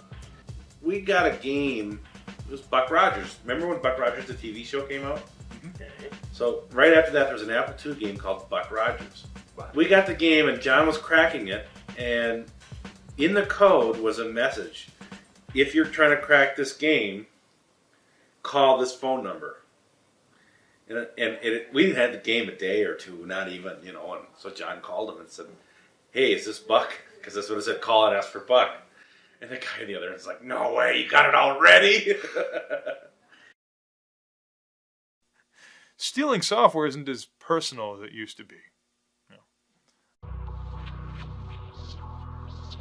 There's always the issue that, there's no difference between copying a piece of software and walking into a retail store and walking out with the box without paying for it. I mean, that's what they always tell you is. But it doesn't seem close to home when you do it. But we were just a bunch of goofy kids, and so the software at the time was $39.95 or less. And when you're a kid and you don't have any money and you want stuff, and it's there and it's free, and there's very little to no, repercussions that could possibly happen to you by, being the small-time software copying. There was hundreds of games, hundreds and hundreds of games. And you download a game, you play it for a while, and you throw it away. And it wasn't even an option that you would have ever bought those. I remember thinking to myself, who would buy this? I remember thought that quite a bit. I don't know how you could look at it, and the laws were so goofy at that time that nothing applied. There wasn't really anything too illegal about it. It might have been a copyright violation, but we never sold any of the stuff we made. That was a rule, almost an unwritten rule that we had. Never. There were pirate groups out there that would get it from us and then try to sell it to their friends. We hated that. Yeah, that's a sin. I don't think we really realized. I mean, we were fairly young at the time, and it was such an easy thing to do. It wasn't like stealing something at the store and walking out and, thinking I've done something wrong. It was, I can get a copy of that game just by doing, step ABC. Great, I'll do it because I want to get that game. Nobody ever thinks they're going to get caught, or nobody would ever commit a crime. You're never going to be the one who gets caught. It's somebody else. So there's some fear of it, but there was also, when you're 15 years old, you pretty much feel that you're invincible. They can't bust everybody, you know what I mean? And that's sort of everybody's mentality, like they think they're untouchable. We heard rumors of boards being shut down. And it was just rumors because I didn't know anybody personally. I couldn't pick up the phone and call them. That this board was taken down by the sheriff's department last night. My Sysops job was to run fucking hacker all day and get me as many codes as he wants. I didn't want to run it because I didn't want to get in trouble. We were hiding stuff in cereal boxes so that if they went through our trash, they wouldn't find it because it's inside the cereal box. And there was more than one occasion where we were sure we had been busted. Right. They were saying, oh yeah, and you guys are next. They know about you. And we were terrified. And we were kids. We didn't know that they can't come knocking at our door for what we had said. At least at the time, so. And he used to give me all these codes every day. We had a whole system where he'd put the codes into this area in my bulletin board. My bulletin board would use the codes. And then one day the police came to his house. They confiscated his computer, his monitor, all his printers, all this stuff. The worst part wasn't that he lost all of his computer stuff because of it. The worst part was that, his parents, he was 13, and his parents were like, what the hell are you doing? And I remember one night, us burning. I mean, because we lived out in the country, we had a burn barrel. So we went out and we grabbed everything we had. We grabbed all our printouts. We grabbed everything that was, because we had heard one of our friends got busted. And we took it outside. And my parents, they had to have known something was up. Because it's, 11 o'clock at night, and we're out there burning stuff. And they're stolen everything. And I just keep thinking, my parents sitting there reading the book. What are the kids doing? Oh, they're out there burning evidence. What do you think they're doing? And they just didn't even, no red flags at all. And like we didn't ever think it was a really big deal, and I don't think it was a big deal. I mean, maybe it was, $12 worth of calls a week or something like that. But it was a big enough deal that when they tried to really crack down on that kind of thing, they cracked down on it. What we're talking about is stuff that was never told in articles. You can talk about this BBS or that BBS or this person or that person and about this specific thing, but a lot of people never covered the philosophy behind it or the mentality. They weren't doing this because it was cool. They were doing it because they didn't have anywhere else to go where people understood them. These were people that they could connect with long distance or medium distance over the phone line. That was a culture. It was not pretentious. Absolute. It was real. People were talking about hackers as being these evil little uncontrollable kids who were messing up these established infrastructure systems to the point of anarchy, and anarchy alone. It was focused on kids breaking into corporate computer systems, shadowy hackers, there's a bit of sensationalism to it. And it wasn't doing the destructive or to steal anything or break things. It was to get in and explore. And yet in the media, people were just lambasting hackers as being the devil. And it was really, really frustrating. Back then, no one knew what they were doing with, that is, the authorities didn't really know what they were doing because, like hacking into a computer, well, what kind of crime is that? What did they steal, What being a computer hacker is about is being 15 years old, having an excess of brains and hormones. It's like it's just basically being a teenager and wanting to make mischief and learn stuff and be curious and stuff like that. When you're 15 and 14, you don't have a car, you don't have a girlfriend, you got nothing but time, right? Especially during the summer, no school. So you've literally got, 18 hours a day to just explore, It's like totally fits in with just being a male teenager. I think that's why you see these kids, 15-year-old kids, in Europe hacking DVDs. I mean, thank God for those kids, right? Because they don't have anything better to do. No car, no girlfriend. That's just what they do. That original period was really unprecedented. Obviously now you can say the current situation of the hacker underground is it's the evolution of that original time. But that original time was so original; it had never been done before. I think it's the first generation of 13 to 17-year-old kids to be so empowered. Because that was the whole point of the bulletin board thing, was to find out what the new game was, or that was for me anyway, because all you wanted to do was get the latest and greatest video game, for the Apple II. That was the big reason why bulletin boards existed. My mother, she passed away 2 years ago in a car accident, but the last several years that we were talking about it, the 4 years previous to that, we started talking about those days because I was 13 and the feds were coming by, and I never wanted to bring it up again, especially when it happened 2 more times. But she told me later that she thought it was the greatest thing, and she would tell all her friends at work how smart her son was to break into the Pentagon and do these things and be visited upon by the FBI, who she never met before. That was the big game. It was a competition to get who could get there first. Yeah.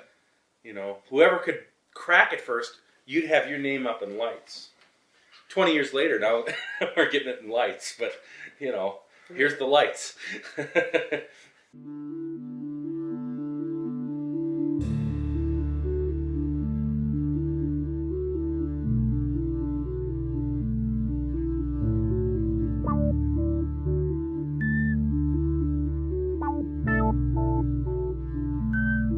By putting out all the knowledge that is discovered, okay, you're going to get more and more people coming in. And sure, 99 out of 100 might be worthless idiots. 999 out of 1,000 may not last as a hacker for a year. Only 1 out of 10,000 may ever make it to a decent hacker status. But you know what? If you're educating millions and millions of 13-year-olds with their first computer, and every night they're over there on their computers trying to hack into this or that, I mean, you have a thing that can never be stopped. Take 1 million new kids and give them all the information in the world. Let history decide who becomes what.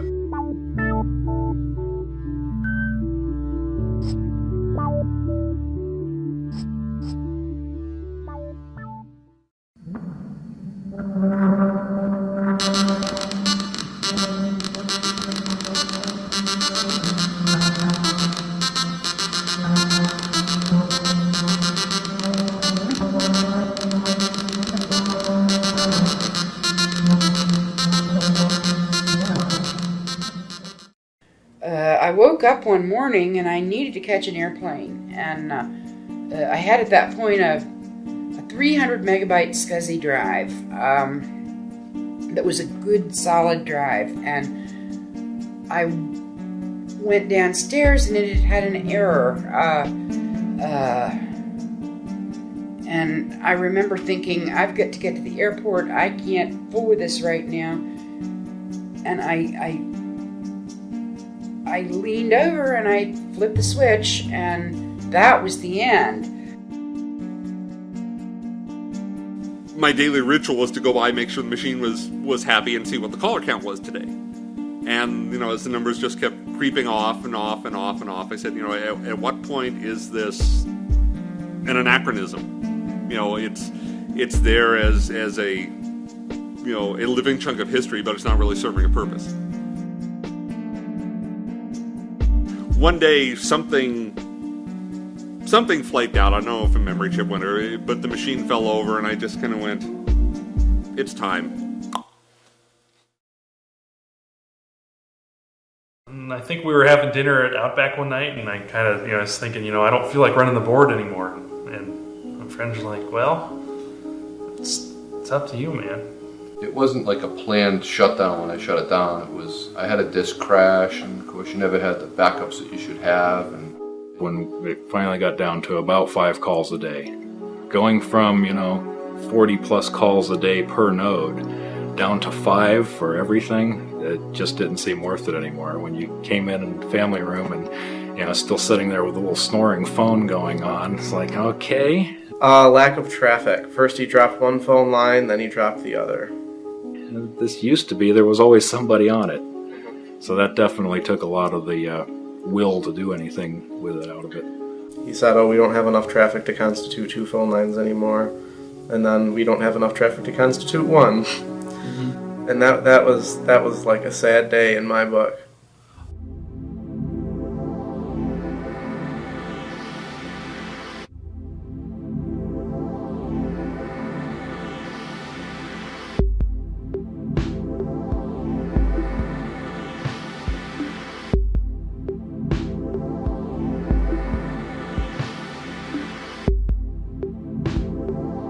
Once you've discovered the internet, and even when BBSs were still going strong, you knew that it was the future. In fact, it became readily apparent that the only function that a BBS would have at that time would be so that you could access the larger internet. One day I walked in and the guy was using Netscape 1 or something. I was like, hey, what's that? He was like, oh, I'm just using Netscape to get on the web. It's like, what? And he said, don't tell me you've never gotten on the internet. I was like, no, what's it all about? I think the last time I went on a BBS, it was actually a rant going, you guys have to get on the internet. He's like, oh my God. And he called everybody over. We have an internet virgin here. Once I got onto the net, like, BBSs were history. Hindsight kind of morphs things, but it seems like over a period of about a month, you just saw everybody just walking off and going to the internet. At that point I said, there's really no purpose to BBSs anymore, and the BBSs just died instantly. We didn't know anything about the internet. Some of our customers had been saying, you should really start looking into this. You guys are modem guys, This thing's going to happen whether you like it or not, and you're in a good position. Yeah, but I didn't think that was going to go away so fast. I didn't think it would, but I wasn't surprised. I was surprised. I mean, it died within, 6 months? I'd say that we went from bringing in thousands of dollars for selling packages that we brought in almost nothing. I remember having a chart of the sales of Searchlight BBS, and right after the 1995 BBS convention, that's when it all went to hell. We just weren't selling bulletin boards anymore. Nobody wanted them anymore. I think that's when everybody kind of woke up and said, bulletin boards aren't anything anymore. Now there's the internet. To a certain degree, anyone who's involved in the BBS world comes across these magic pundits who ran around in 1998 saying the web is changing everything, and went, no shit. The bulletin board system was at its maximum. I think it was 280 lines. And yeah, what we were doing is we would put up 10 modems as a test for the internet access, and they were immediately full. And so we figured, well, our test has been complete. Our customers want this stuff. We put 10 more up. They were immediately full. And so we just kept adding 10 lines and 10 lines. We knew that this internet thing was really not just a flash in the pan. The classic comment, and I didn't even recognize it at the time, there was a big thing. Somebody gave a presentation every Thursday. We would just have a little lunch presentation. Somebody would talk about some topic, and somebody was talking about the internet. And a big argument broke out in the hallway outside, and the owner of the company was arguing with my friend Colin, and the owner went, this internet thing, it's just a fad. 2 years from now, it'll be gone. And of course, I didn't recognize it at the time, but Colin sort of walked up to me after. He goes, no, I think it's the other way around. Out of the ashes of those bulletin boards emerged about 5,000 internet service providers. And it happened like this. We like to think that the internet service providers sort of sprung forward fully grown, and they were MSN, and they were Prodigy, and they were all of that. But didn't happen that way. Any of the BBS operators that I knew added internet capability as it became possible. They added the listservs and internet email. Then they added gateways that allowed you to go to the World Wide Web. More and more of our customers were paying for the bulletin board system and a subscription to the internet. And then, we started noticing people just buying the internet, and, what do I need this bulletin board system for anymore? And so most BBSs transitioned so that they were a BBS with the internet, and then they were BBS internet, and then they were an internet service with a BBS attached. And some BBSs survive to this day on that basis. They're web-based or they're independent dial-up online services. And it simply evolved that way. All the internet service providers that we wrote for in the end were the same guys. In most cases, using much of the same equipment in the same rooms. Our friends here in Dulles, Virginia, America Online, most people don't realize, started as a 7-line BBS right here in the Reston area. America Online grew to take the dominant position now in the internet, but has never really given up its online service BBS kind of look and sense. I coined the term internet service provider. We made a lot of the words that you use up in my office. So I never did see the break. In fact, I still have to reject the entire line of argument that there ever was one. It was names of things changed, and they evolved as they went along. I don't understand a strong motivation to run a bulletin board system that isn't networked. Because if it's not networked somehow, then no one can get to it, in which case it's not a very interesting system. If you believe people should be able to get to it, I don't understand why there isn't a perfectly reasonable coexistence where it's plugged into the internet to get to that community. And it could also be dial-up. I mean, there's no reason why you have to see this as somehow distinguishing. the Luddites who used to lay down in front of the machinery in the Middle Ages to try and stop the mechanisation of industry. They never were capable of appreciating what was going to happen in the future.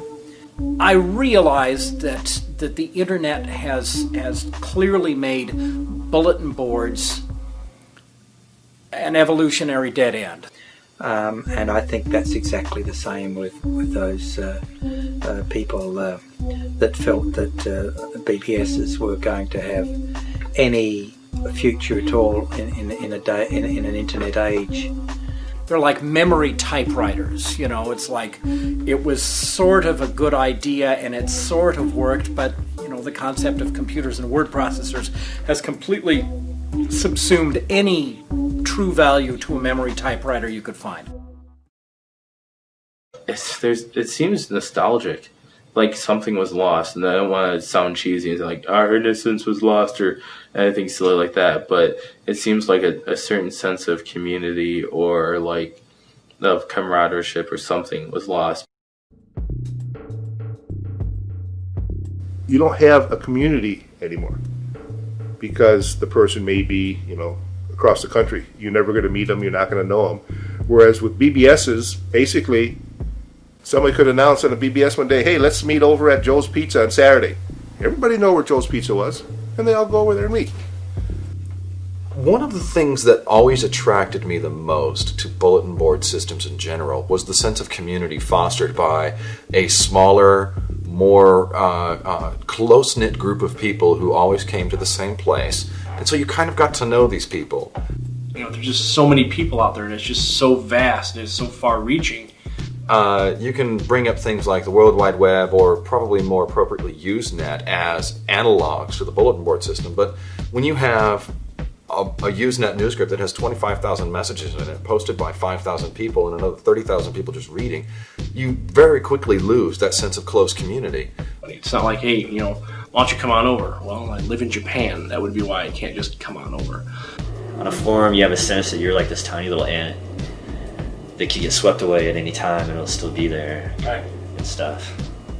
The web seems like it's a layer of separation between you and what you're doing. This is really a serious problem I find on the internet. It's that people have the attitude that if you can do it, then it's okay to do it. I think the percentage of idiots is the same now as it was back then, but if you have 20,000 people instead of 50 people on a board, you're just going to have that many more idiots. When you reduce everything down to numbers and, you know, funky letters on the screen, you're not letting people get involved with it. And you know, most of the stuff on the internet, they don't care if you're involved or not. So it feels more like one-sided. Like somebody put this together to serve to you. So you look at it more passively, maybe. A website today, it's not a solid of a connection. I didn't like the fact that the internet was available to everybody. Like I wanted it to be like just not a select few, but it wasn't just about being the smart kid anymore. It's just everybody could be the smart kid. I was the only person who really understood this aspect of life, and now it's become so pervasive that I find that actually I'd almost rather discuss anything else. Once upon a time, we used to say that 1,000,000 monkeys on 1,000,000 typewriters would eventually produce all of the works of William Shakespeare. Now, however, thanks to the internet, we know this is not true. Some people check it out and they bail because the pace is not fast enough for them. And other people hang around and they'll call in maybe once a month, maybe once 6 months, maybe once a year. I could have shut the BBS down 4 years ago. I didn't, because I couldn't see it. I mean, even down to 50 users, I couldn't. They'll ask a question. There'll be people that'll ask a question about things that they can't find out on the net. You know, how do I do this, and I don't want 19 million spam messages coming back at me because my email address got harvested. The kids Well, they're about old enough now. We're going to use that as their training ground before we turn them loose on the internet. Their training ground is going to be working through the BBS. Hang tough. Just hang tough. And see what comes out. The other thing is curiosity. What is it going to be next? Can we make what we are now survive the next, whatever the next big thing is? Can we integrate what it is we have now into whatever that becomes? You definitely not maybe. I know from talking to you guys more than once, you wonder, why am I doing this? Is it impacting my relationship with my significant other? Is it impacting my work? Is it impacting other aspects of my life?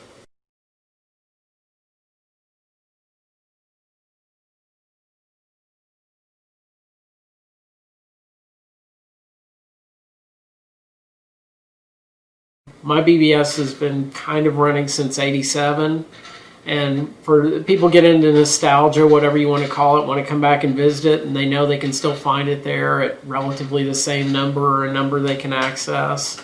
You know, realistically, I'm not doing this for my callers because I don't have that many more. I'm really doing this for myself because I enjoy the technical challenge and I enjoy seeing it work. And I also realize that I'm going to get excited about it for a short period of time, and then I'm going to cool off on it. We're lucky. We're still, I think the only reason that we are still running BBS is because we like to get together. Yeah, it is group therapy. We have almost nothing in common aside from the fact that we run these BBSs that hardly anybody ever calls anymore. I have people that maybe called my BBS 5 years ago that drop in, fill out a new user form, and just call a couple of times, see what's going on. They get their nostalgia fix, they go away, they come back another year or two later. Yeah. Thank goodness there's not a 12-step program for BBS. Right. Every now and then. So hunting around on eBay, I was searching for anything with Commodore in the title, and I found something called the Commodore VIC 1011A. It gives your Commodore computer a real COM port on the back, like a PC would have. So you can very truthfully do a null modem connection between the Commodore and your PC. Now on top of that, I've been really getting into TCP/IP stacks and communications technologies at my day job, and just an idea I'd been toying around with. Wasn't much more than an experiment. You know, does this work? Yeah, it works. Oh, that's kind of fun. You know, the software only took me 2 evenings to write. Yeah, tried calling it. It works. And that's kind of neat. Tried calling it from my desk at work. Yeah, that's pretty neat. You know, I can call my Commodore and, from my Windows workstation at work. In jest, I said if I get 20 people calling it, I expected 10 or so, then I'll leave it up for a couple of months. And as of actually just checked it about 10 minutes ago, and I've had 1,150 callers. There's certainly a lot of nostalgia that the callers are experiencing. I've got dozens of Sysops feedback messages that people have left. They'll call the board once, and they'll log out. And you know how when many BBSs you log out, it says send feedback to Sysops, and everyone pretty much 100% say yes and say, this is neat. You've brought back some really good memories of my youth back in the 80s. Thank you, and then they disappear, and I never hear from them again. The day I shut my BBS down, I put the whole thing on those 2 tapes. And a few years later, like this year actually, I went to go and restore my tapes and found out that they're bad and I can't get my data back off them, so my whole BBS is gone. I don't know.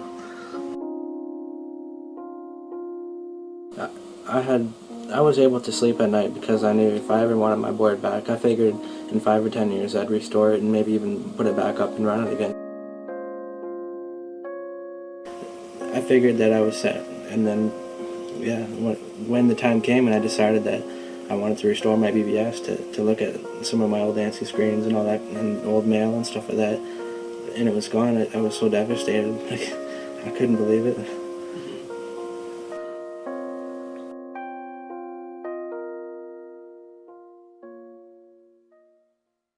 as the whole bunch of us have gotten older, we've grown up, but we haven't outgrown the BBS.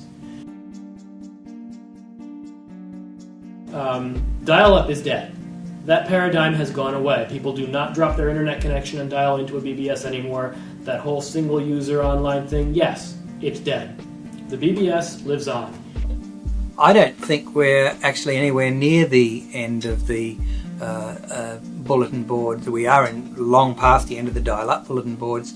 Yes, it's a dead thing. No, it isn't. It's only dead if you dismiss it as such. The BBSs that tried to stay exactly the way they were, they've become extinct.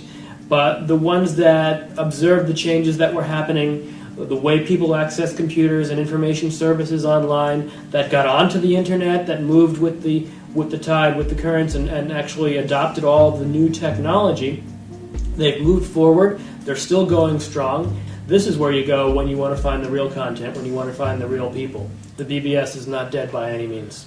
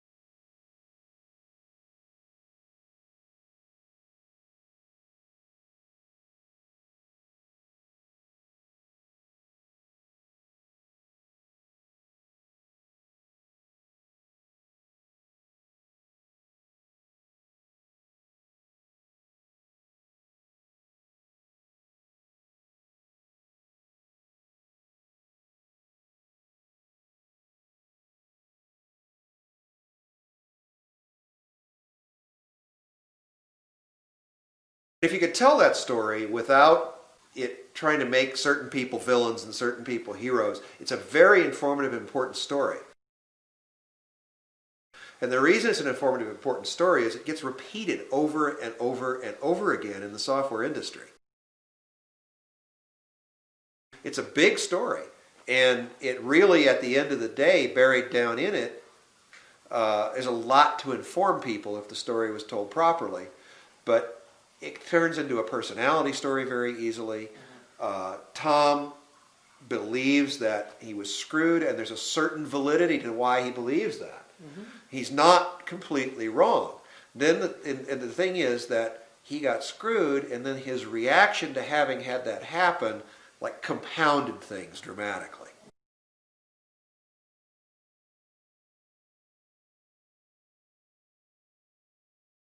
I had been working for another company and that moved out of state, and I was unemployed for a while and decided that they needed somebody to keep them organized. And when I started working for SCA, they had been in business for about a year, just Tom and Andy. And when I started working for them, my brother handed me the files, the company files. It was a large cardboard box with every piece of paper they had dealt with in the last year was just dumped in this box. You could say they were in chronological order because the newest stuff was on top. But that was pretty much how we started, and we were working at home. My desk was next to my bed, and when the phone rang in the morning, I rolled out of bed and started work. And if the phone rang at 8 o'clock in the morning, I started work at 8 o'clock, and if it didn't ring till 10 o'clock, I didn't start work till 10 o'clock. My partner and I were in software consulting at the time, doing a lot of programming. And our customer base had taken us into PCs and PC programming from the mainframes.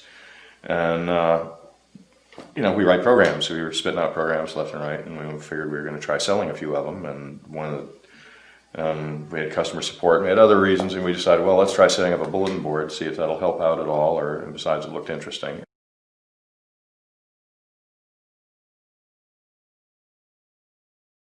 We started researching FIDOnet and how to make this thing work, and never looked back. That was it. At that point, we had a reason to do it and a mission in life, and we just been pushing that ever since.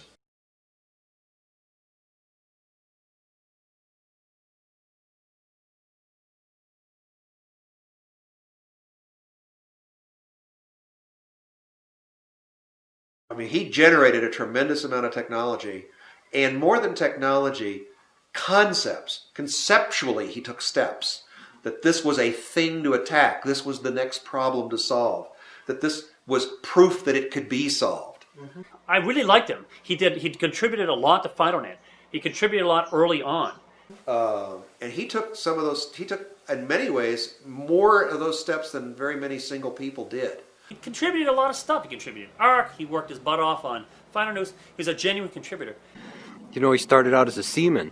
That was what he was. He was like one of the guys who goes on to the freighters and goes around the world. And he's a total genius, absolute genius, photographic memory, amazing person, and with some of the greatest stories. Without him, FIDOnet wouldn't have grown the way it did because the mailer could be on all the time rather than just at 4 o'clock in the morning. Without him, there really wasn't going to be Echo Mail, which is what got all of BBS's to really hit some critical mass. Absolutely. He did a lot of things when nobody else would do them.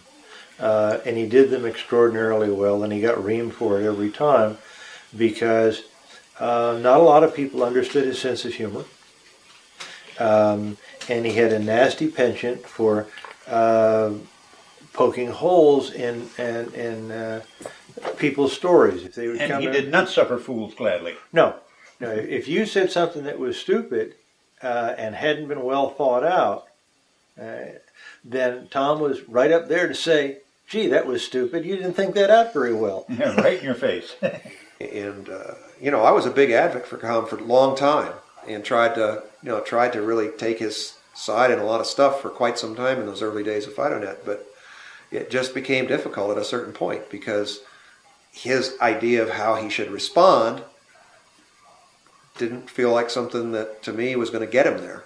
We always got along, even though there was a point where for a period we didn't want to be literally in the same room because it was just tense. But yeah, so he's a complicated guy, and he's done a lot of good stuff. And I think he really means. I don't think he ever meant badly for anybody.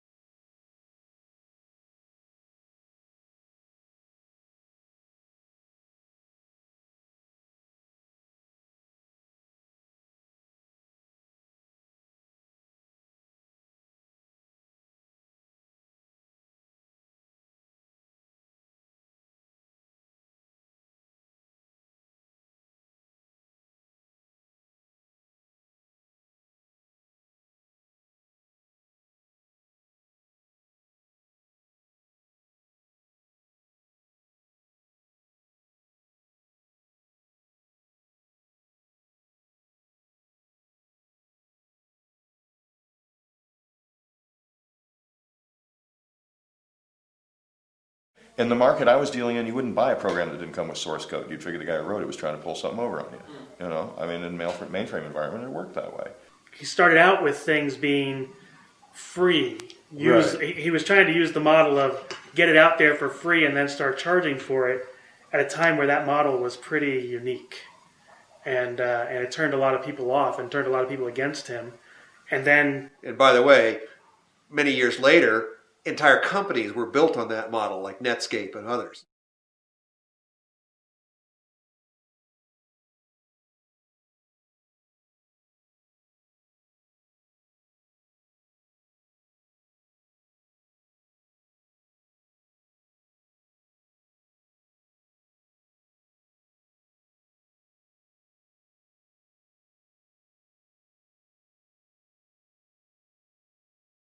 I called him up one day and I said, do you take something electronics? I don't know. It was a professional publication. And he said, no. I said, well, you advertise in it. And he says, yeah. I says, well, directly opposite your ad is an ad for PK Arc. Quote, the other ARC program, close quote. Yeah. Dead silence on the other end. And finally he said, say that again. And I read it back to him again. So he went out and got a copy of the magazine and looked it up. And oh, he was mad.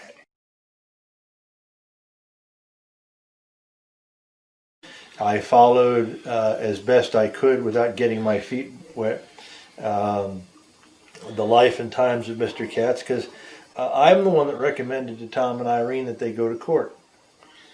And so I felt in many ways a bit responsible for that outcome.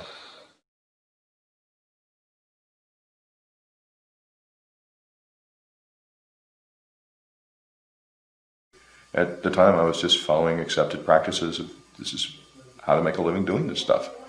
Well, this is what you do. You publish it. You declare copyright. Somebody infringes you, you send a cease and desist letter. Suing wasn't our first choice. We sent them and there were other people who were doing the same sorts of things under license. Vern Berg, who had an archive extractor that was faster than PKX Arc and smaller. We were working with him. There were people doing versions of ARC on several different operating systems, and we were all working together. We were working up, we called it the ARC Consortium, to deal with all this. Phil Katz pretty much told us to get lost. Said his was a completely original work. It had absolutely nothing to do with anything that we had ever done. It was just he and his mom came up with it sitting around the kitchen table. No resemblance. All purely coincidental. Of course, our expert witness got a hold of his source code. It turns out to have my comments in it. So,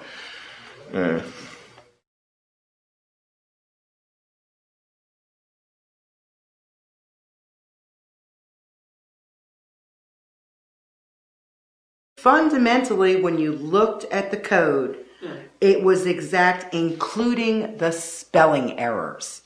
Because my brother wrote some of that code too, and he can't spell to save his life. The spelling errors were exactly the same. There was no doubt in our minds whatsoever. We knew we were right.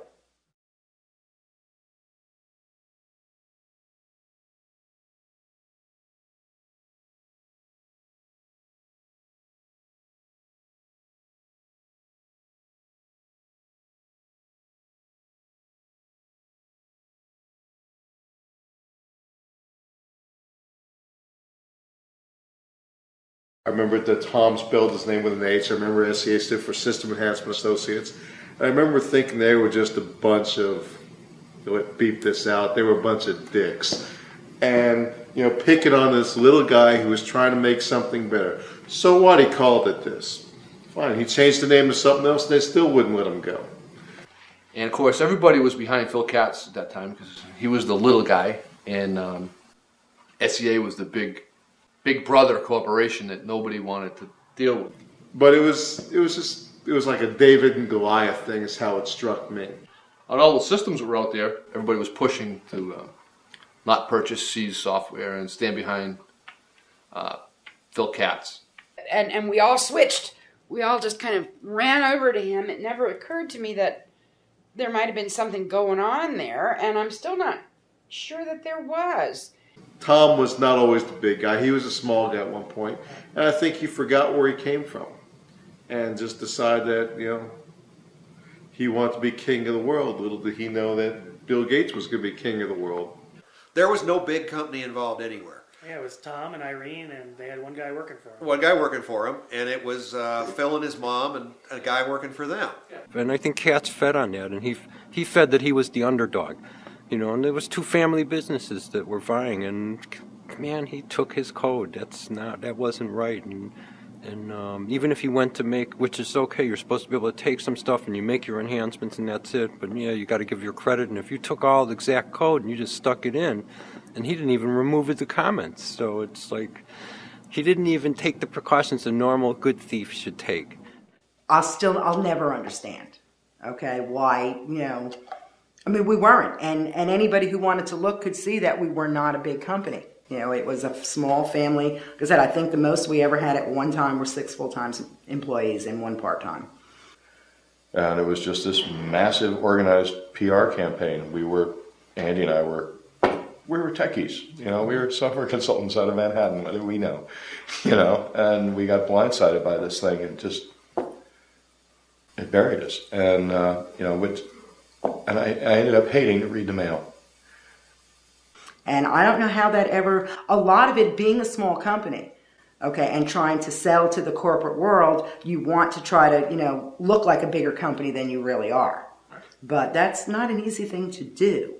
The thing is that's the classic case. Phil understood that it was a PR war and was able to wage it well.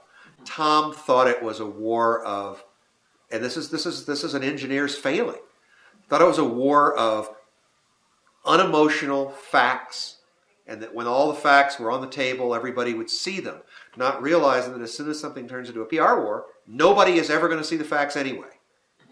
It wasn't that we thought it. It wasn't that we speculated it. We were right. And we just could not believe. And that starts to sound like I'm saying he's a bad guy, when I think quite the opposite. I thought Tom was a good guy. I did a lot of work with him. I licensed his stuff. I interacted with him a lot. And I think he's a good guy, but he made the kind of business failure versus technical failure in analyzing how to deal with problems in front of him. I still can't believe it. I still can't believe it. A whole lot of it, that, you know, the stuff that went on, it's like, you know, we were right.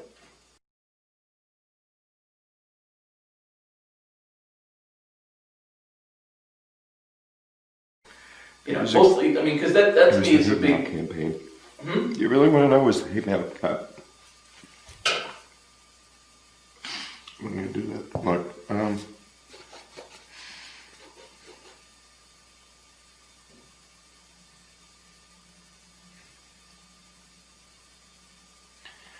I used to say,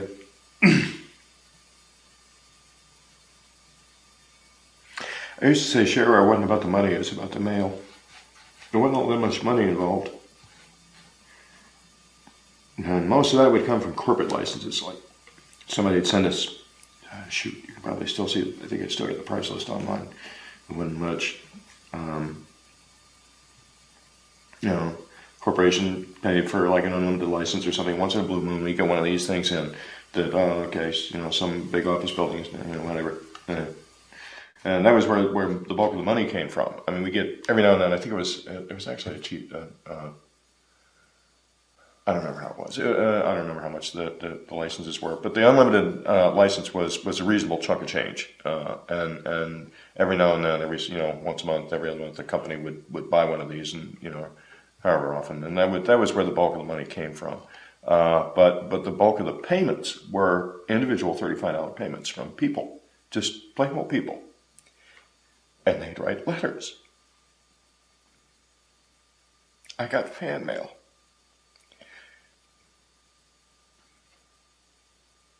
I used to love to go to the post office with Irene and pick up the mail, and she'd drive back, and I'd go through the letters and open them and read them. And then he started a hate mail campaign.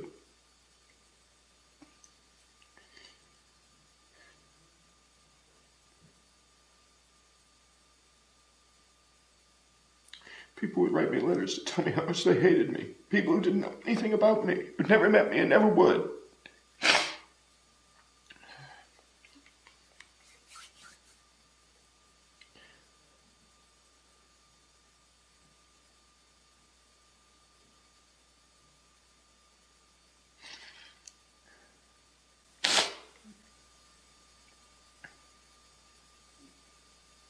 And I can tell you the time there was a guy called me on the phone when he asked me some questions about it. And we talked for a while. And I explained the whole side. I explained legal ramifications. I explained copyright law. I explained social ramifications. I explained, artist ownership of works and plagiarism and all the rest. And it all finally boiled down to it didn't matter. He didn't care about right or wrong. He didn't care about right and wrong.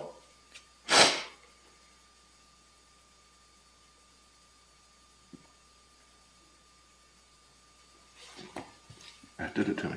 That did it for me.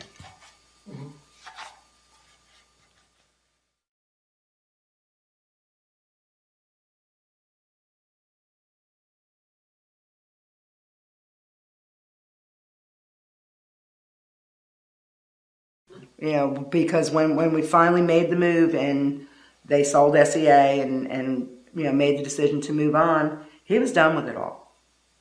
You know, and I think at that point in time, he probably would have been happy if he never saw another computer again as long as he lived. And he has, I suppose, a right to a certain bitterness that he's not seen as the one who brought those technologies to bear in each case when he did.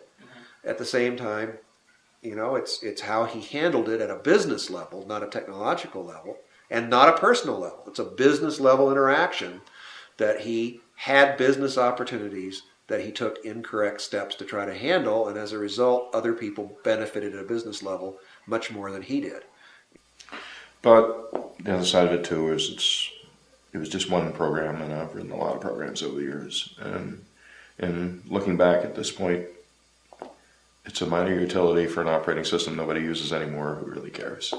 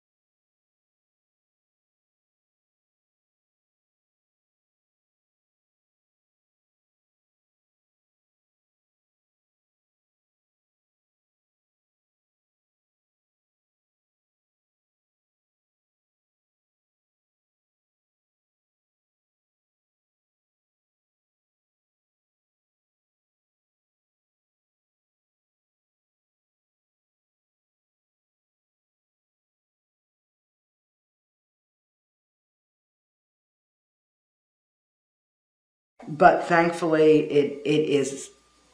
I mean, it was another lifetime. You know, it really was another lifetime. I want my friends to know it's behind me. It's ancient history.